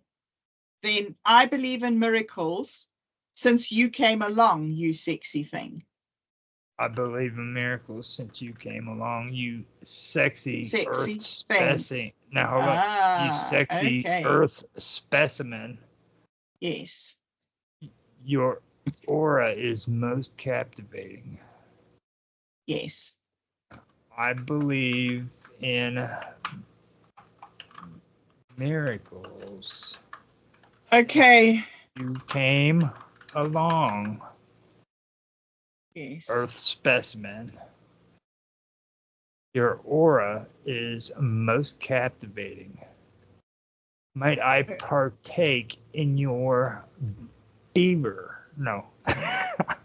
Well, this is first your- one. Okay. This. Okay. Yeah. I don't know if this gives you any things, any suggestions. "Miracles right before my eyes. You sexy thing got me hypnotized. Oh yeah. Don't stop what you're doing.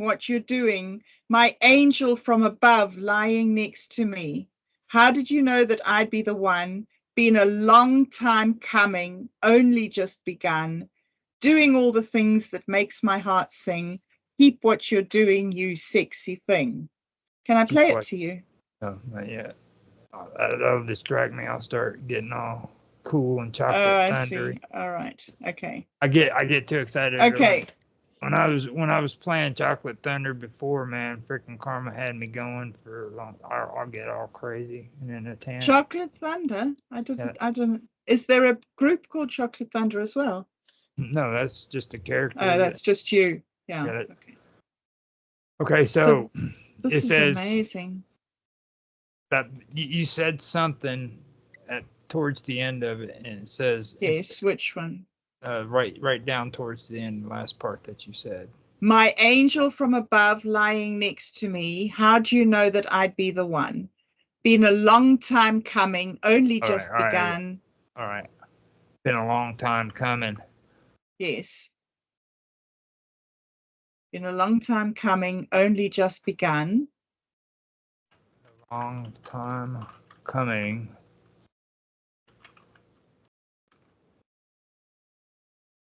Now, go ahead. What is?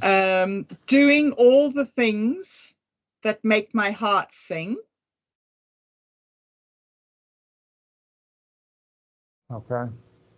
And then keep doing what you're doing, you sexy thing.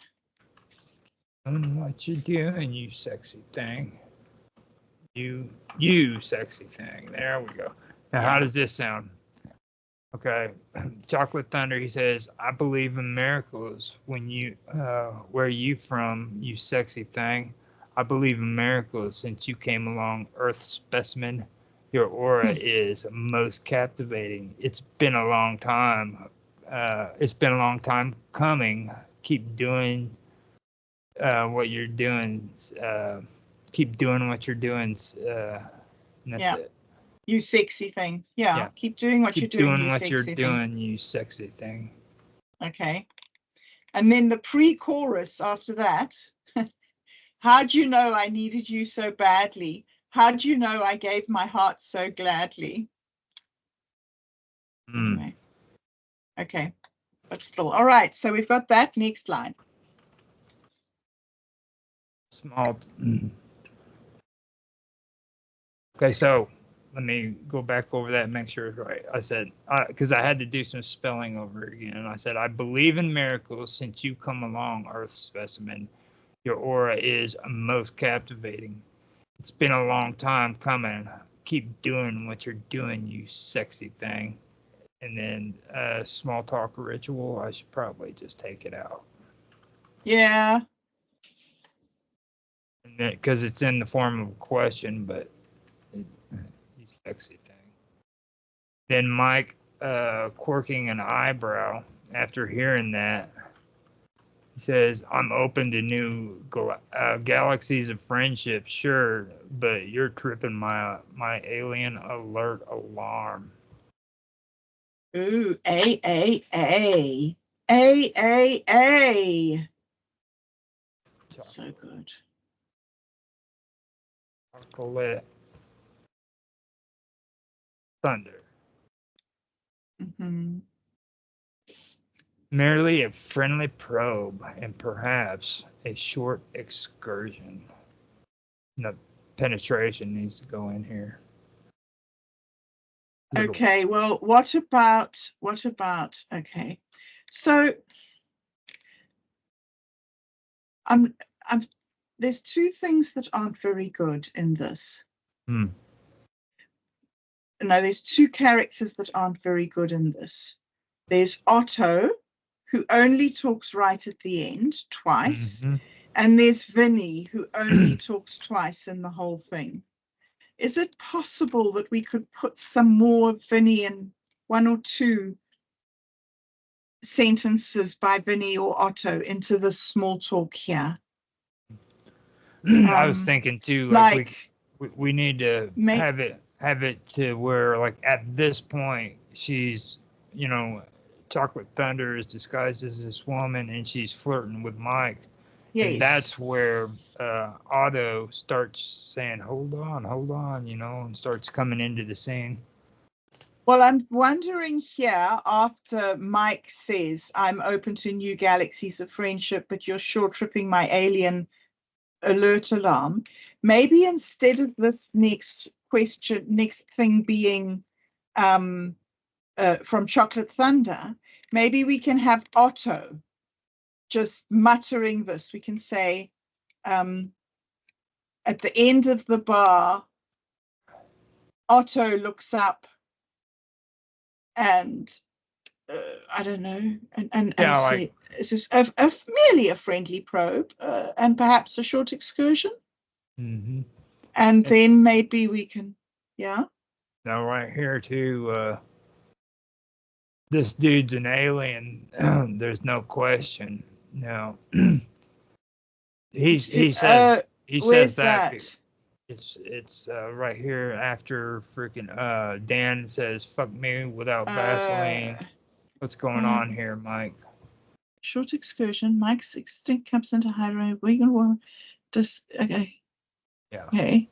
So the one you've sent me here says Mike's. Am I looking at the wrong one? It says Mike's survival instincts kick into hyperdrive, but before he can warp out, Chocolate Thunder's disguise glitches, exposing a sliver of his true extraterrestrial form, causing a ripple of gasps. We changed that, didn't we? We were going to. I don't think we did. Oh, I haven't changed it yet. Okay. Oh, I see. Mike, this dude's an alien. There's no question. Okay. Well, I don't know. I'm a bit confused here. We haven't got this right. Okay, now. So we're up to you're tripping my alien alert alarm. What's the next line? Well, actually, we're right at the narrator where you say Mike's survival instincts kick into hyperdrive. But before he can warp out, Chocolate Thunder's disguise glitches, exposing a sliver of his extraterrestrial form. And this is where we said that we don't want it to just be a sliver. Like he's completely exposed as this alien with testicles. Okay, so how about we say something? Xylox's disguise glitches and he exposes himself. Yeah, that's cool. And then you can say the pervert alien with his testicles. Yeah. Ah, yes, he exposes himself as an yes. Okay, hold up. We can turn that into magic. That's actually that's great. I love how you said that. That made me think of it. Okay, he exposes his testicles in public. Oh. The crowd is bewildered as this beautiful vixen transforms into an alien pervert that exposes his testicles in clear view. Ooh, okay. Right. Yeah, you done it. That's it. You want to do that? Yeah, that's the one. Okay, so let me figure out where we're at. The survival instincts kick into hyperdrive, but before he can warp out, Chocolate Thunder's disguise glitches,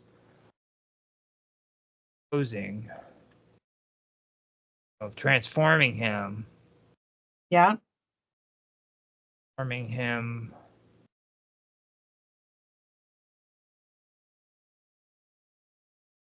to his true terrestrial form. Transforming him from a beautiful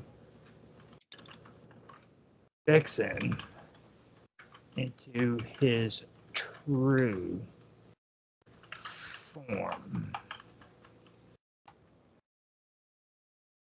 causing a ripple of gasps as so full stop after his extraterrestrial form, and then new sentence, starting with a ripple of gasps A ripple of gasp as chocolate thunder exposes his testicles Yes. to Proudly. proudly Proudly. to everyone Mm-hmm. in the within the lounge. Yeah. Yeah. There we go. Now we have to put something in here that includes Otto to bring him into the scene too. Well, that's why I was thinking of that one. Have you deleted the one before that narration? That's down Have at you the bottom. deleted the one that says merely a friendly probe and perhaps a short excursion? No, that's actually right up above. That's That's above. right above. I was wondering if you could put Otto to say that one. Yes, that would be good. Merely a friendly. Oh wait, hold up. I'm open. Yeah. Actually, you know what? We could actually do the same thing with where he says, not speaking of, Oh, yes. Yes. because that would be where freaking Otto would become more interested in the topic, you know. Yes. Yes. That's nice that Otto starts showing interest. Yes, definitely. Quirking an eyebrow. I'm open and merely friendly. Wait, hold up, I'll find it. Chocolate Thunder glides over to Mike, his smile stretching. Okay, it's way farther up here.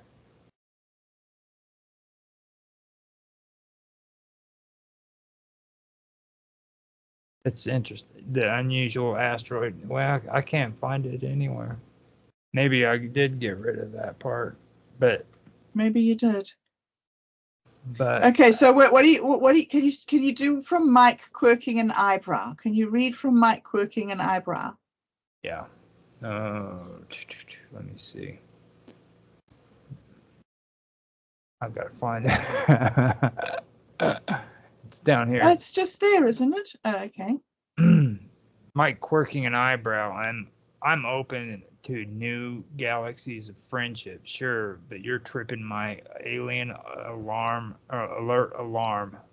Chocolate Right. Thunder, this is where we do it with Otto. And we say merely a friendly probe and perhaps a short excursion. Yes. So maybe it can be sort of like Otto murmurs into his beer. Or mutters into his beer. Merely a friendly probe and perhaps a short.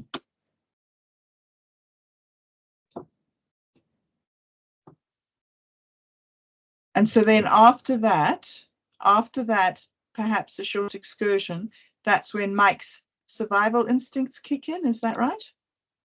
Otto murmur. I'm going to have it to where you say Otto murmurs. Mm-hmm. Murmurs. Now, murmur is M-U-R-M-U-R, right? I do not know. M-U. I think it might have two M's in the middle. M-U-M-M-E-R. Let's see. Oh no, that's not it. That's a mama. How do you spell murmur? Murmur. Murmur. M-U-R-M-U-R. Oh, that's weird. Yeah. Otto murmurs into his beer. Yes. Softly. Yes. And then Otto goes merely a friendly probe and perhaps a short excursion.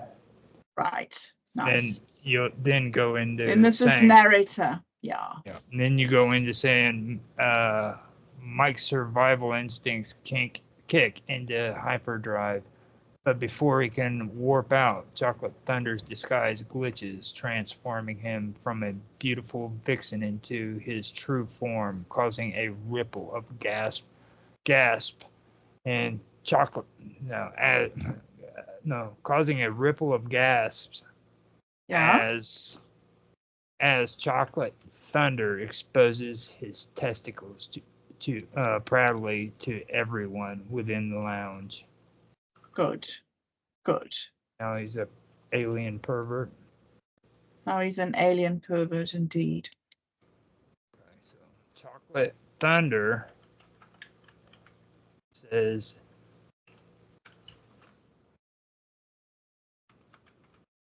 "It is futile to resist, human. You are destined for the cosmic collection." Now, see right there, we gotta say something smooth too, because Yes. this is a smooth, freaking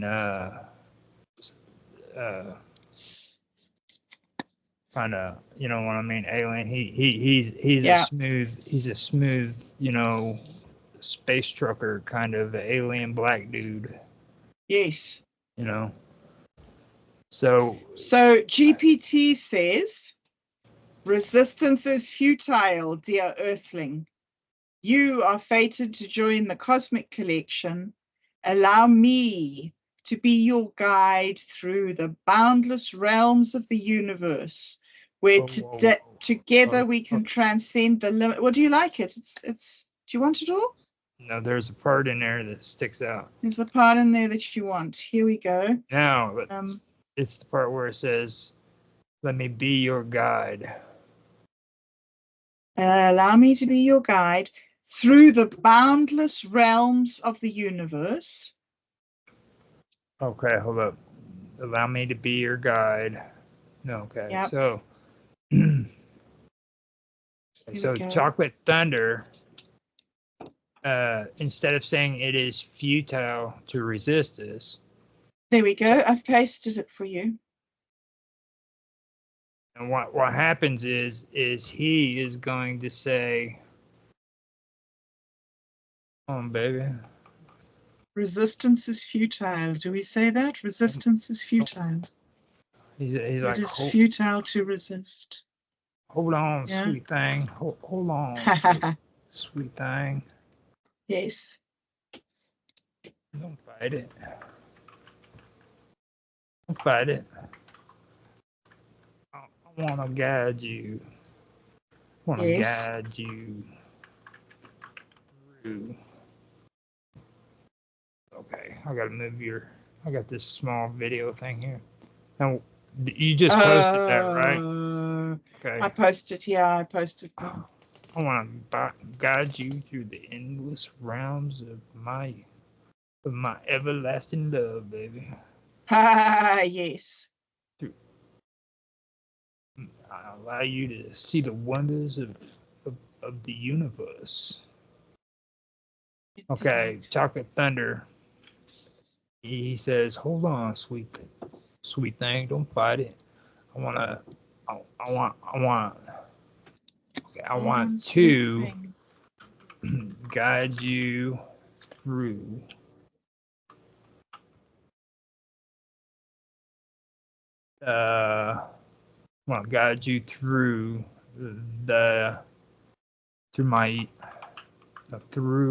the I'll pull that back up. Oh, Van Morrison, hey? Through the boundless realms. Okay, where are the lyrics of Sweet Thing? My endless universe. I wanna guide you through the boundless realms of my sexy universe. No,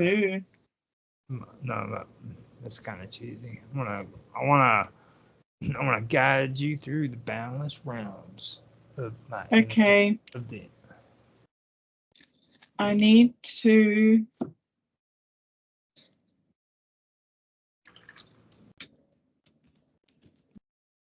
So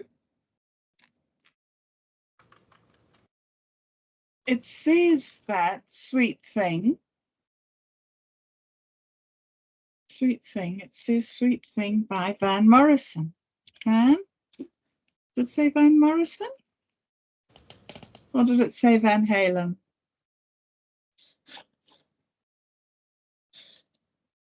Oh, Van Morrison. Okay, it's not the right thing. Okay, I got this. Okay. Here's a good way of saying it. I want to guide you through boundless realms together, transcending the limits of time and space. Oh yeah, that's what he says to Mike.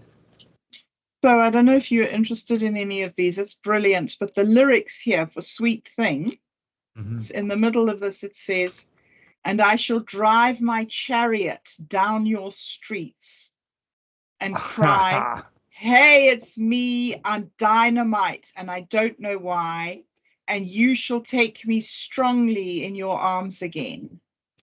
I like the beginning. That was cool as hell. Yeah, which one was that? That's so I shall much drive sexual. my chariot down.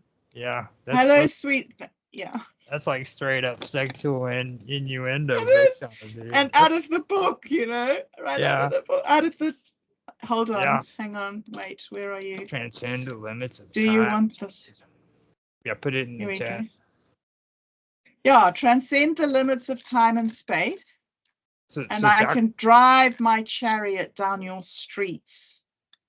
No, you don't need that and cry bit, but just can drive your chariot down your streets. First, let me put transcending the limits of time and space. Yes.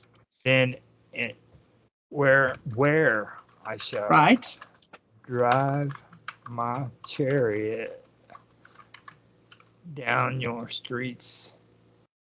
Yes. Drive my chariot down your what is it? Down your street and cry. Down your street and cry. Okay, so where I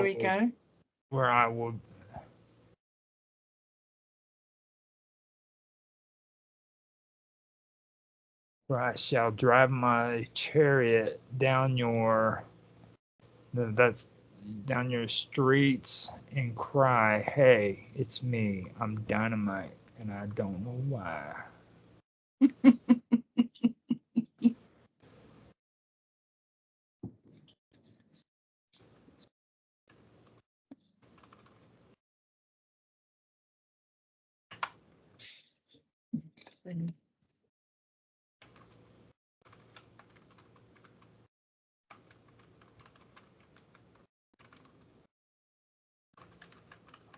Don't know why. Okay, so I'll read it back. Okay, Chocolate Thunder says, hold on, sweet thing. Don't fight it.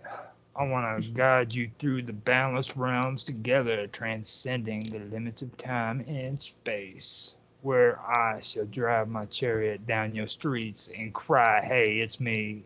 I'm dynamite, and I don't know why. Damn, we're so good. Okay. As Chocolate Thunder's testicles quiver, reaching for Mike, a portal swings open and Dan rushes in, his timing cosmic. Now we need to bring Otto in somewhere right here too. Oh, right. Okay. All right. Let's do that after the testicles quiver. Okay. Let's do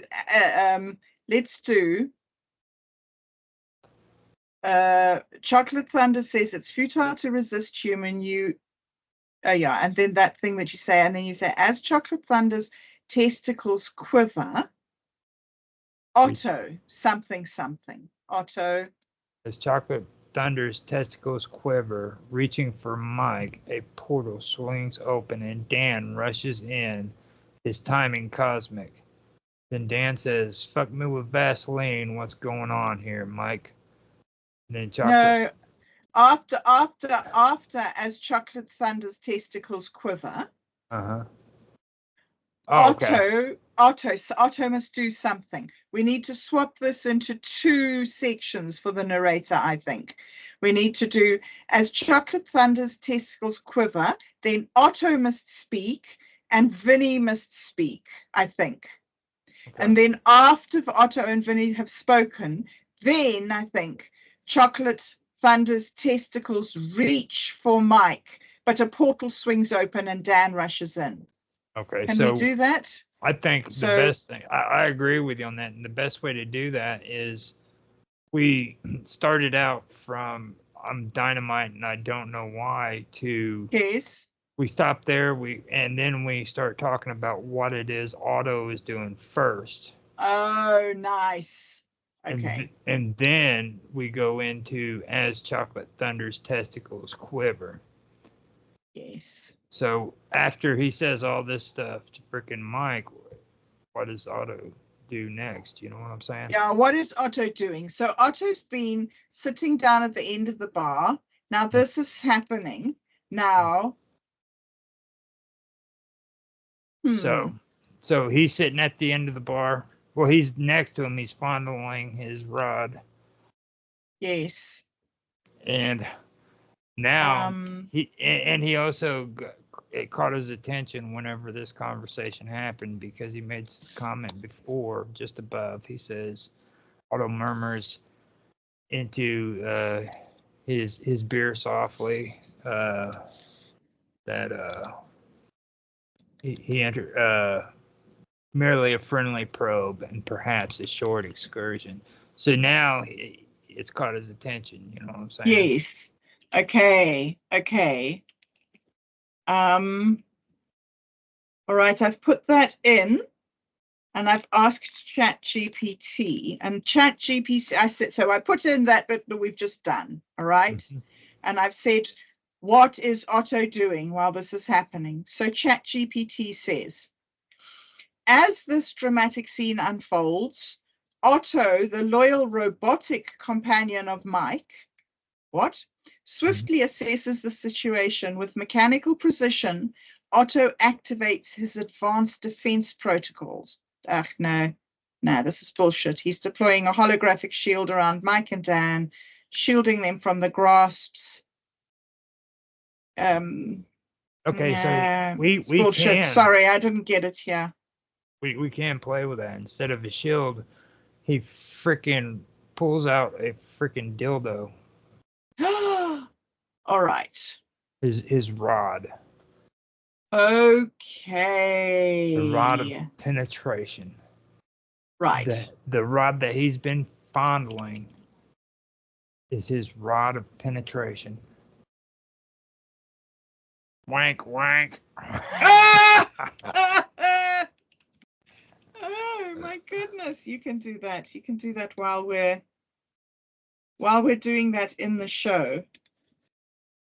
See, and then like merely a friendly probe and perhaps a short excursion. So he's already insinuating, you know what I'm saying? He's like probe.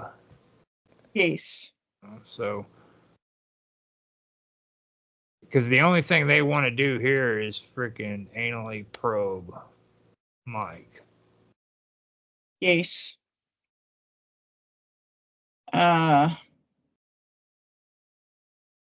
Otto.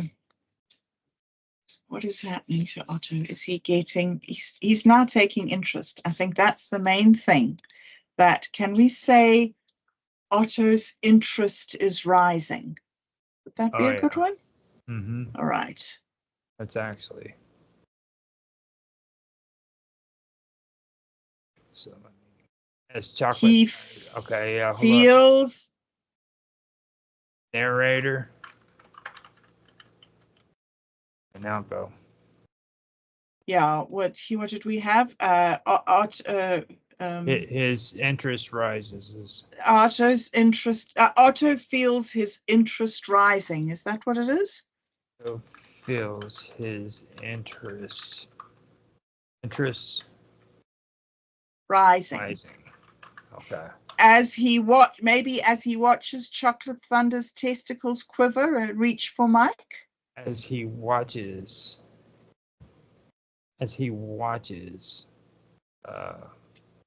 Chocolate Thunder's quivering Ah, as he quivering. watches, as he looks down on. Ah. I As don't know if these guys are going to even read this. I have to say, I think that we might be. as he look as he looks upon upon Chocolate Thunder's testicles. Okay, becomes Otto feels his interest rising as he looks upon Chocolate Thunder's testicles. What? As he watches. Well, in this one, they reach for Mike. The testicles reach for Mike. Okay, yeah. Looks upon Chocolate Thunder's testicles quiver. Quiver, reaching for Mike. Can we put that? As he Quiver. looks Wow. Reaching for Mike. for Mike. Okay. Yeah, full stop. And then what can he say?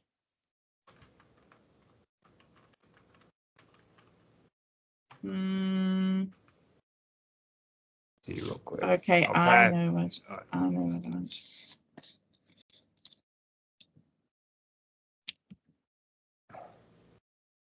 Now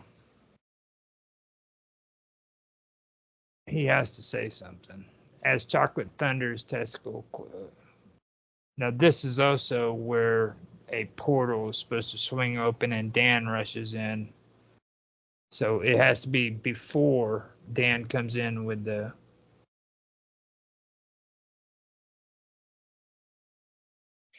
All right, so there's this book that they all like very much.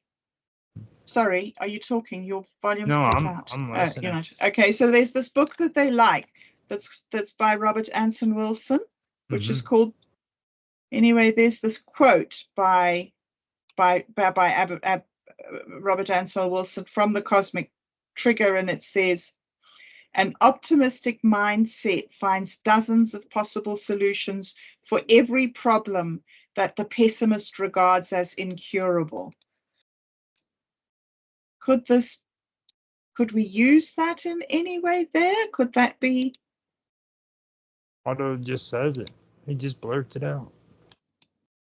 Well, he might just blurt out some random quote, Okay, hold up. Here's another one.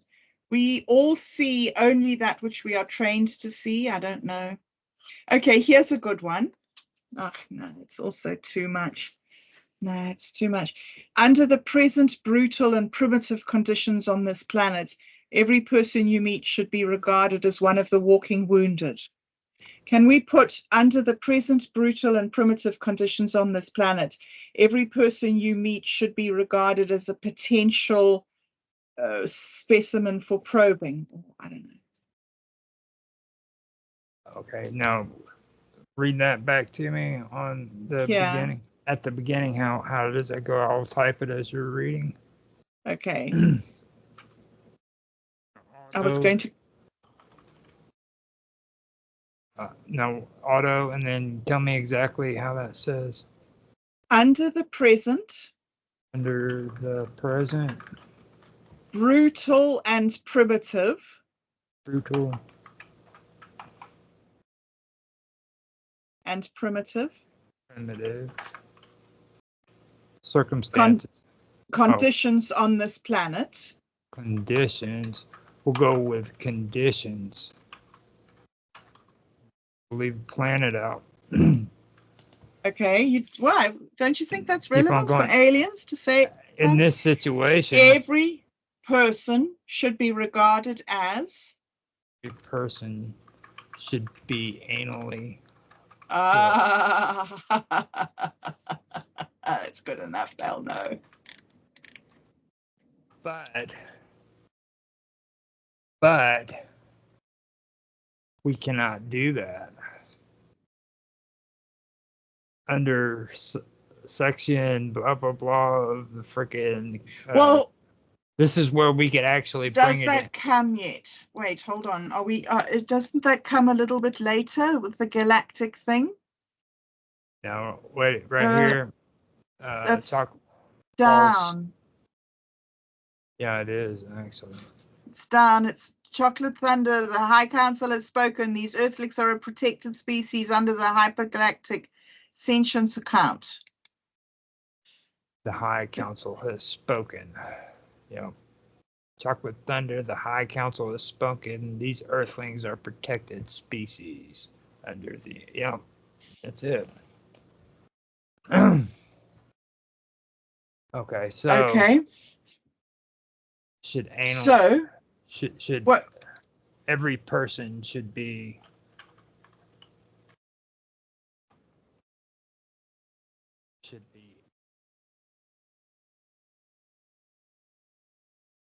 okay, so it says, in conclusion, there is no conclusion. Things will go as they always have, getting weirder all the time. I like that. Like, yeah, Otto could quote that as well. Hey, I mean, Otto just can say these random quotes from people as if they were his own. Mm-hmm. Under the present brutal and primitive conditions, every person should be anally probed.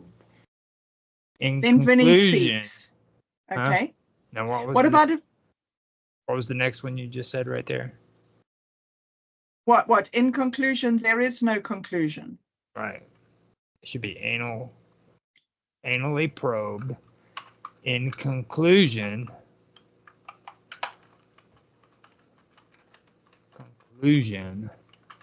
there is no conclusion. Things will go on as they always have, getting weirder all the way. Mm-hmm.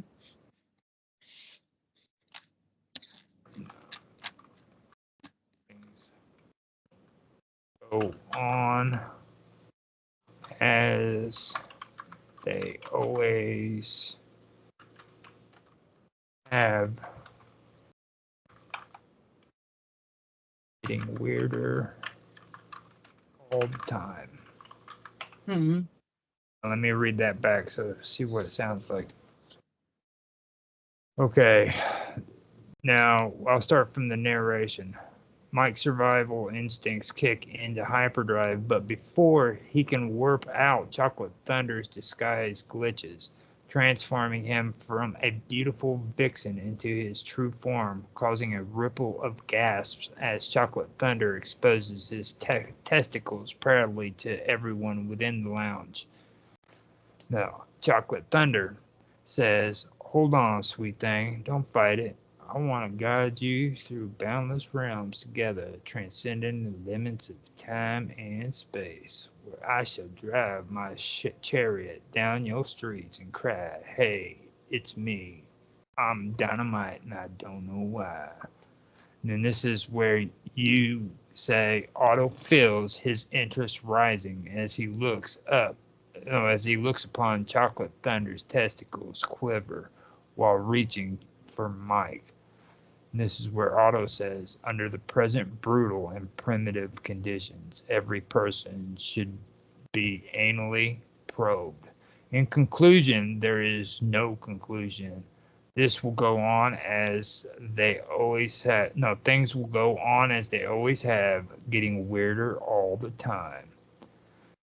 Brilliant. Now, Vinny, can Vinny say something absolutely like not even related to this, just something out of the blue, like he's speaking to another bar patron, or like, can Vinny just...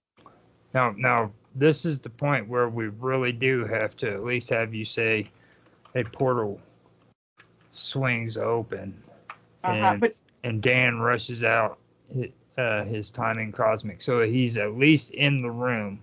Yes. You know? Yes. So, okay. Okay. Like Otto will say his saying with under these brutal and primitive conditions, right? But then the portal opens up and this is where you come in and you say a portal swings open and Dan rushes in. His timing, cosmic. You know what I mean? Mm-hmm. And then we can Yes. put Vinny saying something right there. But just as long as Okay. you say that he came into the scene, you know. But I thought that it was Dan that came into the scene. Dan, yeah, Dan. Dan comes Okay. into now. Vinny's the bartender, right? Yes. Vinny's the bartender. So yeah, Dan. Oh, okay. What it is Otto says under the present brutal and primitive conditions, every person should be anally probed. In conclusion, there is no conclusion. Things will go on as they always have, getting weirder all the time. And this is where Mm-hmm. you say a portal swings open and Dan rushes in, his timing cosmic. And then Dan says, "Fuck me without Vaseline. What's going on here, Mike?" And then I think this right here is where I was looking for. It says Chocolate Thunder. Speaking of which, I think Otto should be the one saying that. Yes. So that would be kind of cool. We can say Otto because he just Yes. now mentioned it. You know what I mean? Otto. Yes. And then Otto says, Yes. "Speaking of which," and then Yes. this is where Mike says, "Dan, this dude's an alien. There's no question." Yes. How about these dudes are alien? Yeah, these dudes. Dan, these dudes are aliens.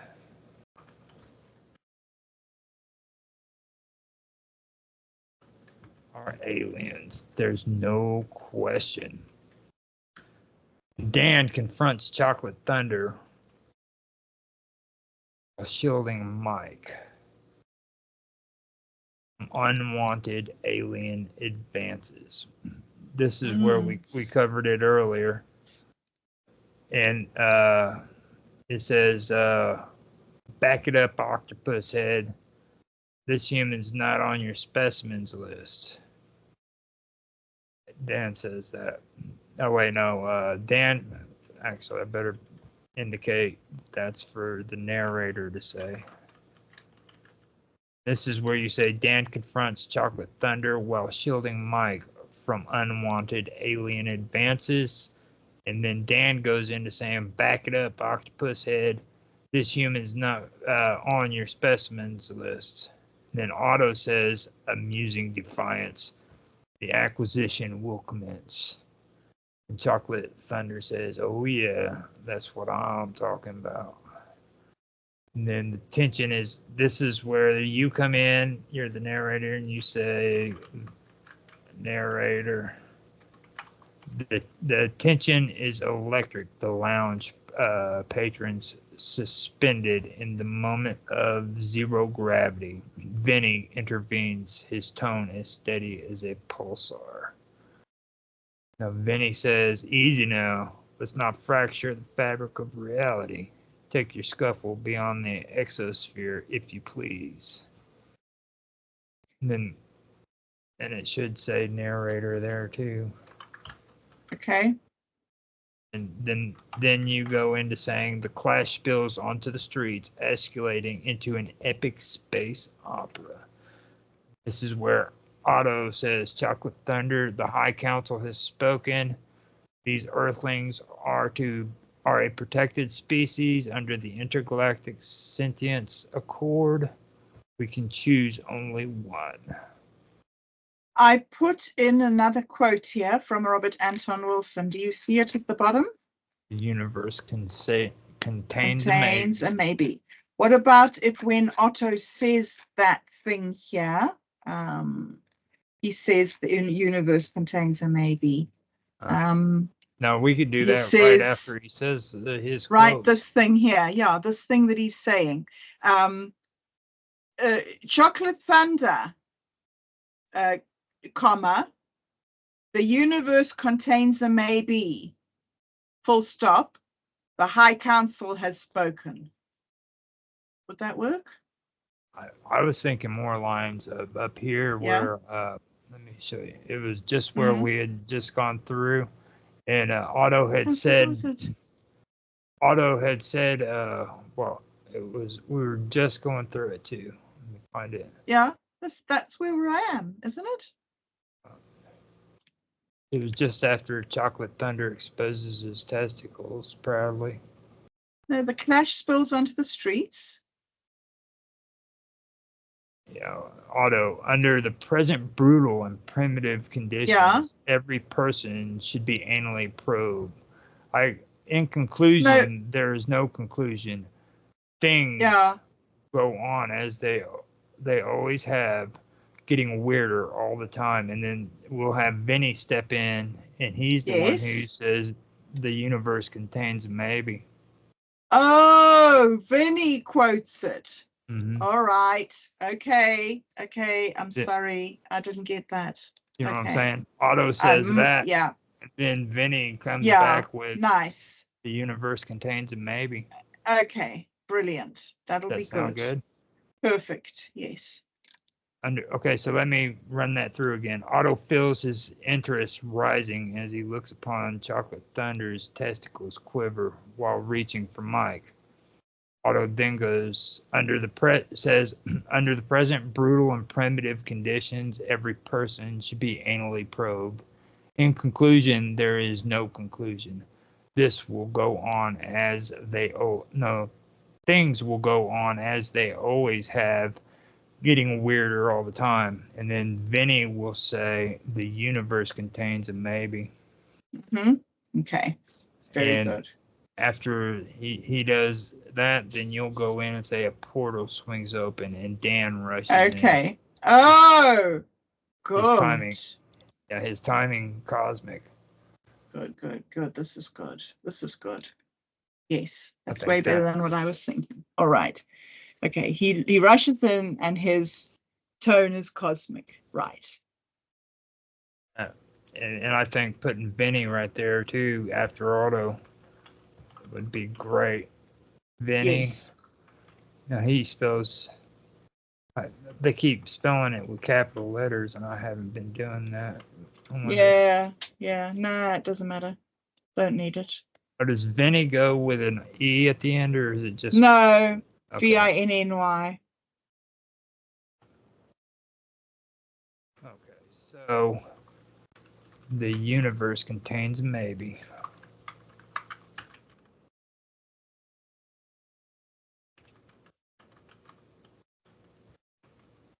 I've really enjoyed doing this. I haven't done a script like this with another person in a long time. It's pretty fun when you do it together. Hey, yeah.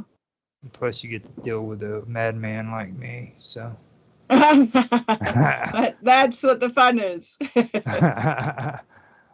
Okay, so we've got under the present brutal and primitive conditions, every person should be anally probed. In conclusion, there is no conclusion. Things will go on as they always have, getting weirder all the time. And then Vinny says the universe contains a maybe. And this is where you come in and you say a portal swings open and Dan rushes in. His timing cosmic. And then Dan says, fuck me without Vaseline. What's going on here, Mike? Then Otto, speaking of which.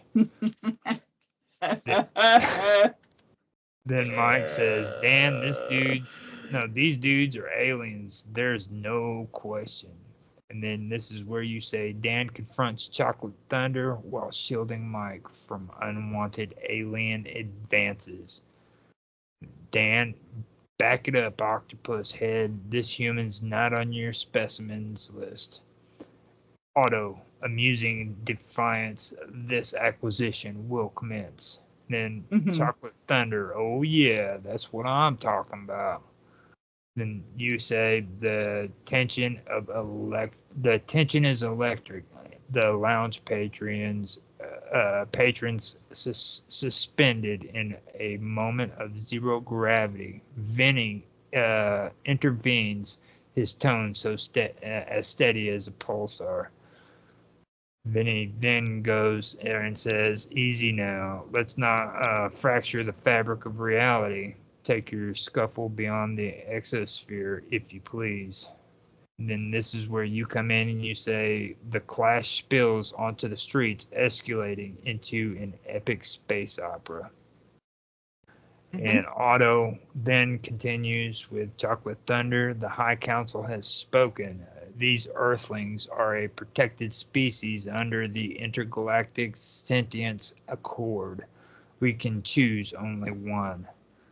Then you go on to say, as things commence, the wormhole weirdness begins to open as Otto and Chocolate Thunder wait expectingly for one of the friends to volunteer. Dan reaches out, handing Mike a mushroom, and their eyes meet. Love and passion overwhelm Mike as he realizes he must take one for the team. Then Mike says, I will do it for you, Dan, you beautiful, luscious man. And then Dan says, don't be gay, Mike. And then this is where you go before Mike can man up. A Camaro careens around the corner, coming to a screeching halt. Two blades erupts from the driver's seat, swinging his guitar in the air like a true guitar hero. And as he does, his three mysterious sidekicks exit the vehicle behind him, one carrying a bass, one carrying a violin, and the third, a dwarf carrying a machete. Two Blades takes his testicle. Two Blades take your testicles off that man. He is mine. Mike, where's your wallet? Narrator, that would be you. With a grumble, Chocolate retreats to the ship with his testicles dragging in the gravel and Otto stepping on them as they go, giving Mike and Dan a chance to escape. The extraterrestrials pause, share a perplexed telepathic exchange, retreating into their ship and launching into orbit. While Two Blades and his sidekicks stand staring while mulling over the enigmas of the cosmos, retreating back into their ship is what I should have there, and I didn't do that. Really? Misspelled it. Retreating back into their No. ship. Do we have? I don't have that here. I forgot to put that in. So, yeah, I'd quite like you to move Vinny's line here. You've got me, I'm doing two quite long sentences, but after this one where it says they're staring, mulling over the enigmas of the cosmos, then I've got here, Vinny says, that's one for the space logs, complimentary cosmic cocktails for all. I'm wondering if we could move that Vinny thing and put it there between those two narrator things that I say. Yeah, we could. Yeah, let me see here. I can just break it up. Just move Vinny's comment up one sentence. True Blade says, "Take your testicles off that man. He is mine." Mike, where's your wallet? Narrator, that would be you. With a grumble, Chocolate retreats to the ship with his testicles dragging in gravel and Otto stepping on them as they go, giving Mike and Dan a chance to escape. Yes. Now Vinny then says, this one's for the space logs. Complimentary cosmic cocktails for all. Nice. There we go. That works. Okay, so let me put that in the right spot. The extra okay, yeah, that's it. Okay, so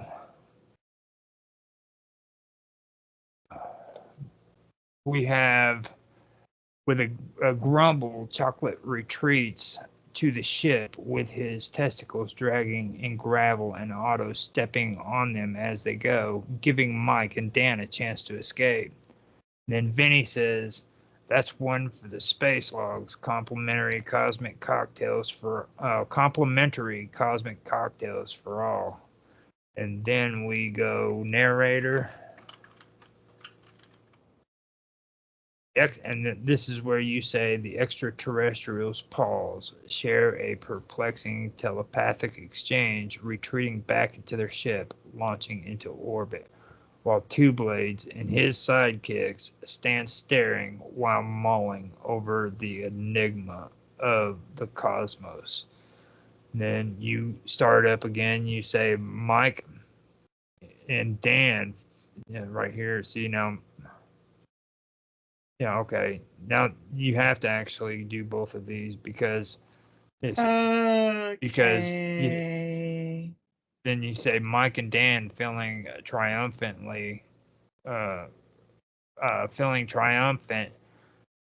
eluding the dreaded Two Blades has his three sidekicks and the alien menace swagger onward with a nocturnal jaunt into the woods. Suddenly, they stumble across a patch of psychedelic. So, we should probably have something in between those two narrations. Yeah, what could we have? I was just thinking. Because Mike's and Dan's dialogue at this point has to be after that comment. Yeah. So we've got that's one for the space logs, complimentary cosmic cocktails for all. That part where freaking Two Blades freaking stomps into the bar and slams his phone down. Oh, yeah, but that's the narrator again. Oh, is it? Yeah, that's the narrator saying that. Oh, I mean, if you're okay with speaking a long narration, we can just that's true. We can just use this long narration. Yeah. It'd be perfectly fine. So without stopping, I'll just make it one big paragraph, I guess. Okay. So let me read it. The extraterrestrials pause, share a perplexing telepathic exchange, retreating back into their ship and launching into orbit, while Two Blades and his sidekick stand staring while mulling over the enigmas of the cosmos. Mm-hmm. Mike and Dan feeling triumphant, eluding the dreaded Two Blades, his three sidekicks, and the alien menace swagger onward into a nocturnal swagger onward with a nocturnal jaunt into the woods. Mm-hmm. Suddenly, they stumble across a patch of psychedelic mushrooms. Then Mike says, eyeing the fungi, Dan, these mushrooms are beaming signals from another dimension. And then Dan says, or they're signaling a trip to the med bay. Let's not mix up intergalactic travel with hallucinogenic voyages. And then Mike goes, what's an adventure without a bit of cosmic exploration? We've tangoed with aliens, and a few spores are nothing. And then Dan goes, last words of the infamous Mike. If we spiral into a space-time vortex, I'm blaming you. Then this is where you say they indulge in the alien flora and soon find themselves surfing a wave of kaleidoscopic visions, their chuckles resonating through the cosmos. And Mike says the aliens are back. They're moon bouncing with Sasquatch. And then Dan responds by saying, no, Mike, you're no longer in the forest. This is where you say, as Mike slowly returns to reality, he notices that he is laying face down in the alien med bay. On the edge of the bed are two strange-looking handles. Mike looks up anxiously and sees Dan standing behind an observation window. With anxiety and frustration, Dan yells behind the window. And then Dan says, Mike, cling on. And then you go on to say, Dan widely gestures towards the handles. Mike quells, trepidation and quickly grabs the protruding handle-like appendages which pulse beneath his moist palms. The vibration of the universe begins to throb within his fingers. Seeing that Mike is developing the willies, Otto stands beside him while stroking Mike's luxurious hair passionately. Otto eyes the heart monitor and notices that Mike's pulse is rising. In a gentle, reassuring voice, Otto begins to soothe Mike's fear. And then Otto says, "The easiest way to do this, Mike, is to imagine that your friend has a broomstick and is about to shove it up your asshole. And this is where you come in," you say. Mike clutches his butt cheeks and glances nervously towards Dan. Then Otto says, "No need for perturbation. Relax those clenched muscles, Mike." And then you say, "Standing at the bottom of the table, Chocolate Thunder stands holding a cosmic trigger and preparing for first contact. Penetration is inevitable." Chocolate Thunder, this is where he says, "That's what I'm talking about." And then the narrator says, "This is where we would be disclosing how the alien menace began to thrust a large rod into Mike's asshole repeatedly while Dan stood behind a barrier watching in dismay. But instead, we would like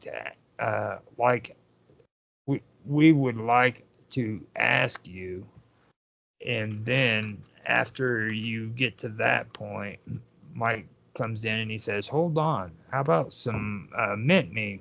It's the universal currency, right?" And then Dan comes in and says, "Mike, this isn't the time." Yeah. Right. This isn't the time. Yeah. Mike, this isn't the time for a crypto crash course. And then that's when Mike says, "But it's money for tomorrow. No, it's the money of tomorrow. Maybe they'll take a liking to mint me." And then it fades out. That is so awesome. Does it sound good? I think it sounds brilliant. I think it sounds really good. So you want a I'm copy? a bit worried that I've got so much narration in the middle there. You don't think it's going to be too much? Yes, I do want a copy, please. I think it is perfect, to be honest. Okay. I think it's great. I mean, I'm a little impartial because we both did this, you know what I'm saying? So it's hard to do it. Yeah, I know. I like it. Wait until we see how freaking Minds Gaming and Satori like it. Yeah, I don't know. Yes. I don't know if they will. I don't know how they're going to deal with the anal probing. You're very naughty. I got the final copy there. When you give them this, you can tell them that I was there to help you with the spelling, okay? Yeah, I'll say she helped me narrate and everything. Like she's my freaking, she's my partner in crime. Don't tell them that. No, I work very hard for everybody to think I'm very innocent and I don't know anything. I don't need you to let them know that I know what I'm doing. Well, we're actually making a video. We've got like freaking. That's true. We got like over, I'd say, 4.5 hours of doing this together, and then I want to put everybody else's stuff in there with it. So there's going to be we're never going to have enough time to live life if we don't. I mean, geez. Anyway, it was brilliant doing this. Now, can you copy that? I haven't got your copy. I haven't got your uploaded copy. Have I? It's in the chat. You just sent me the second one. It's in the chat. Yep. Oh, okay. Right there in the chat. Okay, I see it. Okay, cool.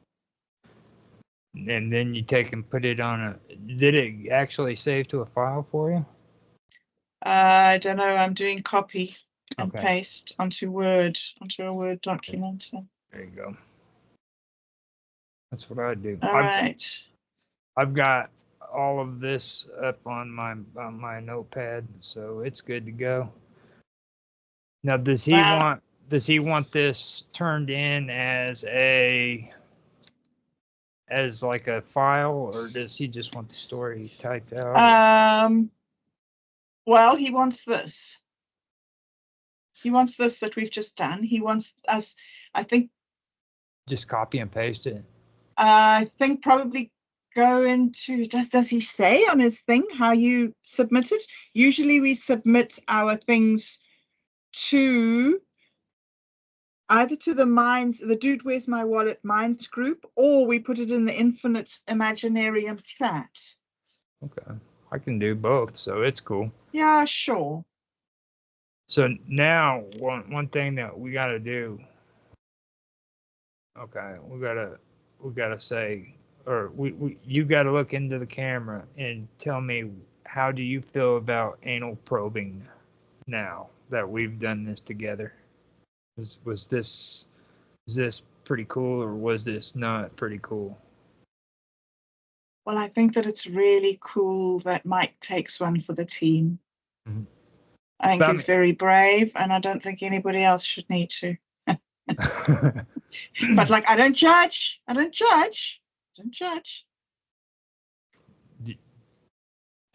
you like the editing and the stuff that we did too? I love what we've done. I think this is a masterpiece, to be honest with you. I think it's terrible. I think they're going to throw it right out. I think they're going to say we can never do this. You two are ridiculous. What is wrong with you? They're going to say we're crazy as shit, is what they're going to say.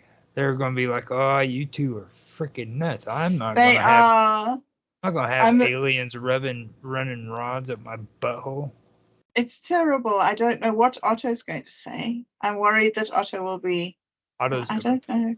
You know what? I honestly, he might actually enjoy this script. He might actually enjoy this script.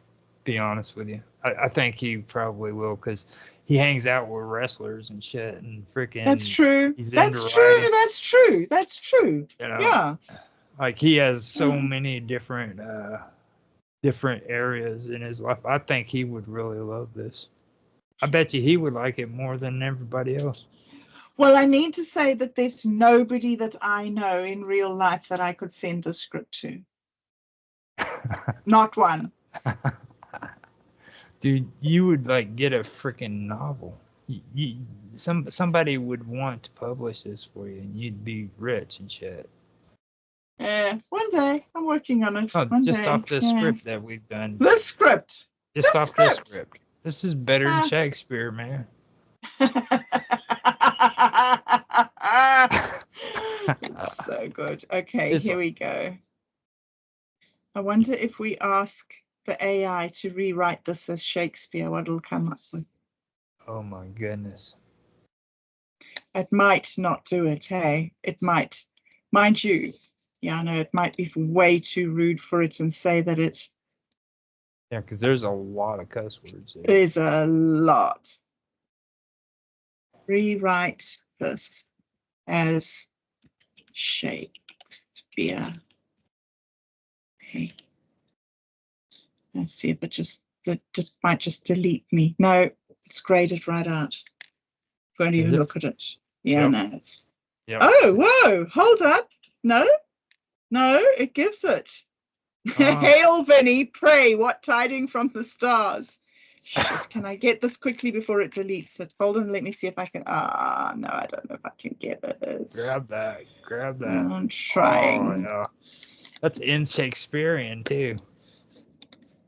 I don't know if I've got it. Oh, I've got it. Oh, okay. Yeah. Oh, I got it before it graded out. Okay. Now we'll give him this stuff right here if you want, or we could give him the Shakespearean. We don't give him that. We haven't even read the Shakespearean one. You give them this one right here and keep the Shakespearean for later. We'll do another project. Aye, travellers, thou appearest as if ye hath narrowly escaped yon black void. Indeed, good Vinny, our path has been fraught with trials. We anticipate yet stranger twists this night. At the far end of the bar, Chocolate Thunder, disguised as a comely vixen, observes with keen interest. Chocolate Thunder, these humans, ripe for probing, mayest script a new saga in the annals of the cosmos. Mike, but tell us, Vinny, hast thou caught any whispers from the cosmic ether? Vinny, mere whispers of asteroid belts and fleeting apparitions. But keep thy senses attuned, for anomalies oft appear unbidden. Chocolate Thunder approaches Mike with a smile that rivals the stars themselves. Chocolate Thunder, I sense miracles in thy presence, fair traveller. Thy aura doth ensnare my very essence. Let us transcend the bounds of time and space together. Mike arches an eyebrow. Thy words, though sweet, doth ring false to mine ear. Methinks thou art no mortal. Before further discourse can ensue, Chocolate Thunder's disguise falters, revealing his true form and causing a stir among the patrons. Chocolate Thunder, fear not, my love. Together we shall traverse the cosmos in ecstatic rapture. Mike's friend Dan intervenes, shielding him from the alien's advances. Dan, back, thou interloper! This mortal soul is not for thine amusement. As tensions mount, a portal opens and Dan rushes in. Dan, what madness is this, Mike? Before Mike can respond, a newcomer, Two Blades, enters, brandishing his guitar like a valiant knight. Two Blades, cease this folly, alien fiend. Release thy hold on this mortal, lest thou face mine wrath. The confrontation escalates, culminating in a cosmic clash. Act 2, Scene 1, the alien ship. Mike awakens in a strange chamber. Dan, watching from behind a partition. Dan, Mike, cling on to hope.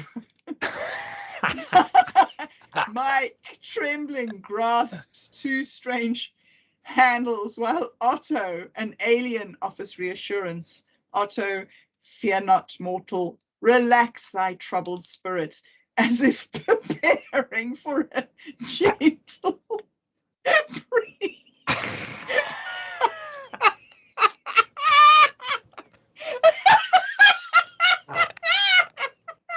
Fear not, mortal, relax thy troubled spirit, as if preparing for a gentle breeze. As Mike's anxiety mounts, Chocolate Thunder prepares for the inevitable, holding a cosmic trigger. Chocolate Thunder, prepare thyself, mortal, for the cosmic communion. As the tension peaks, Mike makes the desperate proposal. But what if meant to be the currency of tomorrow? Mayhaps it shall win favor with these celestial beings. Dan, Mike, this is no time for earthly matters. But as Mike's resolve wavers, a revelation dawns. Mike, perchance the true currency lies not in gold nor mincemeat, but in the bonds of friendship and the courage to face the unknown. And with that, Mike braces himself for the cosmic encounter, guided by the strength of camaraderie and the promise of new horizons. Oh, shit. We've come to that the was end of the hour. stupid. That's the That's ending it. right That's there. the end. We capped this Perchance the video. true currency lies not in gold nor mincemeat, but in the bonds of friendship. That is the best way to do it, dude. I'm gonna end the recording. Hi, this is Summer Todd's Mystery Show, and Austin's joining me tonight. We're going to be talking about just basic paranormal things. Number 1111 is one of them, and maybe just some paranormal experiences we've had. Again, I'm going to say if you have any paranormal stories that maybe you'd like me to discuss on here, you can send them to me. If you want to be anonymous, that's fine. Just let me know in an email. My email is summer, SUMMER, Todd, TODD, 621 at hotmail.com. And you can just put like paranormal or something in the subject matter. I haven't gotten any stories, but we kind of just started announcing that in the last week or so. So we'll get ready, and Austin's got a story right now. An experience happened to him last night, so we'll start with that. Okay. Yeah, me and my wife, we late last night around maybe 11 or 12, we watched a movie and we ate dinner together, and then we fell asleep after that with our dog Wilbur, and then we woke up around 1 o'clock with Wilbur barking like crazy, and we heard a knock on our back door. And my wife went to the back door to look and see who was there, and nobody was there. And we didn't see any headlights around, because where we're at, you can see headlights if a car's pulled in or anything, and nobody was there. And my wife has had this happen frequently, and she's afraid that if something spiritual, so to speak, was knocking at the door and you open it, it's kind of like inviting something in too. So she didn't open it, but she was pretty freaked out. So yeah, and it was pretty creepy. There's a lot of stories about knocking and stuff and how you're not supposed to answer it, or if it's 3 knocks. It wasn't 3 knocks, was it? Yeah, it's 3 knocks. Just 3 knocks only? Yeah, because like the Holy Trinity, that's like the unholy Trinity, like the demons mocking it. So they do 3 knocks too. That's why you're not supposed to answer it. Well, the 3 is not good, because remember, like when your father was sick and I was taking him to the hospital, the 3 vultures that flew up over the hood of the car, it was like something from a horror movie. I think people don't believe it. I didn't believe it, and he didn't either. So, but that was kind of, I knew that was a bad omen. But if you were there, you saw it. Seeing's believing. Both saw it. Yeah. So. And I've never, ever had that happen. I've had a vulture fly across the hood of my car, but just one, because I was going down the back roads back there, but not 3 going pretty slow across the front of the car. So, yeah, I didn't know it was just 3 knocks. That's not so good. No, the whole 3 thing, the omens thing, you guys might want to kind of elaborate on that and kind of explain why it's considered an omens, so that people understand that. The Holy Trinity? Yeah. Yeah, the Holy Trinity is as most people know, is the Father, the Son, and the Holy Ghost, which would be God, Jesus, and the Holy Spirit. Yeah, so the unholy Trinity, by comparison, would be the Father, the Son, and the unholy Ghost, which would be the Father, Satan, the Son, the Antichrist, and the unholy or unclean spirit. So the satanic realm is mocking God using the 3 knocks thing. So when you hear 3 knocks, usually it's something demonic mocking the Holy Trinity. It's kind of the same thing with like 3 a.m. to 4 a.m. 3 a.m. is the witching hour. Yeah. It's the same kind of thing, like how people have a lot of their paranormal experiences around then. That's basically in a nutshell what it's supposed to mean. Right. Hey, you know, Roger, I don't know if you remember a few weeks ago I sent you a picture of Robert the doll from Key West. Yeah. Because somebody, it was on Facebook or something, a story I read, and I don't know if he was just, playing with people, but he said, the story was there. He said he took a picture of it, and he went back home, and now all these weird things are starting to happen. But he mentioned 3 a.m. like he was seeing things and hearing things, and so yeah, and that was kind of creepy. But that 3 to 4, I think he was saying things were starting to happen. There's a That lot of weird things that come out of Key West, though, because, like, a lot of people got spooked over that's what I was talking to you about with the cats. There's cats down there with thumbs. that's the ones over on Hemingway's. Yeah. We were there, and he still has those bipedal cats. Yeah, because they've never, they just keep having kittens and stuff. So, and they have them on the property, and yeah, they're funny looking. People So, people freaked out when they first seen those, and like it's a it's a yeah, creepy and it's thing. It's spiritual. creepy. It's very spiritual. And then wasn't there, like, Austin, a bunch of dead people, like where Chantel had her wedding? There had been they found some dead bodies, or what was the story about that? I can't remember now. Oh, I don't know. I think a bunch of slaves or something died there or something. They weren't In a buried. massacre. I forget what the story was about that. No, They see, weren't When they buried. were buried there. I grew up in southern Florida pretty much. So like whenever you're talking about dead bodies in Florida, it's really not that impressive. To be honest What with you. what's the St. Augustine is the oldest the oldest It's city? the oldest city in the United States. Yeah. So it was because it was built by the Spanish when they colonized Florida in the 1500s. Yeah. You I know, like you know the but story about Florida, how it was actually discovered, right? It I was, don't know. it was discovered by Ponce de Leon. By the Spanish? Yeah, the Spaniards. Ponce de Leon was looking for the Fountain of Youth, It also and, went away.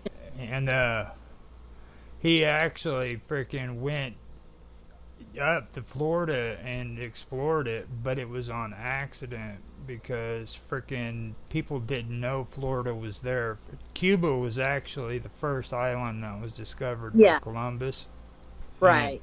And every time Spaniards would sail north, they would frickin' disappear. Nobody would find them again. What happened was they were landing on Florida, or in Florida, and all these crazy cannibal frickin' Indians would eat them.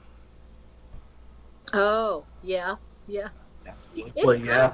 Yeah, they were being devoured. Yeah. Key West has a lot of history. But yeah, I don't know what that was, Austin. That's kind of scary. Yeah. With the 3 knocks and yeah, but and I couldn't tell exactly how many knocks it was, but I think it was more than that, but I couldn't tell for sure because the dog was barking for a minute. But that happens here a lot.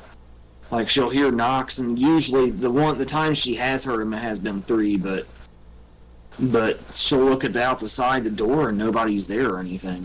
Yeah, And it's usually at night. that's crazy. That's scary. I've heard some stuff when it comes to like old rituals and stuff that you could do for that stuff. Like you know how people put sage and Yeah. incense and everything around their house. Uh-huh. Yeah. I've heard like you're supposed to do it towards like entrance ways and windows. Right. Also used to burn sage in the old house, as I think there was like some good spirits and bad spirits, and the bad spirits to go away for a little bit, at least, I think. So yeah. Yeah, I would burn sage and like sprinkle salt around in it and pray and stuff, and that would usually help.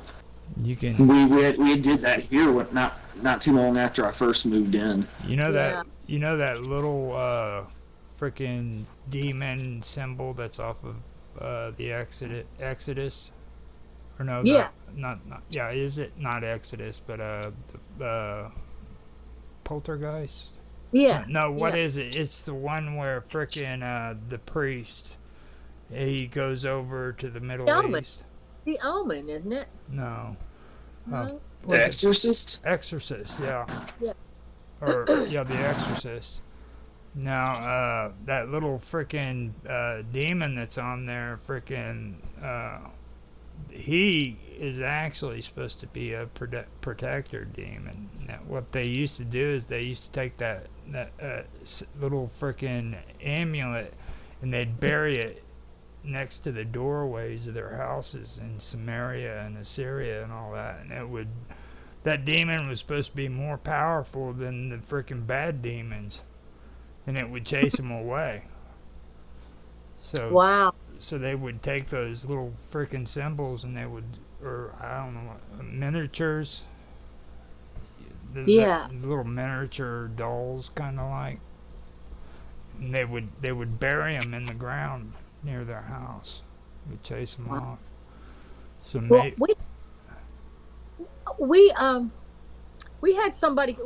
One of my dogs was kind of crazy, so I had this guy come out and try to just kind of visit with her to see if he thought she should be trained or something.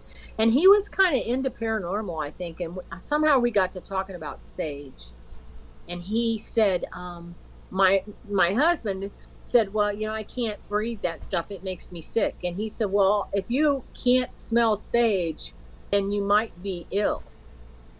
You might be something wrong with you. He said, because, it makes, if you have like, he said cancer or something like that, which was kind of weird because I think it was a couple years before your dad got sick. But, yeah. So do you remember, I don't know if you were there when he came, Austin, that guy to train Soleil. I wasn't there when he came, but I was there. I got there just after he left, I believe. Yeah, that's been a number of years ago. Yeah, it's really odd he said that to your dad though, because your dad ended up getting sick. But he also acted weird about our house, and then he said that he was doing like plumbing or something for a while or something, and he said that he saw some things in people's basements, and so he was very open to it. But I felt like he was a little uncomfortable in our house, and it wasn't really just Soleil.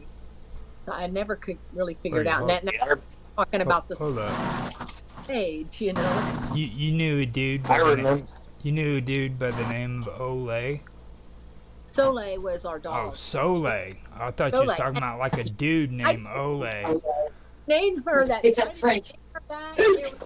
At the time when I got her at the shelter, there was that water, and I don't know whatever happened to that water. It was like some kind of bottled water. It was some Soleil or something. Okay, Soleil. Everybody was drinking it. I think you can still get it, but maybe not around here anymore. So your dog felt uncomfortable about being in your house? No, the guy that came to train her or to look and see, okay, yeah, some ideas about her, and we got to discussing the sage, like and then Marty said, well, I can't breathe that stuff. It's terrible, and he said, you need to get checked out because if you can't and it makes you that sick, there may be something the matter with you. Yeah. Because sage is actually healthy. I mean, even like eating wise, it's actually a healthy food. If it's causing you problems, there's definitely something wrong there. Yeah, I can't remember how many. It was maybe it was only just a couple years before he got ill, but I don't know how long he really had cancer because by the time they found it, it was like a stage 4. So I mean, he could have had it. He could have maybe been in the very early phases of it. Then it's hard to say. Yeah, but that's what they said. It's hard to say exactly when that would have been. It used to kind of make me. I mean, I didn't love it, the smell, but it never made me sick. I mean, it's a strong smell, but yeah, it's a little strong. I mean. But we were also talking about the number 1111. My daughter's pregnant, and so her son's not even a year old, so she got pregnant real soon. So she's gonna have another one, and probably maybe a month after her first son is a year old. Mm-hmm. And she's been seeing 1111 a lot, and she sent me a video the other night of the very first video she took of Denver. He was premature.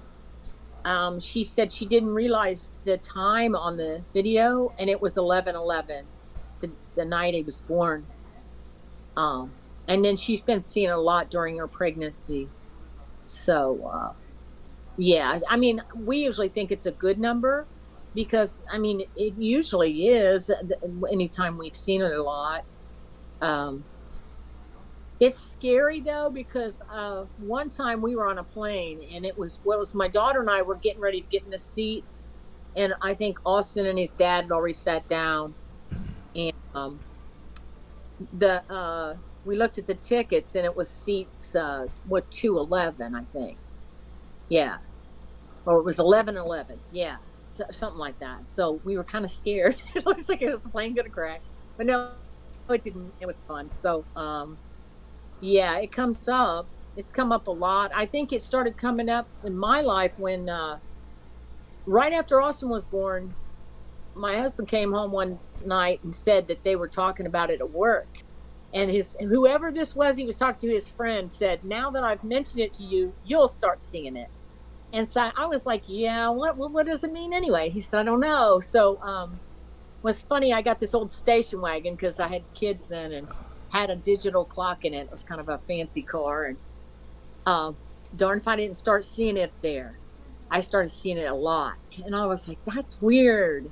And then Marty, my husband said, "Oh my God, I'm seeing it too," and he told me I would, and um, but yeah, we started seeing, I think, after Austin was born a lot, but it's usually not a bad thing. Um, it just sometimes it signifies maybe some rough patches, but it works out or just changes from what I've seen. My boyfriend, he thinks it's just his mom because he was real close to his mom and she passed away. He thinks anytime he sees it, it's just something from her. Uh, Now, Pythagoras had the uh, whole thing with numerology, and that's where a lot of the Christian beliefs on 1, 2, and 3 came from, because, like, the Trinity is 3, okay? And 3 was a really, really spiritual number before Christianity even came along, so. right. And there was a competition back in those days between the religions too. So they they had a lot of things going on there when it comes to, like, especially numerology. It was a big thing that a lot of these religions would incorporate numerology into their religions. So even though they incorporated it into Christianity, it can go even farther back. You know what I'm saying? Yeah. So Well, it. it's always in movies and stuff now is something bad, like the three scratches and the three knocks, and Mm-hmm. so but the three hour, The I it's the witching hour. It's supposed to be when all the paranormal stuff is closer, and Yeah. yeah. Now, I pulled it up for you on what Pythagoras had, and he had what they called the. I always have a hard time saying this. Tetrasite. Te- Tacitus. Whatever it's called. tetrahydra. Yeah, some crazy name Tetra. like that. It was like the Oh. tetrahydrus or something, wasn't it? That was like a shape that was like a shape he discovered in his like Tactiles. mathematical theory. I see. Tetractize is what it's called. Tetractize. I have to slow down and say it slow. But the number 1 is the monad, and that represents the origin of all things. Okay, so Uh, then you have the number 2, which is the dyad, and it represents matter. And then number Yeah. 3 was the ideal number because it had a beginning, middle, and end. So you got the beginning, middle, and end, all 3 in one. Hmm. You see. Wow. Well, back to 1111, I was seeing it a lot during travel because I remember, you know, first it started like a little bit after Austin was born, and so he was about a year old, and we decided to go to Montana to see a friend, and it's a pretty long flight. So we were on the last leg going into, I think it's Helena, and it was late, and there was like me and my husband and Austin, and he was flying. He was doing really great, and there was some woman on the plane that was scared half to death, and she was crying. And then I think there was a couple other people, but there wasn't hardly anybody on this plane going into this small airport. Then you know how the pilots always say, well, we're getting ready to take off and it's so and so time. So there was a little bit of delay. We were sitting there, and then he gets on the intercom and he says, yeah, we're going into Helena, small, in 20 minutes or whatever, and it's 11:11. And I looked at Marty. I was like, oh my God, is the plane going to crash or what? And this woman's back here. You can hear her. She's crying. I don't know if she was drunk. And she was freaking out, and she didn't know nothing about that number. I think she'd been freaking out. So, but we got there. We had a great trip, and it was funny. It was really weird. And I mentioned it to our friend, and he said, oh, that's funny because that's always been my lucky number. And I think his dad or something was born on that day. So he's like, yeah, it's always been a good number for me. And then there was another time we were on a trip, and we were on a cruise, and we were looking out at the boats. There was another boat way out in the distance, and you could see the lifeboats on each end of it. Mm-hmm. And there was lifeboat 11 on one end and 11 on the other end. And it was so freaky because I'm like, that's strange. So yeah, I always noticed it, I think, when I was traveling for a while. And it was, I saw it in a car too. So maybe it's got something to do with travel. And plus, you also got to realize too, there's 4 ones. So like here it says 4 is the number for, it's significant for all 4 seasons, the 4 elements too. Oh. So, Okay. so you have. Oh, go on. I'm sorry. So you have the number 1, which represents the origin of all things, and then the number 4, which represents the 4 seasons and 4 elements. Oh. Like fire and earth and air and water. The elements and stuff. Yeah. Maybe you're seeing the number of the true beast. What'd you say? Maybe you're seeing the number of the freaking true beast. I don't know. I remember another time it happened, and this is really strange. At work, I was getting ready to just quit Miami because I hated it. I was like, I'm going to quit. But I went, and you can interview and go to different departments on campus. So I had one more interview, and I interviewed with this lady, Juanita Tate, and I really liked her. She was really sweet. And then so I came back to my office, and a couple days later, the phone rang, and it has the digital stuff on it, and it was 11:11, and it was her. And she said, hey, I really liked interviewing with you, and I just wanted to offer you the job. And I was like, oh, that's weird, because I was getting ready to quit. So I thought, well, I think I'll try it. And I said, yeah, I'll accept it. And funny thing is somebody that had worked there temporarily in that department called me, and they said they wanted to go to lunch with me. And I went to lunch with them, and they said, you don't want to work for those people. You don't want to work in that department. There's been a lot of problems, and you just want to stay away from it. And I was like, okay. So, but then I was like, well, I might as well try it, because if I don't like it, I was going to quit anyway. So I decided to just, dismiss her and just do it, because I had a good feeling about it. And I ended up staying there until I retired, basically. So, it was really a good experience. And then the guy that I'm dating now, he became my boss. And so I ended up dating him after he quit, for about 5 years or 4 years. And we ended up getting together. So it's really strange. It's a number that usually leads to good stuff, or it just tells you maybe just to be aware. I don't know. I'd say it, but the good stuff. You got promoted. Yeah. I didn't. Now, me and my cousin, me and my cousin Sam saw it. Yeah. Me and my cousin Sam saw it a lot. Yeah. And me and he had a book about it, and we both thought it was more like a catalyst to get people into thinking about the deeper meaning of life and the things that happen, in your life and things like that, to kind of get people's attention. Because it always leads to other subjects and whatnot about that. Yeah, and I think, maybe I would have listened to that woman about just not going over there and working for them, but then I kept thinking about that number, and so I decided to take it. But yeah, she was a great boss. I mean, she's she's probably in her 80s now. I still talk to her every now and then. She's in Georgia, or no, Atlanta. Yeah, Atlanta.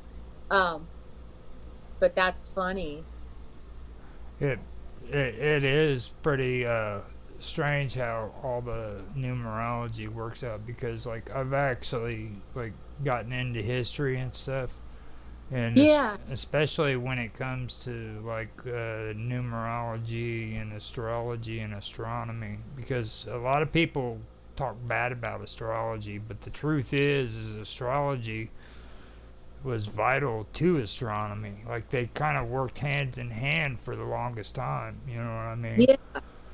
And if you go according to words, just root words and everything, and you look at astronomy, the word astronomy and the word astrology, astrology actually fits freaking science a lot better than the freaking word astronomy. You know what I mean? Right. And people don't really understand the real close connection that they both have with one another. And like for example, the Greek are the ones who actually started the whole freaking houses, the great houses, when you have the age of Aquarius and all that stuff. Yeah, I remember all in the 60s. Now, before the Greeks got a hold of that, the ancients, they didn't do that shit. Like, they had stars that represented times of the years, but they didn't do the whole freaking age of Aquarius. Well, it's pretty involved. You really have, that's a whole thing in itself, isn't it?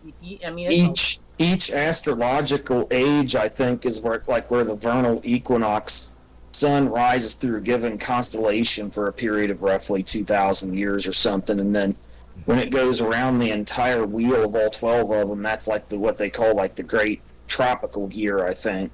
Great year. And certain astronomical events or astrological events repeat themselves and stuff. No, and that ties it. Well, look at that. The solar eclipse. People think it's the. Well, I've already said my take on that. Like, there's gonna be a crazy thing happening with this eclipse that just happened. I'm glad we had that one episode just recently, because we were able to talk about that. Because you mean like I think there's gonna be a lot of we're gonna have paganism. It's coming back. It's. Oh yeah, I read it. It's here. Yeah. But I was thinking it kind of never went away. It I guess it's always had its powers, but I think it's going to grow a lot more. Yeah. No, I'm talking about true paganism. I'm not talking about freaking going out in your yard and collecting pine cones and shit. You know what I mean? Mm-hmm. I'm talking about real paganism. You've got a cult following of over 1 million people chasing down a freaking solar eclipse. Yeah, that was crazy. I do think it's going to change, our climate and stuff. And it is just a lot of weather things will probably happen. It usually does around those. But yeah, I get what you mean about that, because it was crazy around here. They were talking, they let out the schools because they were afraid we were going to have traffic jams, and it was just crazy. They were talking that stuff here too, Oh yeah. It's insane. And they let people off. They let kids off of school. I was like, God, they never would have when we were going to school. They let them off for everything nowadays. Yeah. Yeah, they do. Its numbers are funny though, because I don't know if I mentioned this last week. I know I've mentioned it to Austin. I'm pretty sure I did. My daughter's going to have her baby cesarean, so they were counting the days and looking at the dates, and she texted me. And she said, I think they're talking about July the 5th. And I said, Chantel, I don't know about that. I said, you know what date that is? And she was like, yeah, or no, I don't think it rang in her. It didn't stick with her for a minute. And she was like, no, I was like, that was your dad's funeral. So I said, I don't know if you want that to be your baby's birthday. And maybe it's just a sign or something from him. But I said, it's weird they came up with that date. And she was like, yeah, I don't know if they'll really end up doing it exactly on that date, but it's funny that they threw it out there. That was the first one they threw out, is we think we'll take him probably July the 5th, which was very strange. So I don't know if she just kind of thinks it means he's around. But I don't know how they do that stuff. So, it's like the OJ thing. They said it was 13 years from the day, whether, I think he killed him, but some people don't, but whatever. But from the day that he was found not guilty in his trial, I think, or from the murder. I can't remember which it was. I didn't even know he had cancer until freaking after he was dead. Like, I had heard he had, but I didn't think of nothing of it. I just heard it in passing.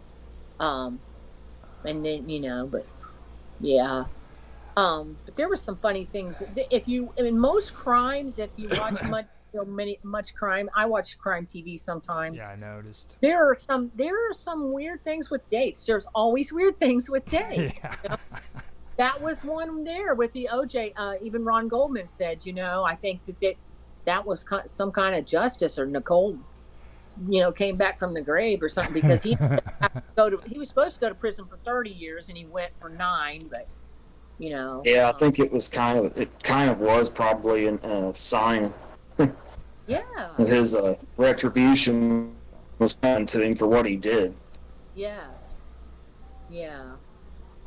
To be honest with you, I mean, back then, I don't really know how to take that whole case, because it was really strange from the get-go. You know what I mean? They found out that the freaking police freaking botched the whole freaking case. Yeah, well, they found out the one police officer was racist because he had said racist things, but I always thought it was kind of ironic, because the LA police loved OJ. When they would come to the domestic violence calls, they would want to take pictures with him. Yeah. And really loved OJ. I mean, they may have been racist with some others, but they loved OJ, and they always, and that's why Nicole told one of her friends, she said, he'll kill me and he'll get away with it because the police love him. Nobody listens to me. And then it was Johnny Cochran that gets in there, and he's like, I'm going to turn this into a race, thing, because coming off of Rodney King, and boy, he did it, and it worked. Well, I mean, you do understand, though, freaking at the same time, okay, what's his face, dude that made I Dream of Jeannie, he was being brought up on charges for the same exact thing. No, not Larry Hagman. No, Larry Hagman was off. He was actually on the show. I'm talking about the guy who made the show. Used to always wear the trench coat and everything. Everywhere. Little black. I forget who that was. Black hair guy. Starts with an S. I know that. Yeah. But no, all that. He freaking was brought up on the same exact thing. Freaking, he was suspected of killing his wife, okay? They both freaking get charged with the same charges. They both freaking get let scot-free, alright? And everybody's focused on O.J. Simpson. He just disappeared. I forgot his name.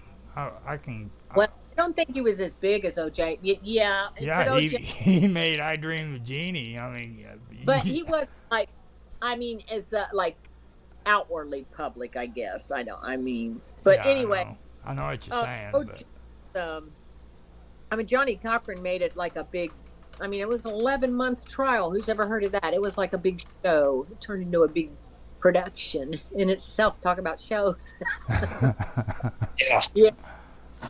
But but even I've talked about this before. I know on this show the dates and murders and stuff, and talk about the 4 kids that in is it Idaho? Sidney Sheldon. Moscow. Oh, Sidney Sheldon. Yeah, I remember that now. Yeah, he was big, but that just overshadowed him. Even all that whole thing.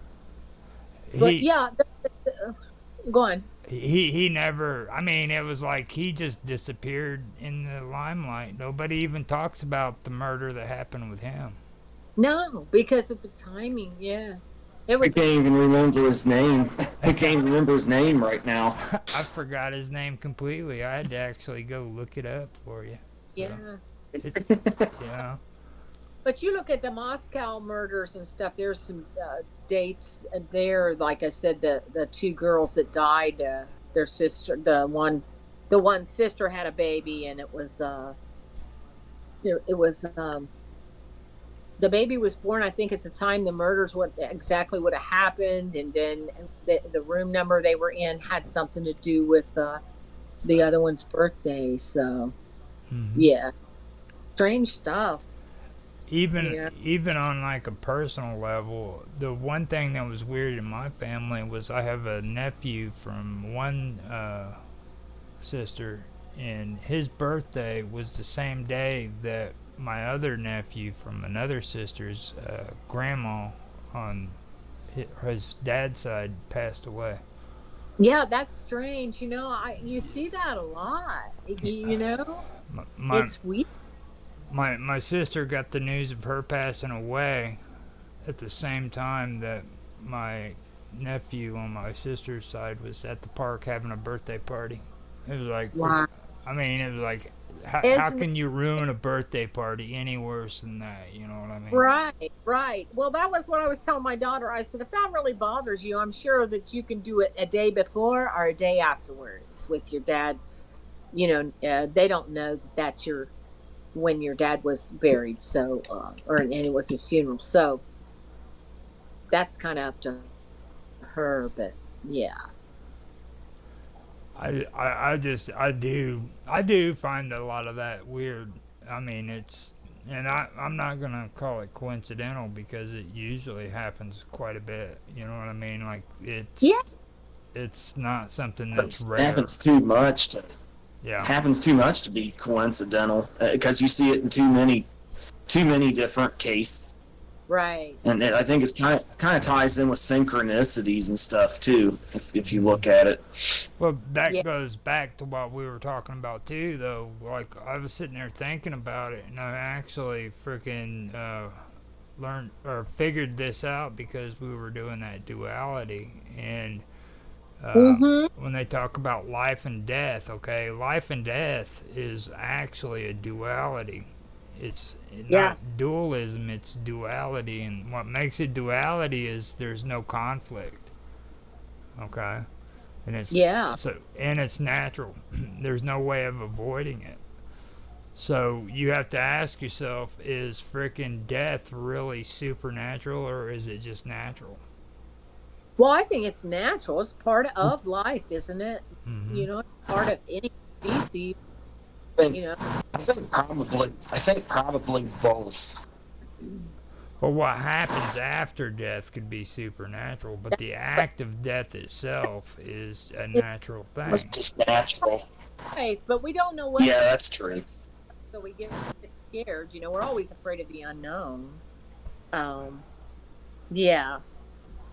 I just wonder, like, I'm not afraid of dying, but I've always said this is like, it's not usually good. Even people that die in their sleep can't tell you. They probably wake up for a second or something, or they're aware that something's going on and they die.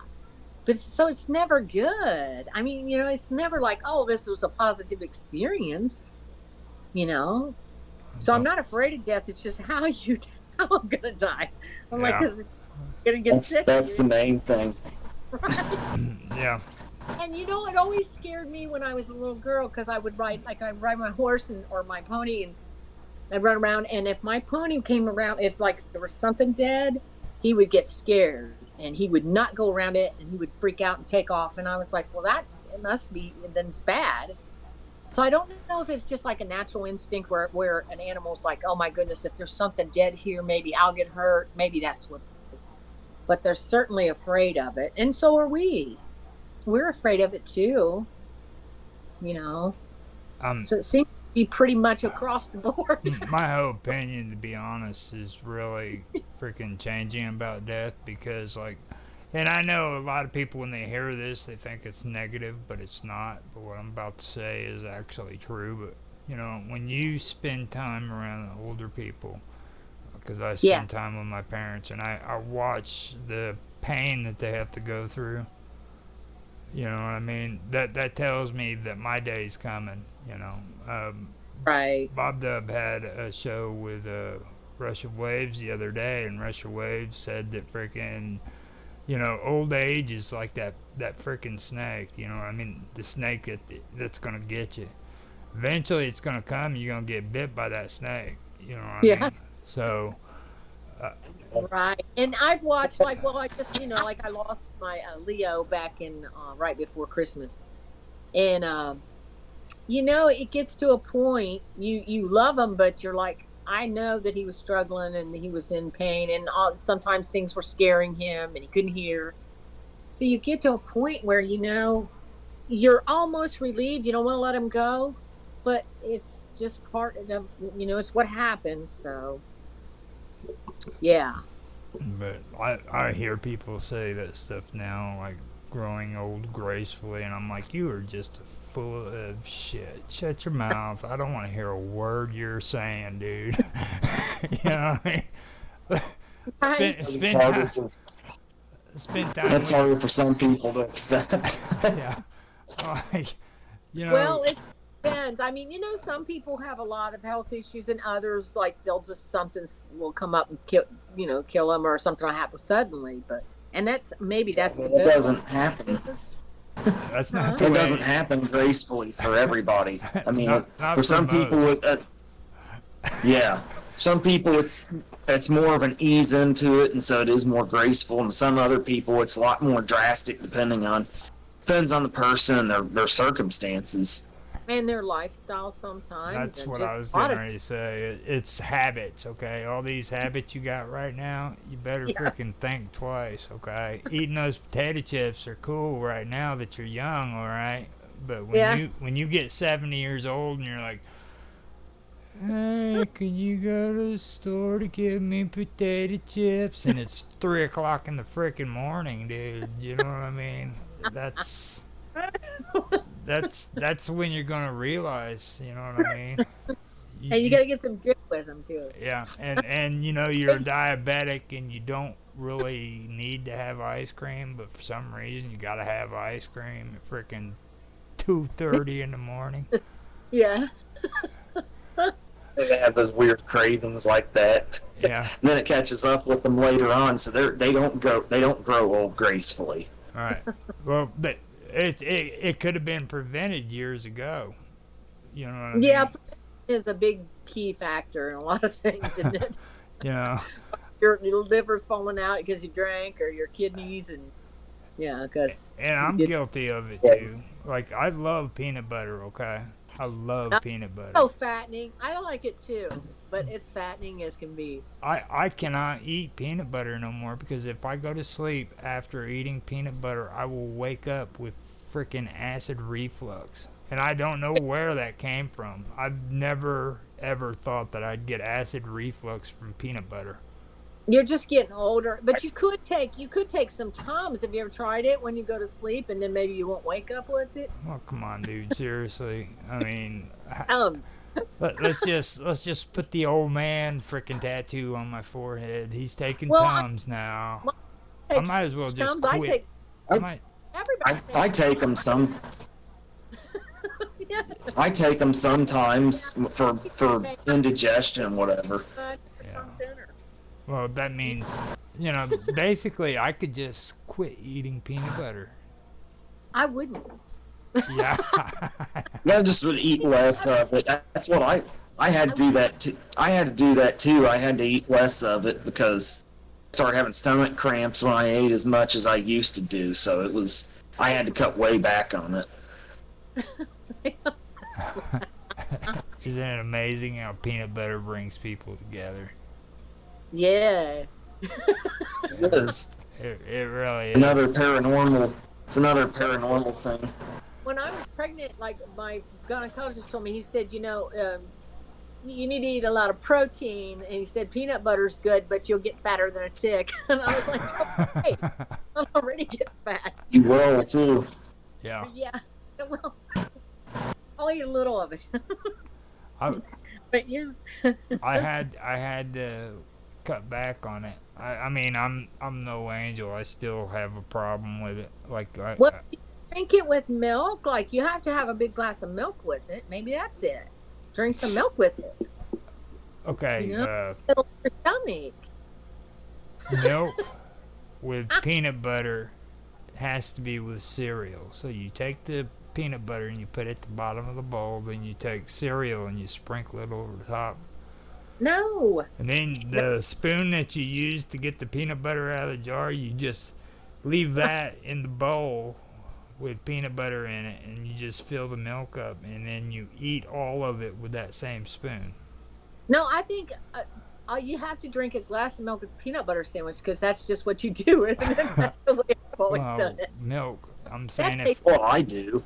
if I use milk, then we go beyond the bread. You know what I mean? That goes into the cereal department where you put cereal over your peanut butter.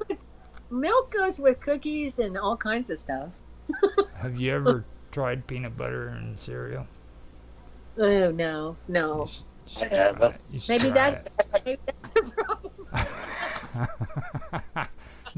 problem. that's lightweight for compared to when I was younger, man. I'd put freaking ice cream in with it, and I. You really did experiment with a lot of that stuff. Yeah. A lot of different off-the-wall stuff. So, yeah. My stomach's pretty strong, but I can't. The one thing I can't do is whiskey, like a shot of whiskey. Oh God, that hurts my stomach. It's like fire. Well, being honest, I think that's probably where a lot of my problems came from. Is my drinking days. Yeah. I'm paying for it now. Because It tends to catch up with you. Yeah, because everybody has this tendency of thinking like if you quit doing drugs and drinking and stuff, eventually you'll get better. But there's stuff that I've damaged in my body that's never gonna be freaking, it's not gonna be or it's not irreversible. You know what I mean? Right. So yeah, that could be it. You start getting older. That's unfortunate. Yeah. I mean, I see a lot. But yeah, I think aging. Huh? I think aging and death is a natural process, and then what could happen, after death is the supernatural aspect. But I agree. Of it. I think. I think it's. Well, think about birth. Isn't that pretty supernatural that some woman's carrying around some thing in her stomach for 9 months? No, it's what happens before. Okay, huh? it's what happens before birth. It's the soul entering the body. It's the actual procreation that happens before the birth. That's freaking. Well, yeah, that's amazing that a woman or man could get along that. No, it's not really. It's not that material. I'm saying like the actual creation of a life where sperm enters an egg and a life is created. That could be. That's natural. Well, yeah, that's natural. I'm saying, but that's still a life. You know what I mean? Yeah, but the whole carrying the baby thing is weird too. Like, that's just strange. That you have another person inside your body you're carrying around for several months, and they're doing all kinds of stuff. You can feel them moving around. It's crazy. I never knew anything about that, and then I got pregnant. I was like, "Oh, this is so strange." You know what that's called, don't you? You know what that's called, don't you? It's called It's called utopia. Utopia. Yeah. Freaking, I told somebody when I was in my 30s, I was like, dude, if I could take a color TV and just climb right back up in there, that's where I'd go. Take a color television, some potato chips, run an extension cord. Well, really, I think babies like I know my grandson is he loves water, and so my kids too when they were real little, because that is like they're in the motion in their mom's belly, and they're Hmm. in a bunch of fluid, so I think it takes them back to that. It's comforting. Yeah, it's kind of a natural thing. Yeah. I think that is too. The But it's always said that birth is hard on a baby, and I think it is. It's a traumatic experience. Birth is than what at first. I think it's traumatic experience for everybody that's born. Well, Yeah. the supernatural part of it is how does the life begin? Like you know what I mean? Like the material functions about the egg and the sperm. Like me and uh, Right. you know what I mean? Like me and Austin were just talking about. But what about the actual life entering into the baby? Yeah. You know what I mean? That would. That whole thing with some people think there's reincarnation, which I mean, there's some strange stuff out there. I wouldn't dismiss it completely. Um, that could be, but how does that all work? Yeah, Right? exactly. Ooh. Everybody's got their theories. I mean, even religions, they've even got their theories about it and everything, but nobody can prove it. I mean, there isn't a stitch of evidence proving it or disproving it. I mean, Right. Yeah. There's no one thing of evidence proving one theory right or wrong one way or the other. I mean, science does tend to agree with the idea of existence before or after life. But no one theory is proven correct as opposed to another. Right. yeah. But like I said, the professor I worked with who was telling me about that other professor who died, and how he ended up going out of state, and his grandson was born, and no, he was having surgery, and his wife was out of state, and she went to because her grandson was being born, and he had to stay because of the surgery, and it was supposed to be a minor surgery, but he died, and it was exactly the same time as his grandson. I think it was his grandson, yeah, was born. So This would actually bring up a good opportunity for us to talk about something I think somebody wanted to talk about in your comments. what? Do you remember we got that comment before where somebody mentioned a hospital? This doctor was weighing beds, and he found out that frickin' when patients died, the soul would actually leave the body, and the body would lose like 7 grams of weight. Yeah, I've heard that. I've read that. Yeah. Right. What do you think about that? That's strange. Well, and I think Austin sent you the thing where the person's soul was supposed to be leaving the person's body. Well, I saw none. Yeah, that was on. Yeah. Go on. That was on the Paranormal Videos text channel on Discord under the Wonderful World Weirdness. That's where I put that. Mm-hmm. Yeah, and then there I was could I could put a link in the comments section too of this video for anybody that wants to see it. Well, Yeah. instead of him the one you, Austin, because I sent him one from Kentucky. It was Stanton, Kentucky, where a trucker saw an accident, and he actually took the picture, and it's all over the internet. The guy was killed, but you can see something coming up from the car. I mean, it looks like a spirit, Yeah. and so yeah, that was another incident.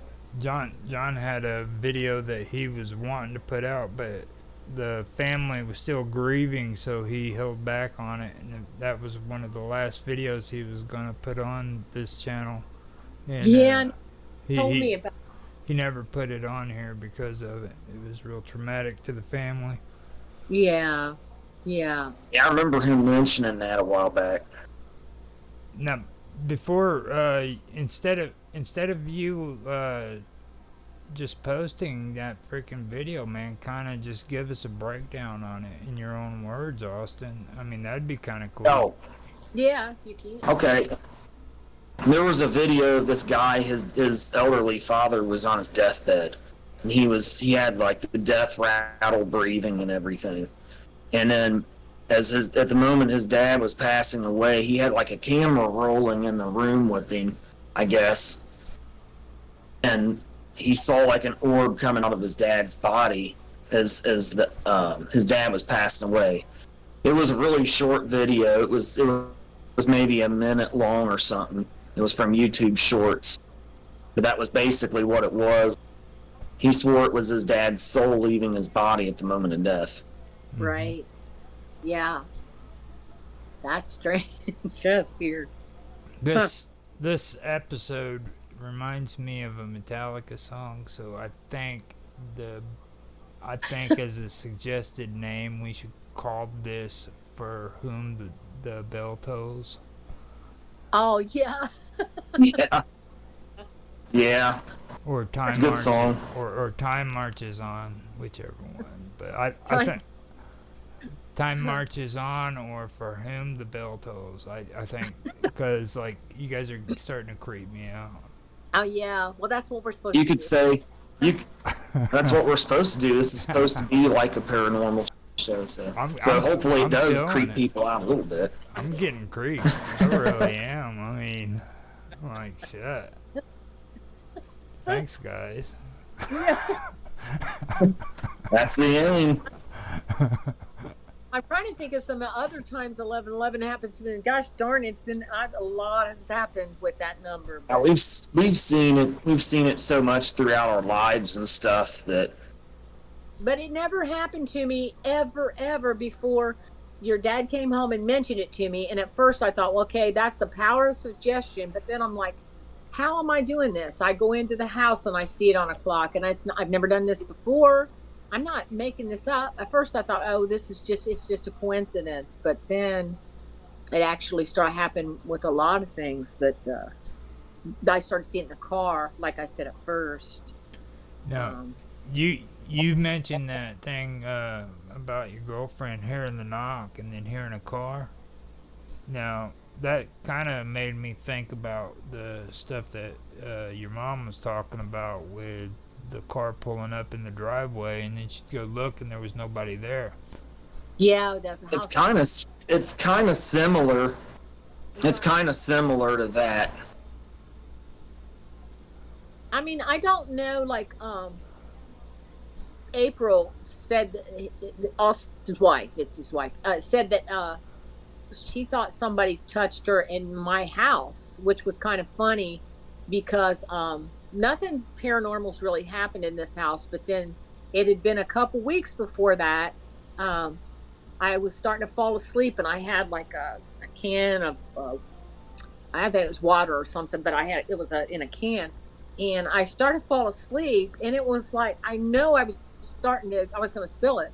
But I started to wake up, but something, it grabbed a hold of my hand, I thought. It was so weird. And I thought, that was strange. It really felt like somebody grabbed a hold of my hand and like took the cup or the can up for a minute. So then I thought, well, maybe I was just tired and I was imagining that, but it felt really weird and real. So, and then a couple weeks later, Austin and April were eating dinner here with some other people, and I was over by the stove, and she looked at me. She looked freaked out, and I just knew. I thought, I bet you something happened to her too. And then later on, she told me that something touched her on the shoulder, grabbed her on the shoulder. But then she has some stuff happen around her, like when she lived in our house for a while. When she first started dating Austin, some strange things happened. So she always kind of thinks it's a poltergeist that she brings up, but I don't know. Well, females are they're more susceptible to poltergeist activity too, and that's not a spirit. That's actually freaking poltergeist activities are created out of the person. You know what I mean? Right. So like, don't mistake that for like a demon or a spirit or anything of that nature. Poltergeist It's activity. more like it. It's more like energy Yeah. as opposed to like an intelligent entity or something of that sort. I kind of thought I should have been scared, but I wasn't. But I just, at first I thought I was imagining it, but then it didn't feel bad if it was something, some entity or something, but I don't know. It's like, remember a while back when I asked you about that thing that happened in your kitchen, if there Oh, was, and you said that there might have been a well that was down underneath the kitchen. there definitely was. It Okay. wasn't like There was. the dining room. It was partially filled up with a little gravel and stuff. It was underneath the basement, an old well, but it just the water wasn't really any good, so we never Yeah, but used it. And the floor was over the well in the that dining room. that's still water from the earth. Like back in the day, man, pagans worshipped the freaking natural water that came up out of the ground. That was holier than freaking water that Yeah, fell from the sky. right. And that's one of my parents' home where I grew up. There was that well. Of course, theirs was a good well. We always had water out of that well, but it was right It was outside, right there probably the on. same kind of thing.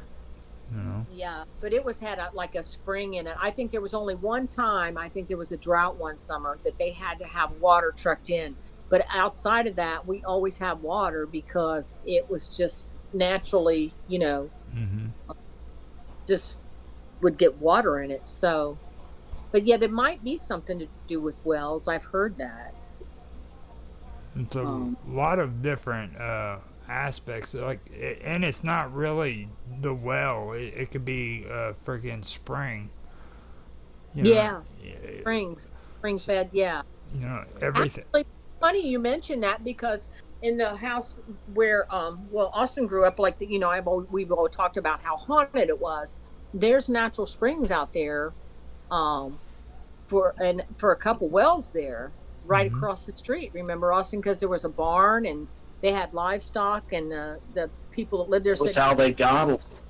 That was how they got a lot of their water out yeah, through those wells back in the old days. So that's why there were so many, and they had a lot of natural springs to draw on around that area too. Hmm. yeah.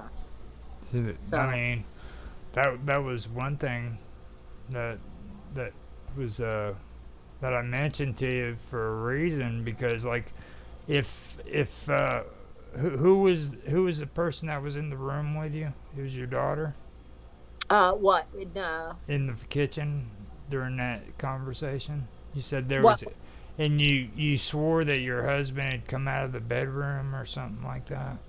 It was that um room that you felt uncomfortable about. oh our computer room, that Yeah, room. and Yeah, that one was on another corner of the house. But mhm, yeah, the phone, actually his phone, I think that if that's the story you're talking about, his cell phone was in the room where the well was. mhm. Um and he thought somebody messing with his phone. Yeah. Yeah, it was nobody was. See, At least that was why I brought that up about the well, because like the well, if I mean, it could have been poltergeist. It could have been because that's the kind of stuff. Possibly. That's the yeah. kind of energy that would set off a poltergeist, especially if a female is involved, because females have a tendency of freaking instigating poltergeist activities. Yeah. Yeah. That's weird. Young female I girls too, by the way. huh? Young What'd you say? female girls too, by the way. Like, Can tell. Yeah. Yeah, we were talking about the slider energy and the energy there. hmm. I told you the story about this is really not about wells. Um, at Miami, that the elevator that I used to take up to the third floor of this building I worked in. Um, every time you get to the third floor, it would stop and then it would drop just a little bit, and it was always creepy. But you knew that's what this elevator did. So I got on there one day and going up, got into work, and these two guys got in there And I don't know, they started talking about ghosts, and I was just like, and I'm not a morning person. I don't like to talk to anybody hardly in the morning, but they were talking about ghosts, and they said, "Did you know this building was haunted?" And I was like, "No, I really hadn't heard that about this building." I said, "I've heard it about Peabody and some of the other buildings around campus." And they're like, it's haunted, and you never know when you might see a ghost. I said, "Well, what's scary is when it gets to the floor that we're going to, and it drops down." And they were so anyway. We get to the floor and it did that, and they were like, "Yeah, you never know when you're going to see a ghost." And they were all laughing and stuff, and I was like, "They're annoying. It's morning, and they're really annoying me." So anyway, I get into my work, and I wake up, and it was a few days later, and I was like, it was really weird because they were doing work on that building that week. I never saw those guys again, and I'd been on campus long enough that usually, even if I didn't know some of the maintenance guys, I've seen them. You see them just running around all over campus, Hmm. And I swear to God, I never saw those two guys again. And so I told somebody about it, and they were like, "Oh, well, maybe they were ghosts." Yeah, Like, it oh my could have God, been. you know, because That could have been. somebody said, you could see a ghost and talk to him, and you never really know. Well, And I was like, you God, know that's what happened then, don't you? Ghosts are fucking with you. I know that's what I thought because I got They knew they were. They laughing. knew they were ghosts. They were fucking with you. She just finishes up and she said, "Oh, they're just fucking with me." You know what I mean? Yeah. Yeah. It You was just kind of weird. I mean, I even got into work and I was like, "Is something on my face or are my clothes inside out?" Because I'm not a morning person. I was like, "Is something wrong with me?" And I was like, "No." And I didn't act scared because I'm not scared of ghosts anyway. I was like, "There's something weird about those guys." And then it hit me a couple, and it kind of scared me. And then when I talked up my friend, she was like, "Well, they probably were ghosts." I said, "Yeah, maybe they were." Would you know that you've seen one? Because sometimes they look like regular people, don't they? Now I know sometimes people just see half of a person or something, but I don't know. you Maybe got we've all. we have a late guest to the party. Diane, she came into the chat and asked if she missed anything, and I told her, "Yeah, you missed a lot, but we're glad you're here." Yeah, really. Does she want to tell us anything or? Not yet that I know of. She said, "Better late than never," and I said, Right, "You got that right." right. So, Now we're just talking about if we saw a ghost, if we would know it was a ghost.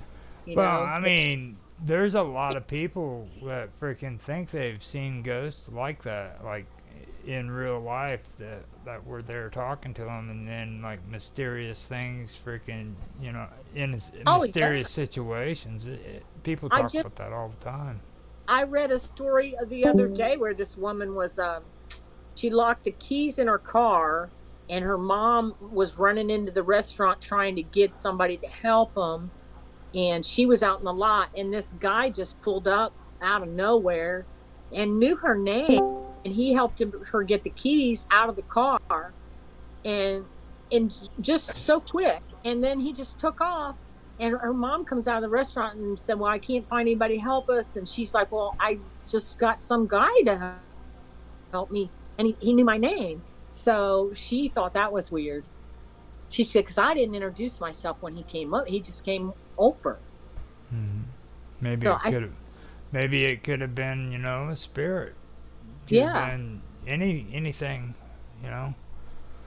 that's what she thought. It was, yeah, she really did think it was like an angel or something, but she said, Sometimes you'll see stuff like that. Now, yeah, now, we do have an hour and 8 minutes in. If you guys are good with doing doing that, if you wanna cut it short or you wanna keep on going, it's your call. So, yeah. I mean, because where did he go?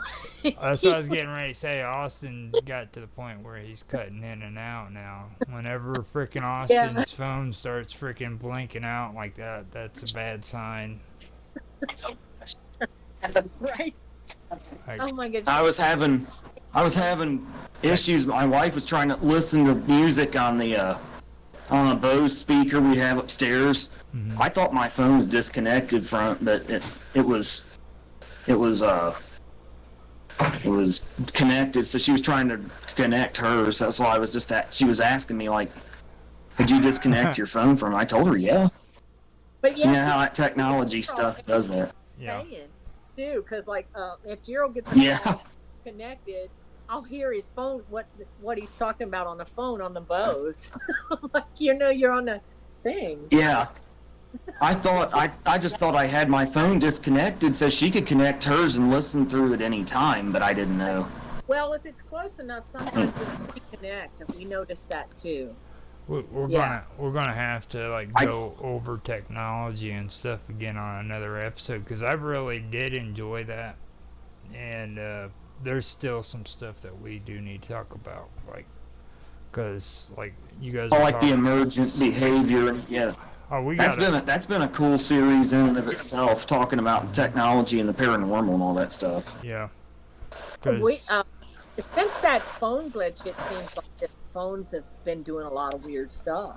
oh it's My- it's even more than that though, like we start if you stop and think about what we were talking about, I mean we got into some weird shit. I mean being honest, we did. Yeah, we did. I mean, Well, you know what was creepy to me? Just a couple weeks ago, I was going in to pay. I think it was a Lowe's bill.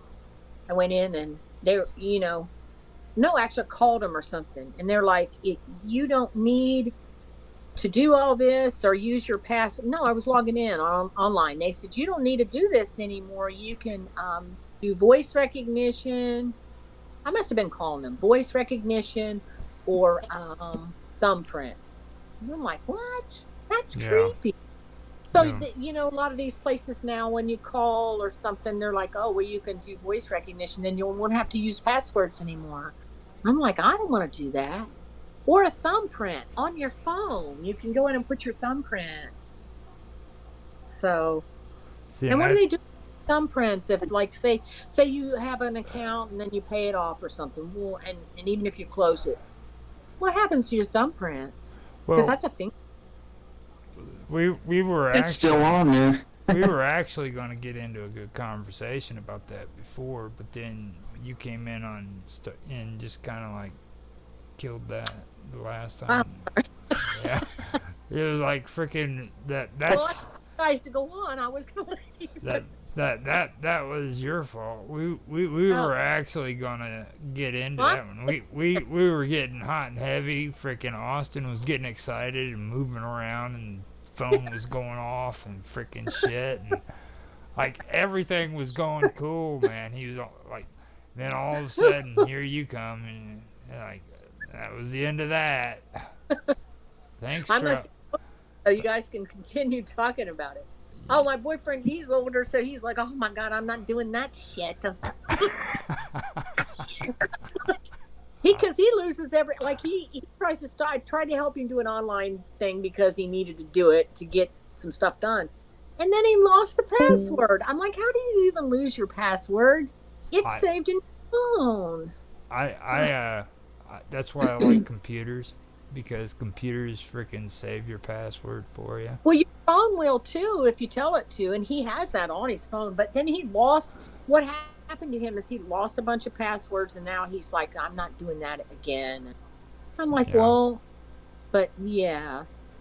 I have no respect for phones whatsoever either, at all. Well, I think people are using them more and more over computers and even iPads because they have them all the time. And then you got these silly digital coupons at Kroger's and they, things like that. See, it's convenient to use a phone, but technology-wise, like phones still suck. Okay, like all these apps that you get, like if you go on and you use your phone for an app, then that's cool. But like like what we're doing here, okay? We're on a VoIP, all right? You seen how much hassle and how much aggravation we go through, right? Right. And the reason why we're doing that is because we're using telephones. Yeah, that's true. I'm using an iPad, but yeah, the phones are. You know, Yeah.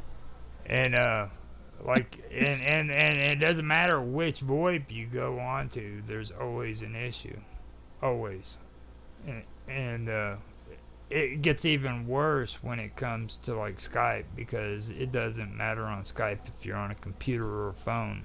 It just Skype sucks. Yeah. You Yeah, know? it does. So, Oh, I was going to tell you this. I think, well, Austin already heard it, I think. The other night, I was getting ready to go to sleep and Alexa just answered some random question about some actor. She said he was born in 1957. I forget who it was. And I was like, Alexa, I didn't ask you anything. And she's like, oh, see, she's saying it right now. She said, sorry, I thought I heard my name. And it's just so human how she answers. I thought she. that's creepy as shit. Now see, you need to watch out with that crap, cause Yeah, because that was like, I thought she'd just say nothing or say, oh,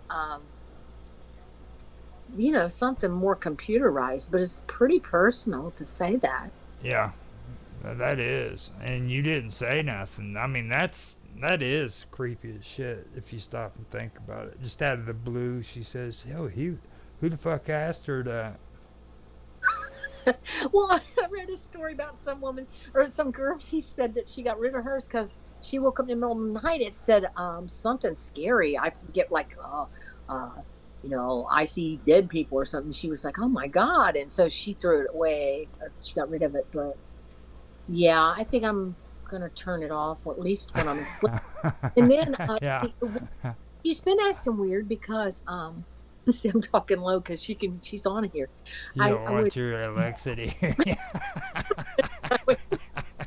The other night, Gerald, he was snoring, and I was like, and then I saw her, the light comes on when there's an announcement or something, or you have something, like sometimes if there's a tornado or something coming, she'll say something. And I kept thinking she was going to say something, but she didn't. And then I wanted to ask her if I had a notification, but then I knew it would wake me half to death. So, what was that? Who said that? Can you guys hear me? Yeah, we can hear you. April? Yeah, we Oh, can. no, that must be from the recording from earlier. What is that? That's me earlier. No, it's not. I'm right here. Nope, I'm right here. Oh, that's April. That's April talking. Yeah. Austin said he disconnected the Bose from your conversation. Yeah, he did not. Oh. I just text him and said, Okay. so I'm not,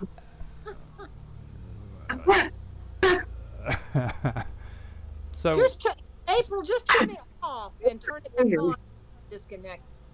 now, But anyway, what was I saying? Oh, so anyway, I thought she was going to say an announcement, but I wasn't going to ask her because if I did, it would have scared him half to death. That, she said something, he was sound asleep, and I was like, God, it'd scare him half to death. But it was kind of freaky to me, and she never did have an announcement, and I was, like I said, I was afraid to ask her, but yeah.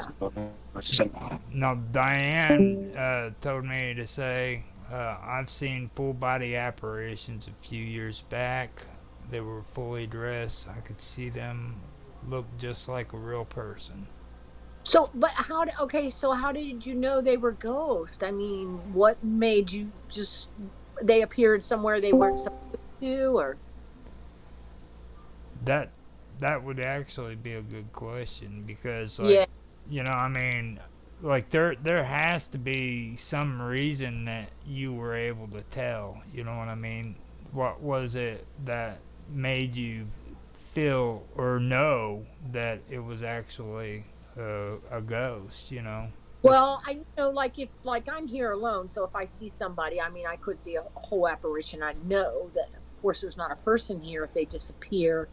but like sometimes I think they kind of merge into our lives, maybe just go on about their way. But a Well, lot of times, even with me, if I see a stranger in my house, okay, the first thing that pops in my head isn't going to be a ghost. It's going to be an intruder, a burglar. well, yeah, I mean, you would think that at first, but then you might, or like, but if you were outside, and a lot of times people see them very quickly.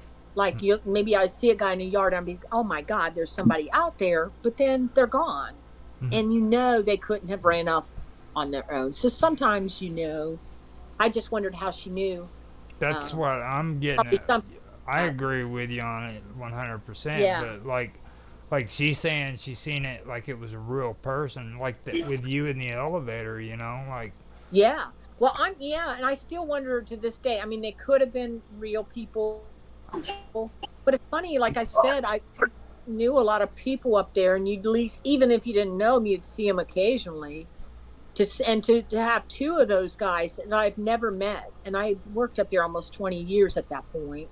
okay, she said I used to live in this house that the person I seen used to live in there, but Oh, I and the one other person seen the same guy. really? Were they? I wonder, were they from a time period like in the Civil War, or could you even tell?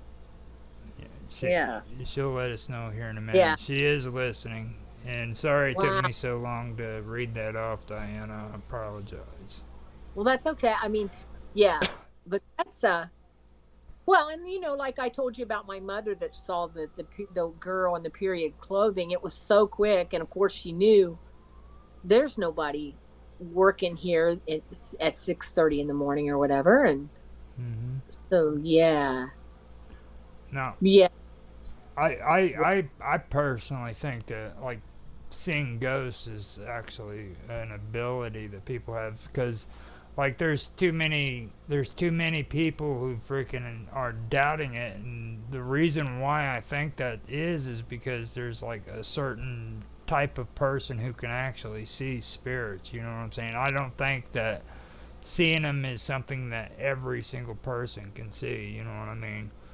right. I think some people are more intuitive and more in touch. Yeah, You know, yeah, I mean and that's my that's personal just take. it. I think it's an ability. It's like some people can play football, but maybe somebody else can't. Some other people have a musical talent, but others can't. Like I think my daughter's very psychic, although she tries to block it. But just some people have it, and other people don't have it as strongly.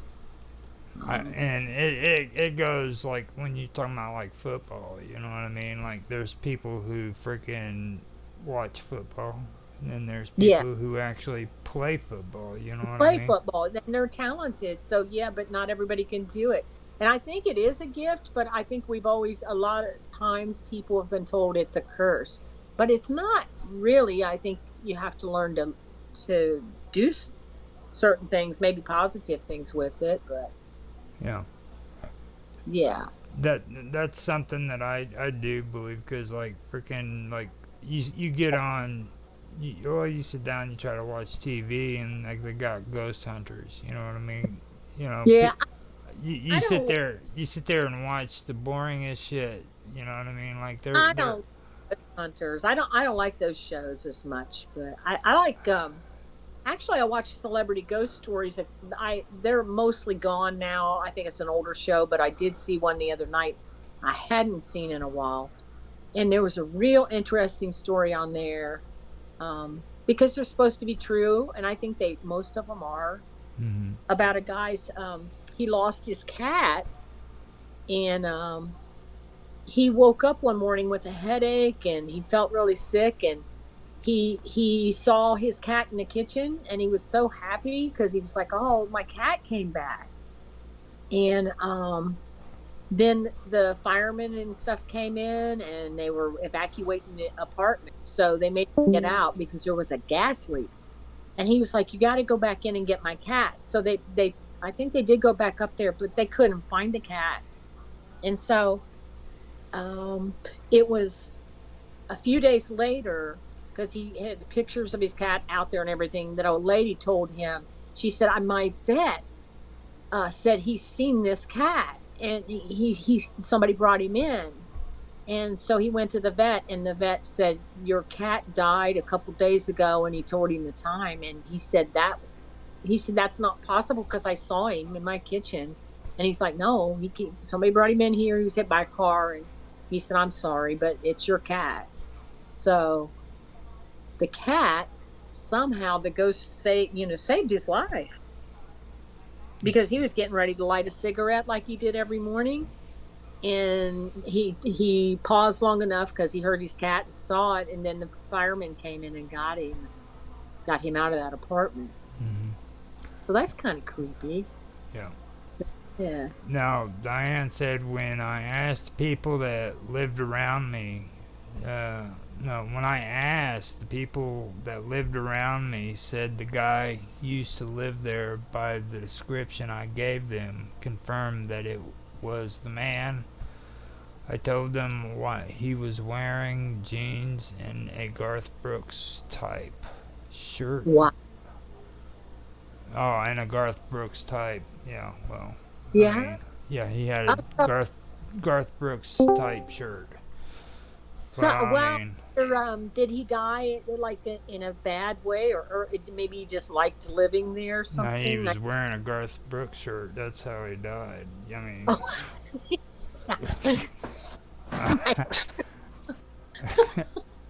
I'm sorry, dude, but you don't freaking wear no Garth Brooks shirt. I mean, the only time I don't like Garth Brooks. The only time you wear a Garth Brooks shirt is when you're going line dancing, and nobody does that anymore except for the hip hoppers do it now. I wonder if he died tragically around there, or if it was just a place he loved. Because I always feel like my husband loved the house we were in, and it was so big, and I wanted to get rid of it because it was. And we were talking about it, but he was so sad about that. Yeah, I can hear it now. I feel like. Yeah. If he haunted anything, it would probably be that house. He's probably try to listen to music on your phone. Tell her to turn it off, Austin. Just for until you're done. Huh? Tell her to turn it off, and then go to a different room. No, I was trying. No, my phone was connected. Phone speaker. I was trying to listen to music on it, but it kept picking up my phone, so I went in to disconnect my phone. Oh yeah. Yeah, it must be just, so then it keeps. So hopefully she can turn. Hopefully she can. I think audio. You're really bouncing all over. Yeah. Yeah, maybe that's because you're on there. You might be. Yeah. Now, if you guys want to, we can freaking go ahead and cut it short. Yeah. Because like we're already at like an hour and a half. Okay. Well, and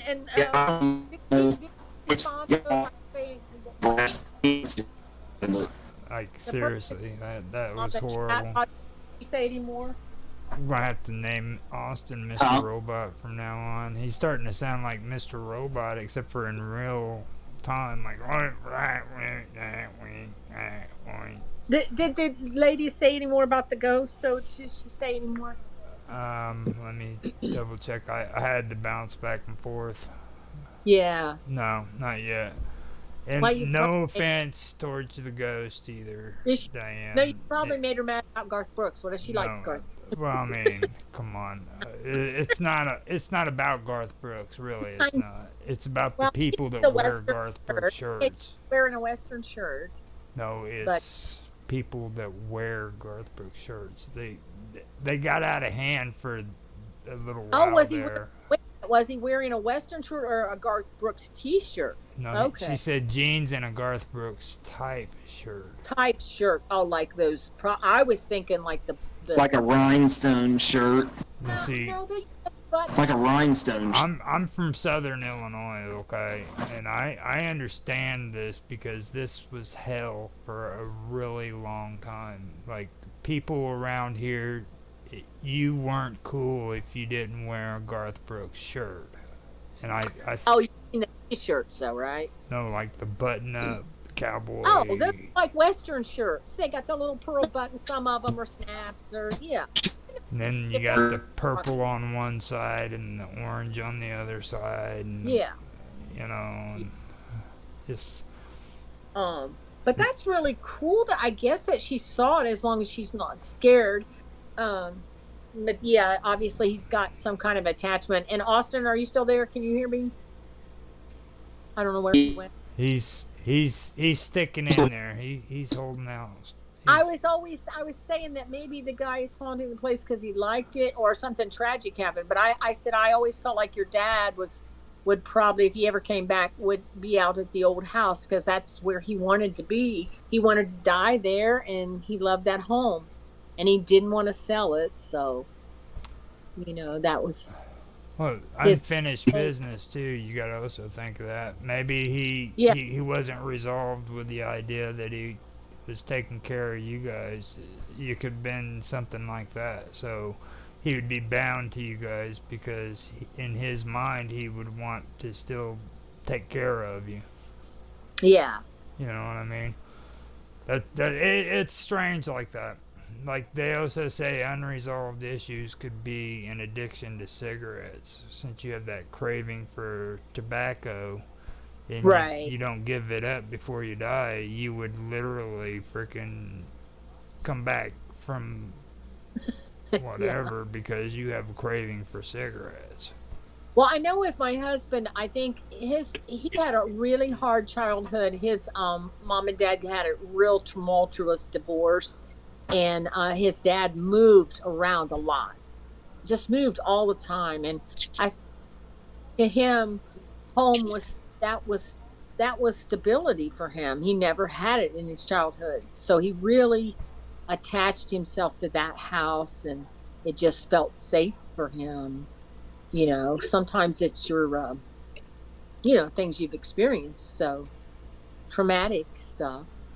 That is kind of like. That now Diane goes on to say the man she saw had stocky legs and was leaning outside of her porch. Ooh, that's kind of scary, as long as he's not harmful. But that's interesting. Yeah. Wow. Yeah. I've never really seen, unless those two guys on the elevator were ghosts, I've never seen a full apparition. I've just seen, like, I saw the top hat man from a distance. But that to me is just, and I've heard people say they've seen their pets too. I think that's so scary to see a full apparition. But there's some people say they see them all the time, like your friend John says he sees them. So that's an ability some people have. Yeah. He was talking to me yesterday about that little boy he saw. Yeah. Can you guys hear me? Yeah. Yeah, we can. Yeah. Wow. Oh, yeah, he was talking to me about that little boy he saw yesterday. Yeah, was it the church or something? Or, the service? No, Diane said that she doesn't live there anymore. She doesn't? Yeah, she doesn't live there anymore. She said she stopped short of seeing his face. Me and another woman seen exactly what I seen, but my son was outside on the porch with his girlfriend, was outside but did not see this. This was the first time she's ever seen something like look so real. Wow, that's amazing. Yeah. I'll tell you what, Diane, if you want to, Summer said it earlier at the beginning of the show. Since she's late, I'll bring it back up for her. But if you want to write your story down, email it to Summer, and she can have that as a story for a show. I wonder. I guess I should put my email out there somewhere. I mean, I can tell her again. It's in your description and everything. Okay. So me and Austin got that taken care of for you. So it's in the description of every. Yeah, when I took that to write the story show over week before last, I Yeah, please, we need as many people to write in stories as possible. So Yeah, well, we could share it. It always opens up topics and more discussion and stuff like that. So that's really, yeah. I wonder where she's from. Sugar Hill, Georgia. Oh, wow, Georgia. Okay, that's interesting. Sugar Hill is a pretty interesting spot too. So Does it have a lot of hauntings? Have you ever? I've a never lot heard of. of stories. I'll just say stories. I'm not going to say for sure if they're real hauntings or not, but there's a lot of folklore and a lot of legend Okay. and And what you say was? I'm sorry, I Sugar Hill. no, the lady who's Her, chatting.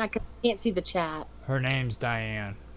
Diane. Okay, so I'll be looking. Maybe she'll send me an email if she'd like. Okay.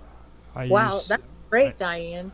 I used to live in Georgia and Florida when I was a kid. It was a little bit in Georgia, but mostly in Florida. And like we would still go back to Lithia Springs to frickin' go swimming and stuff.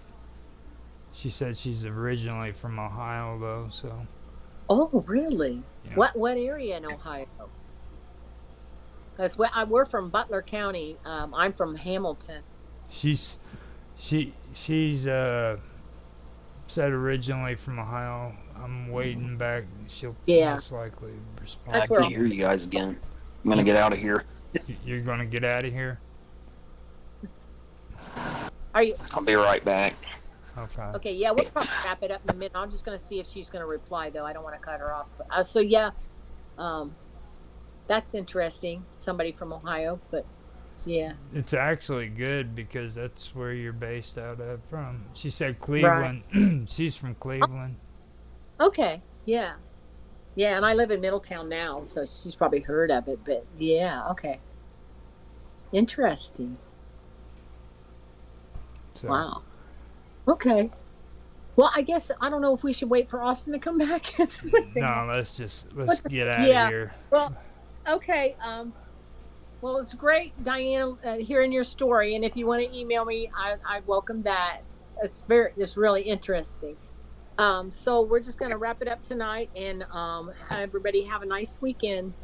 Now, don't leave until he gets back. But like, I'll end the stream and everything for you. So, all right.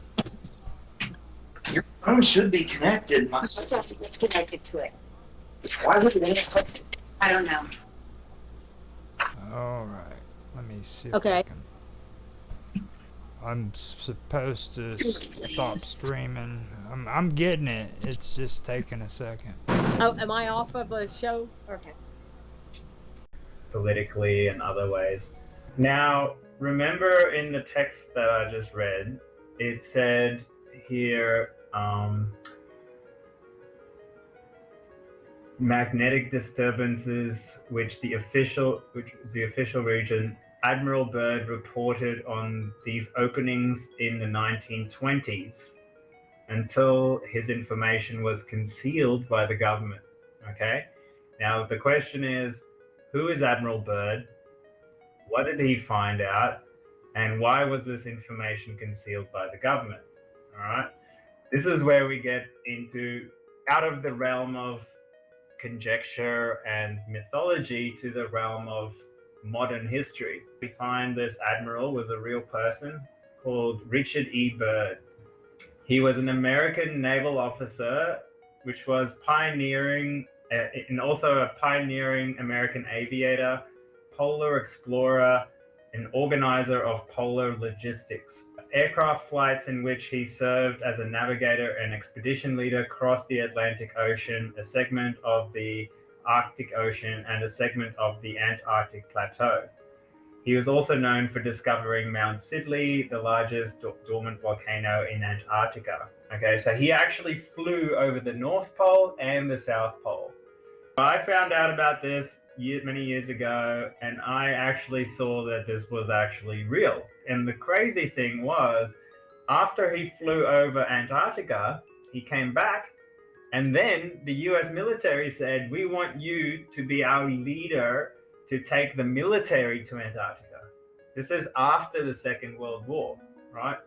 And now you got to ask yourself, why would the military want to go to Antarctica after the war is finished?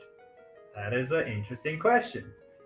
And this brings us to a thing called Operation High Jump, where the United States Navy Antarctic Development Program in 1946, the very year after the war finished,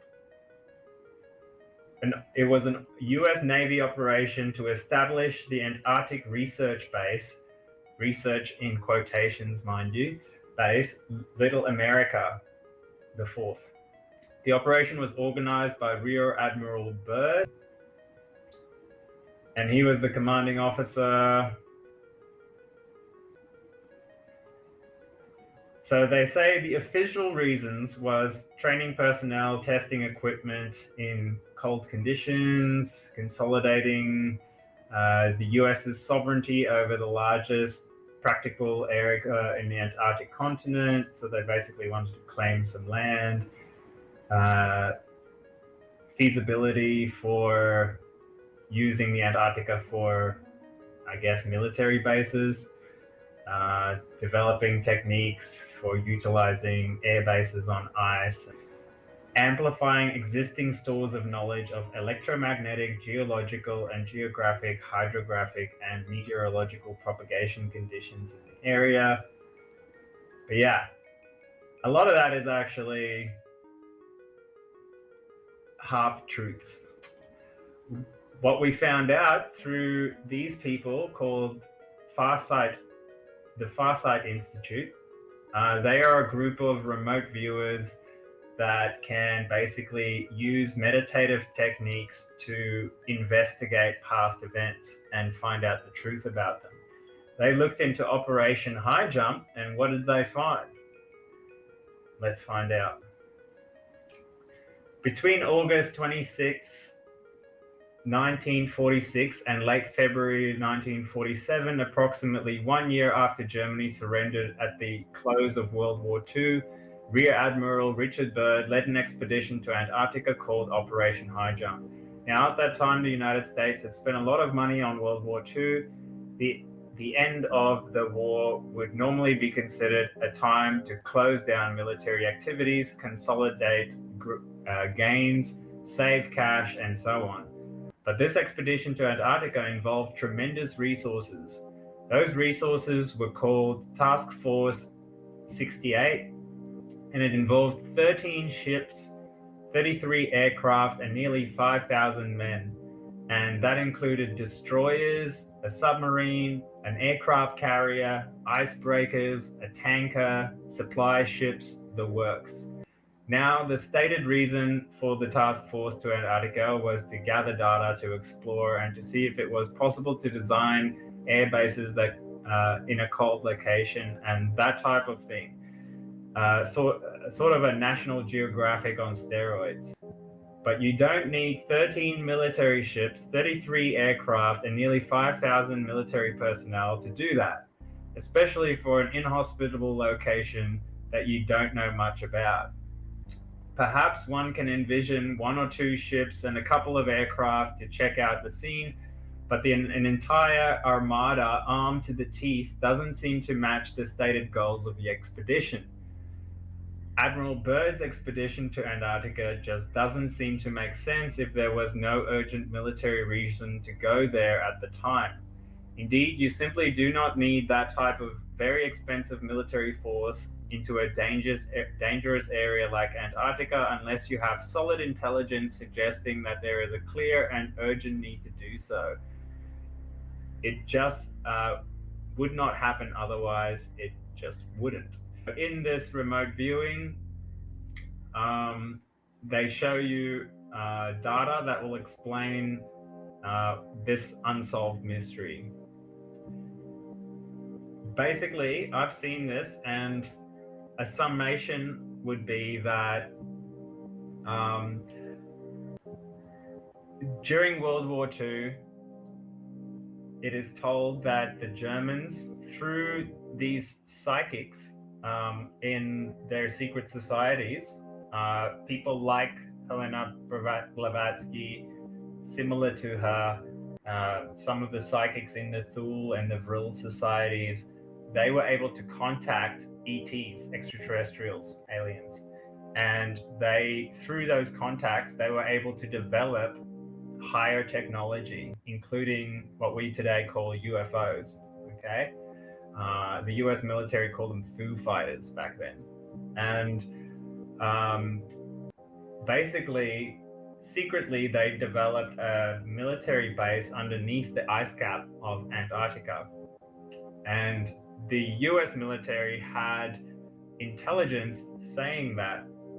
So they sent an expedition, which was Admiral Byrd flying over the pole. And if you read his books or his accounts of what he saw, he tells of a story where he flew into the earth. There was an opening in Antarctica that he could fly his plane into, and he saw civilization underneath the earth there. Okay. Now, this story was sort of covered up and like hidden and changed over time. But the fact of the matter is, he took this expedition force back to Antarctica, like it said, armed to the teeth. And what these people found out is that the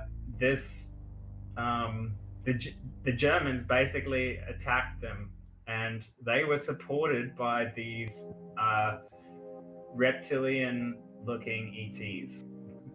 The US came with World War II level technology, and the Germans came with space age technology. And basically the US got their asses handed to them.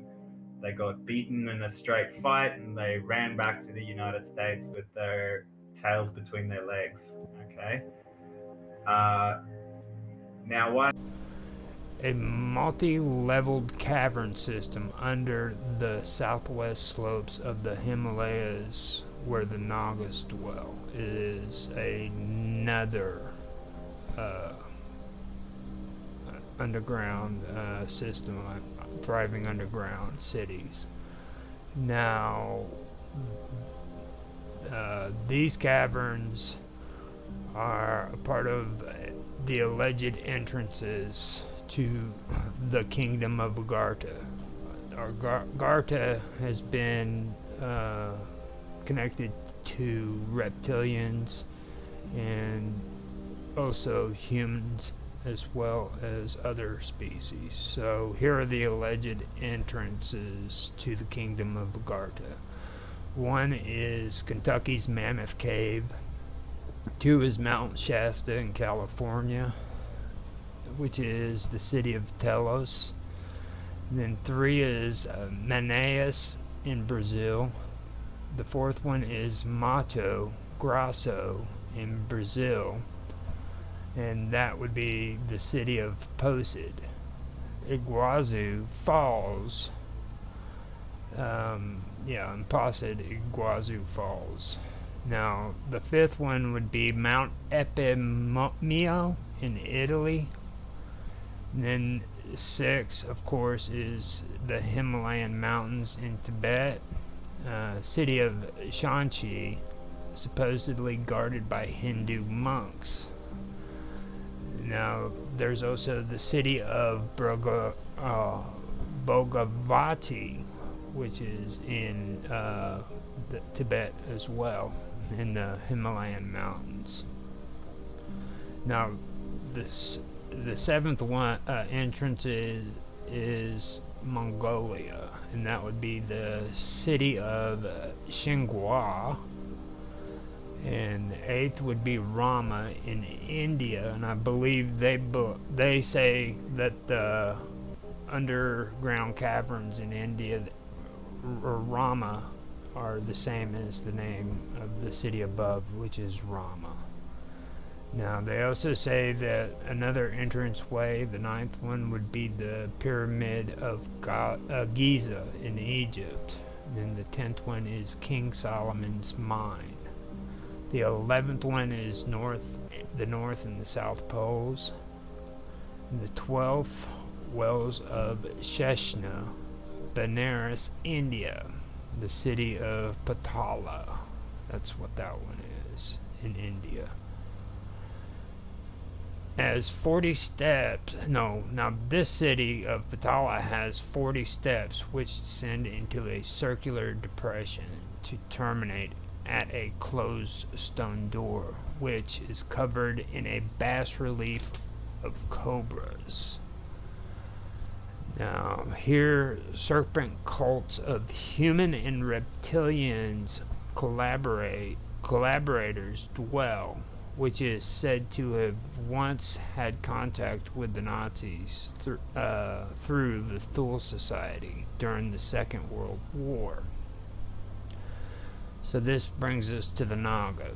The Naga wage war on the kingdom of Agartha. They are a very advanced race of species with highly developed technology. The Naga harbor a disdain for human beings whom they are said to abduct, torture, interbreed, and even eat. Okay, so we have the Naga right there. Now we come to the city of Patala, right there. And these are the, I believe, the city of 40, which hold up. Okay, so we have the city of Patala, and we have the city of Bravati, and then we have Patala, the Indian religion, which also mentions Shiva and the lingam, and also the Vasuka. Now Vasuka is the Naga king, and he's coiled around the neck of Shiva and worn as an ornament. Okay, so that's one thing that also needs to be discussed, is Vasuka and his connection with Shiva. And then we go to Shisha, which is Naga king in the bed on which Vishnu rests, and it is the elder brother of Vasuka. So Vasuka is a Naga king coiled around the neck of Shiva and worn as an ornament, where Shisha is a Naga king in the bed on which Vishnu rests. So I find that pretty interesting. And he's also the elder brother of Vasuka. It is said long ago an Asian prince led militant followers of warrior monks into the cave. This supposedly resulted in a conflict with the serpent cult,